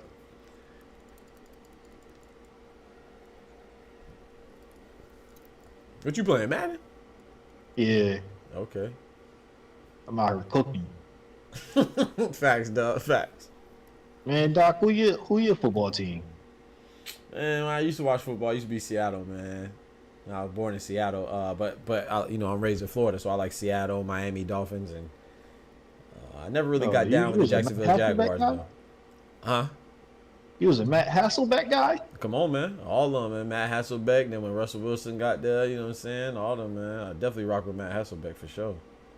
Russell turned into what Seneca Wallace was supposed to be. Talk to him. What you know about Seneca Wallace, man? I know about him. Hey. Yes, sir, man. What you know about Sean Alexander? Let me tell you. Hold on. Bro, it's roll tide out here. Yeah, man. Sean Alexander used to run on his tippy toes, man. But yeah, I used to rock. But I don't watch football. It's about nothing but the time. Mm-hmm. Who's your teams or team? Oh, the Cowboys. Okay. Way out there with Dallas. You a delusional Cowboy fan, or you one of the few? And I look at football the same way I look at any other sport. Okay. And I ain't one of them bandwagon Cowboys fans that ain't never been at either one of the stadiums, or just when they winning, start yelling stupid shit like, "We going to the Super Bowl." Yeah, exactly. As soon as they win, they go to. My boy said, "Doc, quit football." Shit meaningful since I was 4 years old. Right. Shut that shit up. Right. Doc quit football, turned his back on the Shield. It's crazy. Damn shame. I thought he'd come back. Yeah, I was actually. It got a little rough at first because I missed Monday, Thursday, Sunday nights. He said he too real appreciate that, Merle. Thank you, brother. Yeah, it was now it feels like nothing because I'm so used to it now, but it feels foreign to even hear about them talk about football. But yeah, man, I can't. It was just it wasn't just a Colin Kaepernick situation, but that was just that was the tip of the iceberg, icing on the cake. So to answer Kendra's question, I'm a Cowboys fan because that's one of the first teams I seen. It's the first game I went to, and I didn't care about the Eagles because when I was a kid, they was trash. Yeah, that's how my homie is too. He's from Delaware, and a lot of their players lived near like where I was, and they was assholes. I remember they used to egg Jason Avant's house every time they lost a game because he dropped the ball. Jason Avant, boy. At least the Eagles. .com said he was Saints. Okay, who that? Who that said they gonna beat them Saints? And Kendrick, like the Jets and the Giants, that's North Jersey. I'm from South. Like, my city is literally 5 minutes away from Philly, though. So the Eagles would have been a little bit more accurate. I stopped watching football as well. Yeah, I stopped watching it. I don't make nobody. I mean, I ain't one of those that because I stopped doing it, I think everybody else should stop doing it. I don't make nobody feel bad about doing it. But yeah, I used to be heavy in football, man. I'm talking about fantasy football, all that stuff, man. I'd have been right in the draft with Kendrick. Yeah.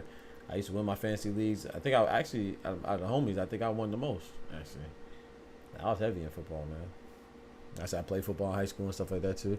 Football so trash, baseball trash. Baseball, yeah, I don't rock with baseball. Football, I did like football, but yeah, the way they. I don't like. Go Yankees. Boxing might have so much drama, but the action way more rewarding. Yeah, Jets was trash when I was a kid too, but they still my team. I feel that. No one cares about the Niners. I mean, no one cares about the Cowboys. Go Niners. Hey. That's your prerogative. But what about my Yankees? No, sleep. Yankee Stadium.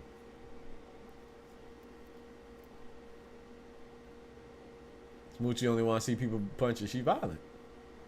Ty been to Mount Holly, exit 5 a few times back in the day. Are you close?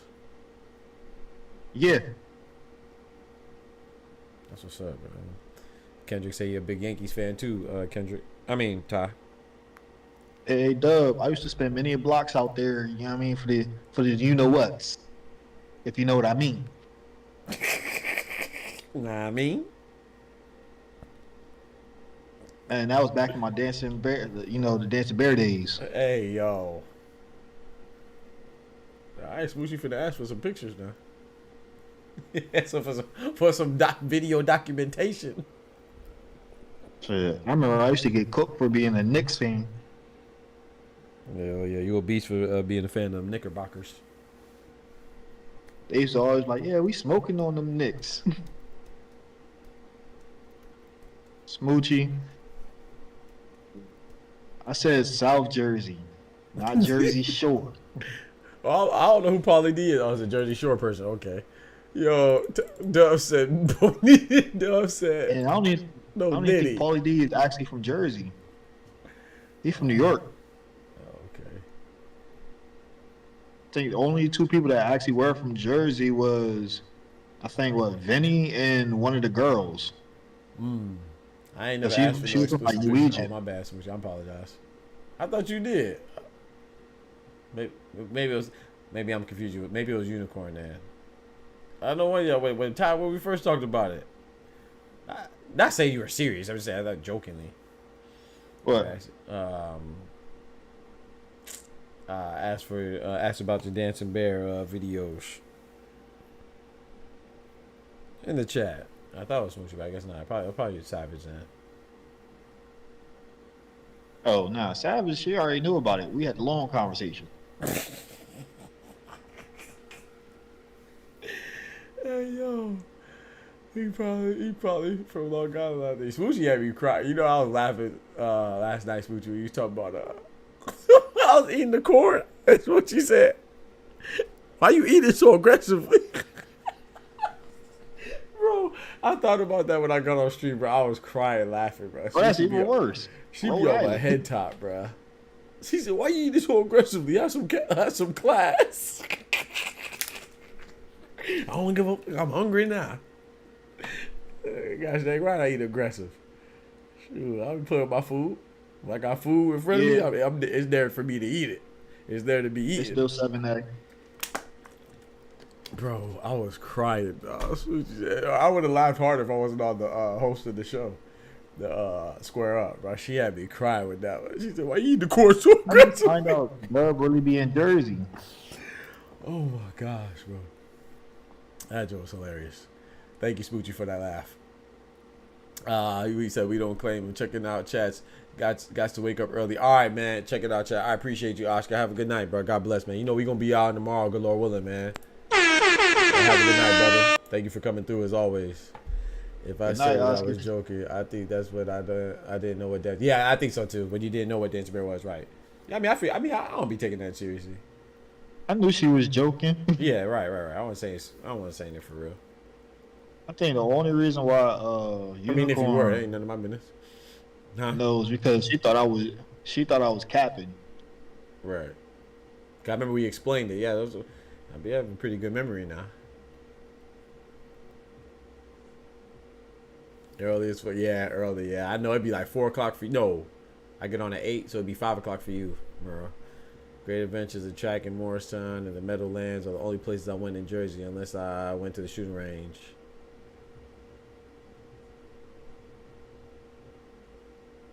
I was about to say they got a Great Adventures there. I'm thinking of Wild Adventures. Oh, never mind. I've been to Wild Adventures in Valdosta. Great Adventures is always on Discord. Yeah, Oscar cool as hell. Wait, you saw him on the Discord? He was in Discord?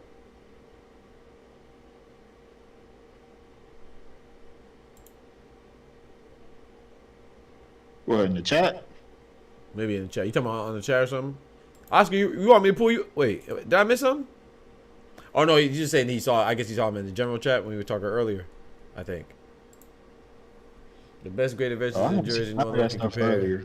Nah, I never been to Great Adventures. I was talking about Wild Adventures. I was thinking of Wild Adventures. It's in Valdosta. I don't think they have a Great Adventures down south or down here. I don't know. I don't think so. Yeah, 5 factor, bro. And Patterson funky? That's crazy. Patterson stank? Kendrick, that's a fact. Oh, early. Okay, duh, appreciate it. I was about to say, dang, I missed my boy. I appreciate the suggestion too, Dub. I seen it in the comments too. So I was thinking, you know, I took that into consideration too. So this is what I was thinking for the square up segment. I took that in consideration where like the 10-point system like boxing. But I ain't gonna lie, I have fun hitting them clickers. for the points. That's fun for me. So I don't want to take that away. But I did think about this. Let me know what y'all think about this. So each one, like let's say like a theme, each category would have everybody goes. So if we have 2 people on there, we do a topic, and we're gonna limit the times to go. So instead of going back and forth, let's say we have in each category, we pick 2 topics, and for every topic, each person goes twice. And then so it'll probably end up being like a 1st to 10 for each topic or something like that. I think that'd be better. So then we'll go through each category. So that'd be 6 topics in total. We have like 3 categories right now. It'll be like 6 topics in total, and everybody goes twice. Like let's say for example, using Ty and Kendrick for yesterday, I'll do what if category. What if Deontay Wilder, AJ fought instead of Tyson Fury and Deontay Wilder? Ty goes, Kendrick goes, Ty goes, Kendrick goes. Done. Now we go to the next one. What if Lennox Lewis was American? Kendrick goes, Ty goes, Kendrick goes, Ty goes, and then we go to the next one. I think that'll speed it up a little more, and I think that'd be better. Closest one is Georgia. Okay. Yes, that's what I was thinking. So Great Adventures. Yeah, see, I'm thinking of Wild Adventures, which is in Valdosta. So let me make sure. I've been to both. You been to both? Yeah. Okay.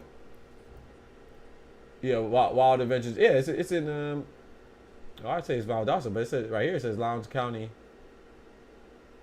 Yeah, well, Lowndes County might be Valdosta, so it might be yeah, Valdosta. Yep, Valdosta, Georgia. Okay, I never been to Great Adventures though. That's what I confused it with. Been to Wild Adventures a couple times.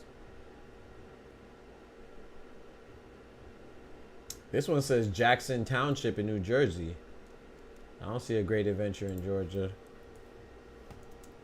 Oh, you looking at the one in New Jersey? There's another one in Georgia. Yeah, I'm trying to find it right now. Oh, Austell? What the freak is Austell, Georgia?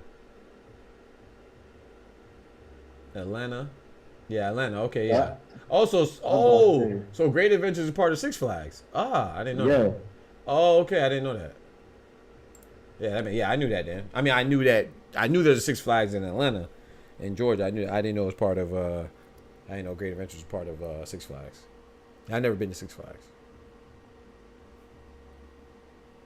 Six Flags, New England. Great Adventures more north, closer to Savannah. Okay, appreciate it, Kendrick. Yep.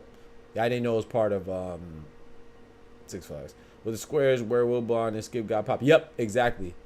Like that show. Yeah, the show on ESPN with the squares. Yep. Around the Horn. Yep, exactly, Murrow. That's why I kind of. It was on the last stream, so you can check it out if you like. You know, no pressure though. But yep. Just like Around the Horn. Similar. We call it DBT Square Up.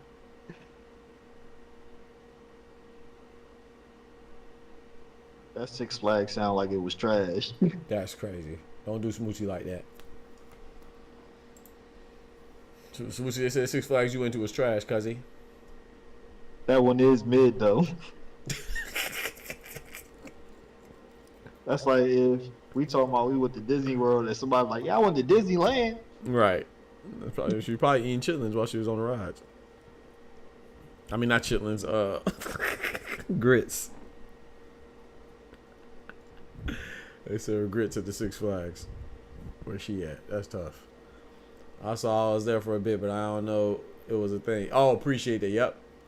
Yeah, I'm trying to make it like a little thing where people just encourage people to interact and engage. I think it's dope, man, because I know nobody else is doing it. So if I see anybody else doing it, then you know where they got it from here. And I don't mind people biting the style, but at least give me a little, you know what I'm saying? Give me a little acknowledgement. Be like, hey, man, shout out to Dr. Box and talk, you know what I'm saying? I got this idea for him or something. You know, people be stealing. Just like they used to do me in Tekken, Murrow. I make a tournament or I make a saying and they just steal it. Don't show no love. It's all good though. We gonna get right.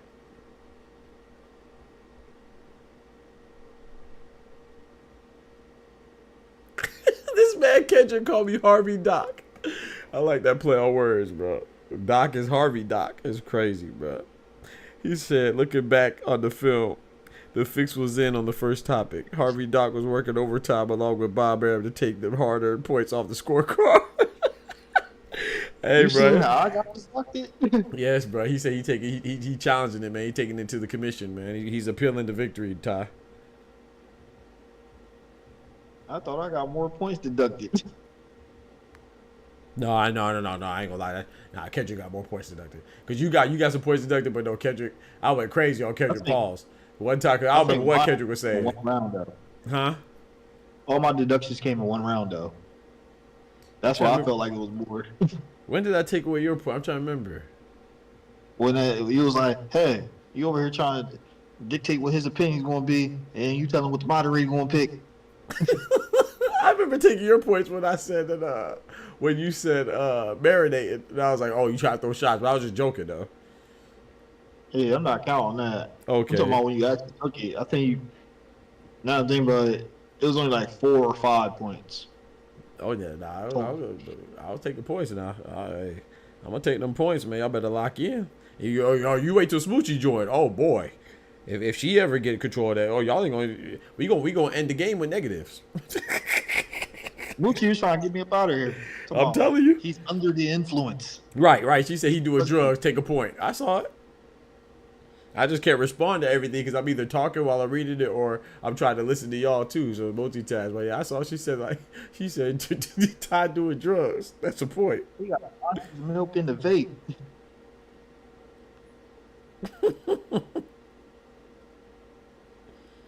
I'm taking my normal little breathing treatment, to relax these muscles and whatnot. I was taking an Errol Spence treatment.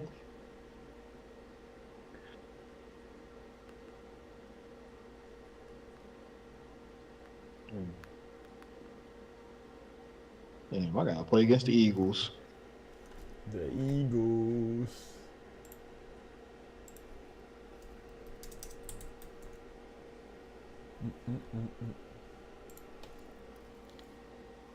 I've been to Playland.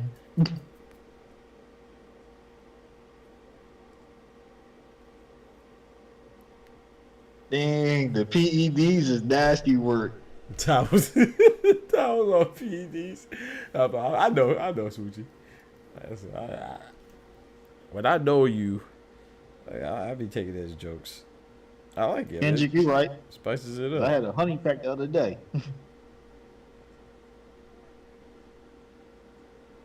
Oh wow. Hey, that CANELO and Joe CALZAGHE is doing pretty good. Let's go. Look at God. What, you put a video out on them? Yeah. About because I told you I read an article. Like I said, I didn't know that was a thing. Like we were talking about Joe CALZAGHE or Canelo Alvarez. Oh, who's the a better UK super dudes is middleweight. probably on your head top. Yeah, they probably on my head top. Yep. But I got like They probably fighting the Mexican fan base up in there. That's what's going on. They in there Probably. beefing. Yeah. It's up right now though. It's 240 some views. That's good. But my Devin Haney videos always do trash. I'm gonna stop doing videos on Devin Haney, bro. I ain't gonna lie. Every time I do a Devin Haney video, it does terrible. Just terrible. This is what you gotta do. What's that? When you do a Devin Haney video, you gotta say something wild or outlandish about him, and out of nowhere, the Haneyacks. True. Yeah, my Devin Haney videos never really do good.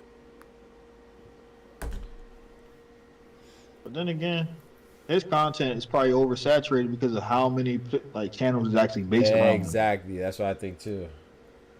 But I ain't say nothing bad though. I just I put it on there. I put a lot of people gonna think it's bad. They just go off the titles. But I said what is the title? I don't even know. I said Devin, master of weight bullying. I said master of weight bully tactics. Devin Haney versus the Empower Unification in December. But then my one before that, that's not doing that good either as far as views go. But it's all good though. So only once I make it, man, I do my best, and I leave the rest in God's hands, man. If you gonna use him, you gotta do that on X. I need to be. That's why I need to be more active on like Twitter or X and like TikTok and stuff.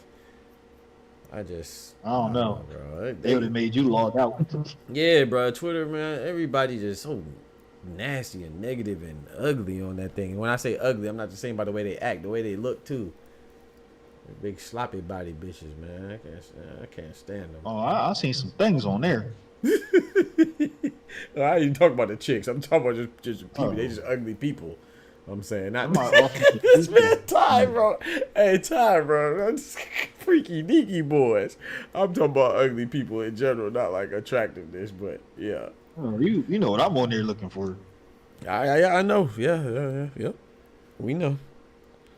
I'll be They'll on be there up on there like to... Prime. Ain't hard to find. Yeah. Oh yeah, I know. I be on box. All I do is boxing stuff, and I be seeing some people posting some stuff on there talking about I'm Canelo's girlfriend.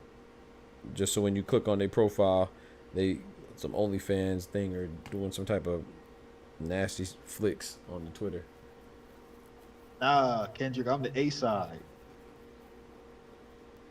It was never fresh. I need Olympic testing next fight. I saw Coney Island broke down after 97 years. They wonder why they're on the news. Dang. Coney Island was trash.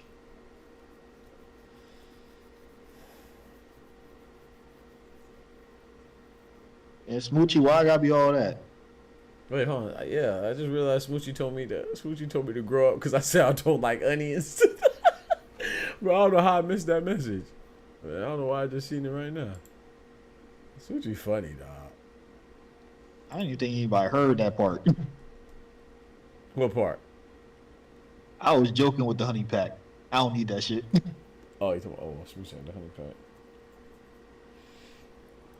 Oh man, that's crazy, bro. Coney Island was always overrated. I need to go up north, man. I feel like I'll make a killing up north, man. With the ladies, man. That thing only look cool on He Got Game. Shout out to He Got Game, one of my favorite movies right there. I rock with it. Sanaa Lathan, that's my one of my crushes right there. Her and Regina Why, Hall. Smoochie?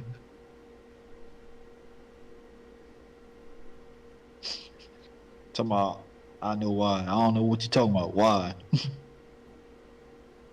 Hey, LA Sparks, they up by 2 points on the New York Liberty. Let me find out the number 1 and number 2 teams are both going to lose. The number 1 and 2 teams in the league going to lose tonight. Ain't no way the New York Liberty about to lose to Los Angeles Sparks. With Rakia Jackson, De'Erica Hamby. They ain't even got Cameron Brink. She's still broke. Hey, Doc. I messed up knee. Yes, sir. Is it cool to like a team only because I seen them in the movie? To like a team? No, I think it's cool, yeah. I don't think no problem with it because I'm gonna be honest, man. You know, I mean, I think I said this before. Like, I liked what put me on Ray Allen was He Got Game. Yeah.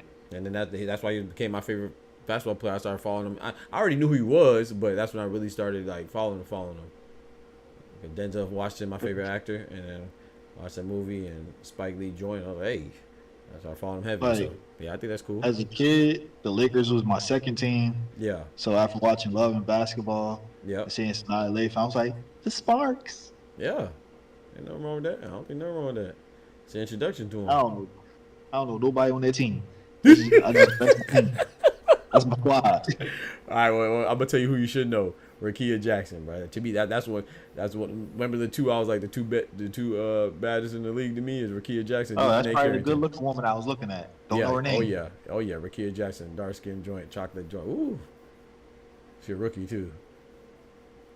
She's one of the. That's the one you gotta take the oils to. Yep, and Cameron Brink is the other rookie. She a white chick. She just injured. She's been injured for a while. She hurt her ACL, I believe it was. Oh, she's not my demographic. Hey, I ain't mad at you. I'm just letting you know, brother. Those are the two rookies on the team. But yeah, Rakia Jackson and that Joan that I forget where she originally transferred from, but she was on the LSU squad with Flojo and Angel Reese. Yeah, the one that transferred, the white chick you talking about, right? Van something. Yeah, you talking about Haley Van Leaf. Van Yeah. Leaf. Yep. That's a cold bunny. Yeah, oh yeah, she good. That's a cold bunny. I ain't talking about her game. Yeah, she cute too. Yeah, she pretty. Oh man. Not gonna lie, young Ray is cooking them. Ray Allen versus Steph 1-on-1. Oh yeah, Ray Allen all day. 1-on-1. I think Steph is a better player. I feel like it depends on who get the ball first. Nah, I don't think. I think Ray. I like Ray to stop him before he stops Ray. People forget Ray Allen. He didn't win the dunk contest, but he was in the dunk contest, man. He was in the Kobe Bryant dunk contest. Rest in peace, King Kobe.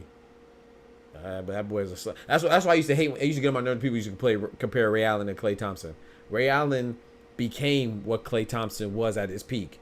Ray Allen used to run his team, but he used to be a slasher and a shooter on Milwaukee and Seattle. Klay Thompson, it was never his team, ever. Ray Allen became Klay Thompson when he went to Boston and when he went to Miami. Ray Allen was that dude in Seattle and in Milwaukee.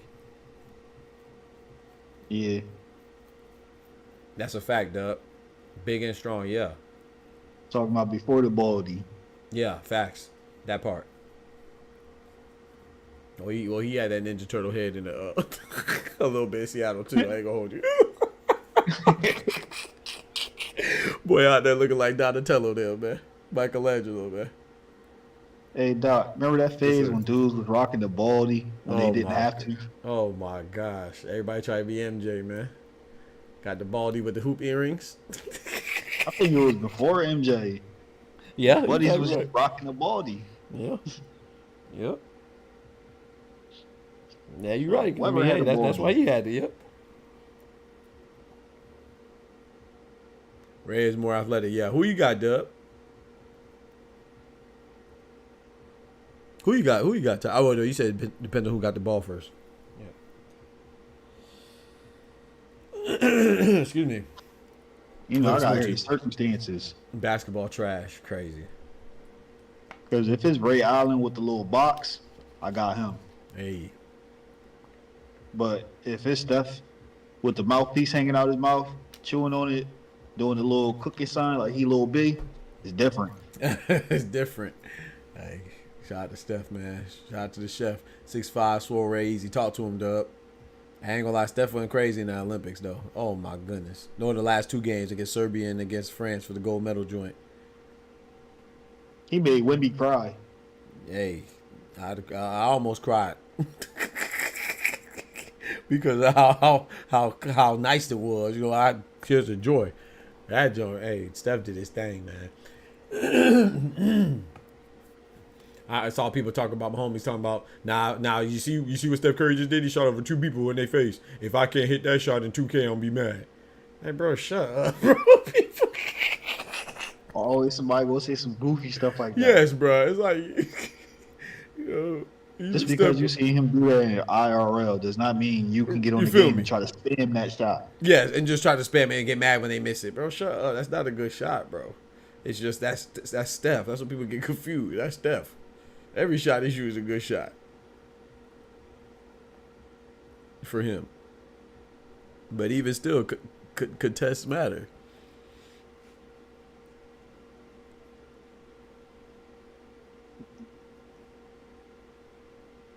Damn, this nigga quick. Oh, you playing like quick game online? Yeah. Okay. Right now, I'm 40-1. That's what I'm talking about. Hope maybe you run into LeBron. I heard LeBron be going crazy on it on the Madden. LeBron, he basura. Oh yeah? Yeah, he buns. They be talking like he good, man. Nah, we talking about Bronny. I don't know. I don't even know if he actually is good at games. I know he got his little streamer thing going, but yeah, like FaZe or something. I think I saw that. I heard LeBron good. He's supposed to be whooped on Cam Newton and whooped on Anthony Davis, and he whooped on some dude, some rapper. I can't remember his name right now. I read an article like a couple days ago, and he made him quit. he put on I seen him play. He the type to get on college football and go get Georgia. Georgia? Off rip. Georgia. He said, Bronny, a gamer, true. Exactly why I don't play 2K anymore. Mobiles have no IQ. Oh, come on, bro. You know that, bro. That's why, bro. When I used to be good at 2K, bro, it was because, of course, I'm good, and I'm not gonna shortchange myself, but it's mostly because people just be trash, bro. They don't know how to play. Bro, I play 2K like I play basketball. Cause I play basketball. You know what I'm saying? I use screens. Bro, I had a 93. What was it? 93% win percentage in the park. Come on, bro. I was a beast. Just because I know how to play basketball, bro. And I know how to play defense. I love when people try to ISO me. Cause I got good defense, number one. Number two, you gonna do some goofy stuff. I just gotta wait for you to mess up. Of course, the game's gonna give you some stuff where you slide through me and you're gonna do the animations. But I'm eventually gonna get a stop. Once I get the stop, I like me to stop you more than you stop me. Just play smart. But everything's about one-on-one. Everybody want to ISO. Everybody want to carry. That's why they be trash. I don't know. That's one thing I'd be thinking about, Murray. I'd be like, man, I probably should have kept playing 2K, man. I was like, legend 2 times in a row. I was on the Wall of Fame. I was a beast at 2K, bro. And Madden, too, but I was in the dorms. I never really played that online. Remember, I won my tournament in the dorms for Madden in college. I used to get so much. I got banned from a couple tournaments. Huh? I got banned from a couple tournaments. Cheating ass. What you was doing? Nah, was taking everybody's money. Yeah, that's what I did too. It was like you gotta go sit over there. Your money's not good here. Right. I play college right now. Not if it wasn't fun. 2K died. I was having fun. Yeah, facts. You right. If it wasn't fun, yeah. Talk about old dudes beating each other.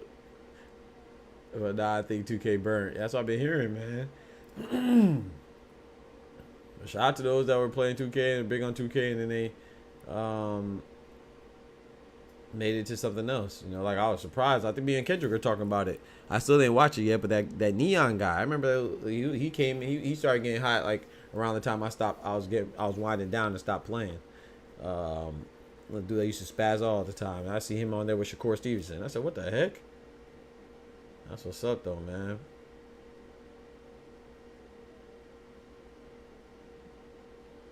And then, you know, what's the other guy? Duke Dennis. Hell, actually, all of them guys are with Kai, right? They're all came from 2K, right? Agent, and I remember them from 2K. Agent, Duke Dennis, I remember from 2K, and I remember the other guy. I can't remember. Davis, something Davis. I am Davis. Neon getting chicken now. He almost caught that case. Who almost caught a case? At least he beat the allegations. What happened? Somebody tried to say he was messing with a young girl. Who? Which one? Davis or Agent or Duke Dennis or whichever one? I think it was Davis. Dang. Lock in. But he was only like 2 years older than the girl or whatever. Ah, I was one of them. Okay. They was trying to make it seem like he was out there on some JoJo type shit. Yeah. All off of 2K. Yeah, that's dope, man. You know, I'm still trying to make it. I like where we at right now. That's a blessing. So I like this boxing stuff.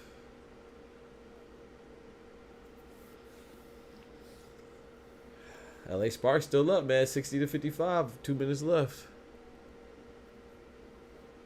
What you think about that undisputed game? I haven't really looked at it yet, man, to be honest, but I'm interested though because I used to love Fight Night, so it got my attention. I actually did a trailer reaction to it back. That was on my old channel, on my Dr. PG NGM channel. I actually do trailer reactions and stuff. I should have uploaded it on this channel too, hell. But nah, it looks good though. But I haven't like tried it or nothing. Have you? Yeah, that thing nice. Really? That's what's up. That's good news, man. I can't wait for that, bro. Cause I love Fight Night. I You feel like play it Fight right Night now. brought a lot of people into boxing. Huh? I feel like Fight Night brought a lot of people into boxing. Yeah, maybe. Yeah, probably. I mean, that makes sense.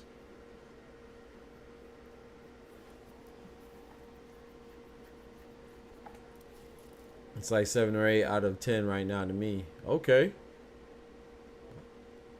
They still refining it. Yeah. But as far as like what you can do in there, that's what I like about it. As far as some of the like the career tools and all that. But as far as gameplay, they still refining that. Okay.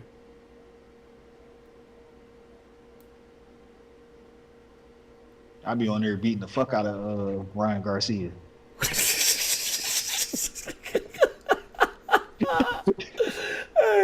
We do not let people who are on the juice discuss real athletes. That's all. Yo, I be on there beating the hell. That's crazy, bro. He lucky I catch him in the gym. I know how to duck. Then we find out you be using Devin Haney and Caleb Plant while doing it. That's crazy. Oh, man. Shout out to Rolly, man. Rolly said some good stuff in regards to denouncing Ryan Garcia and his ignorance. I saw that interview today by, it was either Fight Hype or Sean Zattel. I can't remember. Probably both. I feel like Ryan's punishment should go 32 rounds of sparring with Rolly. Punishment? I don't know, man. You think Rolly, I'm talking about one of his punishments. Oh, okay. Because I don't think most people know what that looked like. Yeah, I don't. Because I don't know. If you ask me who win, I might lean towards Ryan Garcia. I ain't gonna lie. I don't know. Probably in the actual fight. Yeah. But in the gym. Yeah. That's what I'm talking about. Rolly bullies him. That's what I'm talking about. Rollies. And you know, it's all about styles. That's true. Or whatever. And people that just throw hooks or whatever, for whatever reason, Rolly be walking through some shit. That's what I'm talking about. What happened to that dude? Remember that dude that was sparring Rolly and they have it on tape? And he dropped Rolly and he was like yelling. Who was that dude You again? talking about John Ingram? Yeah, that sounds right. That sounds right. What's he got going on? He an amateur or he fighting pro? He a pro. I'm not sure what he got going on. Okay. He finally got his release from Mayweather Promotions. Okay.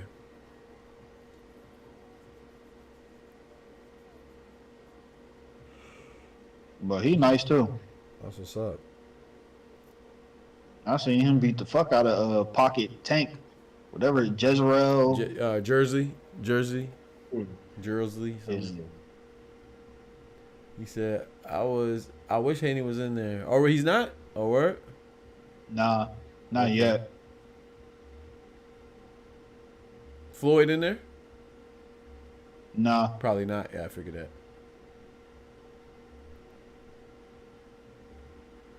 Charlos? Nah. Nah. Not that I remember. Okay. Nah. In a way? The last update I remember was when Bud was brought on. Okay.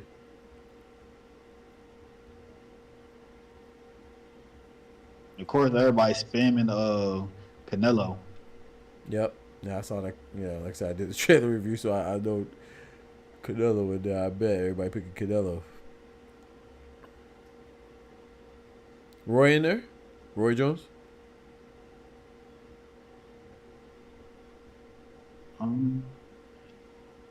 don't remember using them, but I remember when the first trailers came out and people was doing the working of it. I remember him getting his face scan and all that, like the body scan for it.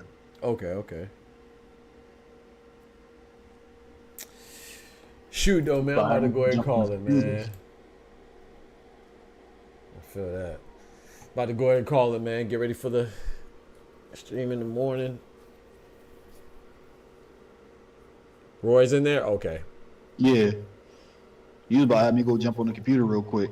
I'm about to go ahead and call it, man. I'm trying to think we could talk about it in the morning show, but I'm definitely going to think about something. But I'm telling you, boxing is just kind of slow right now, but at least I could, do stuff like, hypotheticals. Kind of like Joe Calzaghe or Canelo, because I did not know that was people were so heavily favoring Calzaghe in that. I was like, what? The hell Calzaghe you watched? What you know that I don't, or what did you see that I ain't see? Who the I hell hate is the he? argument that people put it up for CALZAGHE because it can always be refuted as the reason why he didn't. People try to say, "Oh, he didn't get those fights because he was a small market guy." No, he didn't get those Stop it. fights because he didn't want to leave his own territory. Exactly. Talk to him, bro. There ain't no excuses, bro. He didn't get those fights because he didn't want those fights. They try to make it like the U.S. and everyone else around the world shut him out. Yeah, That yeah, wasn't yeah. the case. Yeah. England shut him out, or shut him in. Wales specifically shut him in, and Australia and America and Mexico and everybody else, and Germany and everybody else shot. Well, he went to Germany one time, and everybody else shut him out. Yeah, okay. Because people don't want to. Nobody wants a belt. They shut out a champion. Freak out of here, man.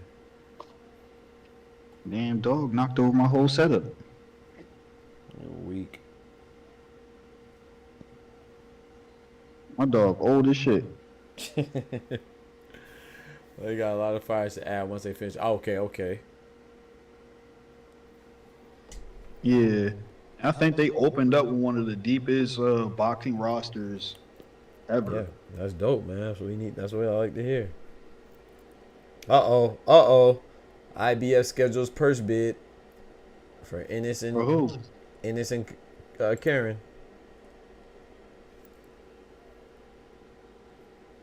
Purse bid is scheduled for September 3rd. Yo, 3rd? That's like 4 days. 5 days. Boy. Eddie got that step aside. You gotta get it. Eddie gotta get it. You gotta get it to him, bro. Oh, at least we got something to talk about for the morning. There it is right there. Look at God. We got two orders. Sebastian Fundora for the WBO. His Who has press he bid in fought 30 since days. Boots though? Huh? Who has he fought since Boots? Karen? Like, since he. I don't know. Yeah, who has he That's a fought good- since then? Yeah, let's look it up. That's a good question. I'm trying to crunch the numbers in my head because how did he get back ranked? You feel me? I'm about to tell But you then right again, now. I think when he originally fought Karen, Oh, I mean, he fought 3 people. I thought that's more than I thought. He fought an 8-rounder after Boots. He fought a guy from Spain, Madrid to be specific. He fought another guy in a 12-rounder. He won by TKO. All 3. He won. They beat the guy in Spain in 8-rounder and by second round TKO. He beat the guy from Munich in Germany, but 9th round TKO is a 12-rounder, and he beat the other guy from also Germany. It looks like a unanimous decision. So he won 3 fights. Last one being in May 17th.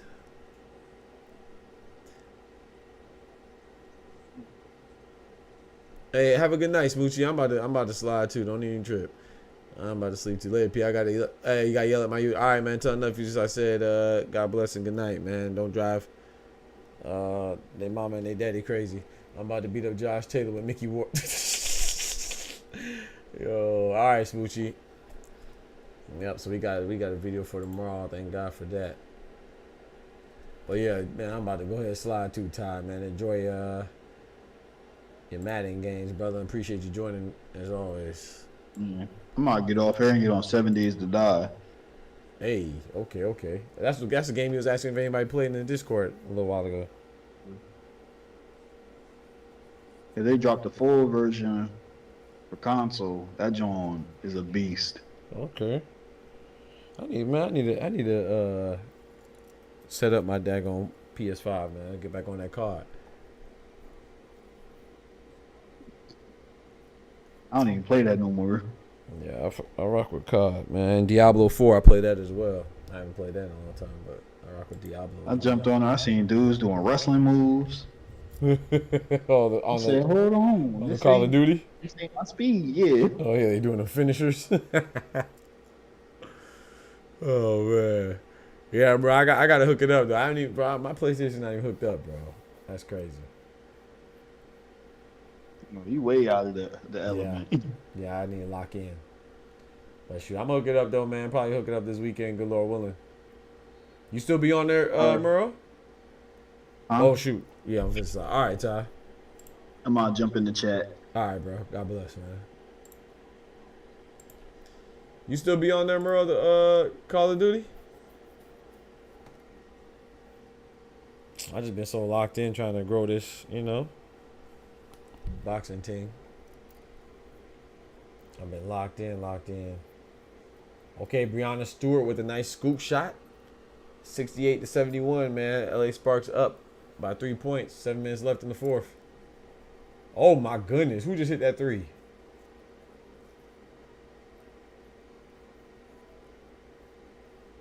Splash like that. I don't remember her name though. Burrow, yeah, that's Burrow. Big three. Look at LA Sparks, man. LA Sparks trying to hold. Let's go. They trying to hold it down. But shoot, chat. Appreciate y'all rocking me as always, man. Shout out to y'all, man. Appreciate y'all coming through as always, man. Shout out to my boy Zach with the big $10, man. On the super chat. That really means a lot, man. So y'all be easy. Remember, those of you new to the stream, I stream Monday through Friday, 2 shows. Morning show at 8 a.m. Eastern Standard Time and the evening show at 7 p.m. Eastern Standard Time. And we stream every day. We stream daily. We drop videos on the daily. So go check out the videos. Hit that bell, turn on notifications as well. And yeah, man, y'all remember, most importantly, with God, we can do anything. Without God, we're nothing. The doctor's out. Peace. Shout out to Ty for coming through as well in the Discord. From the hood to college, both worlds they had to meet. 6 degrees between us, so cold we're about to freeze. But we're Florida boys, hot takes, we bring the heat. We're moving the culture, the engineers to the streets.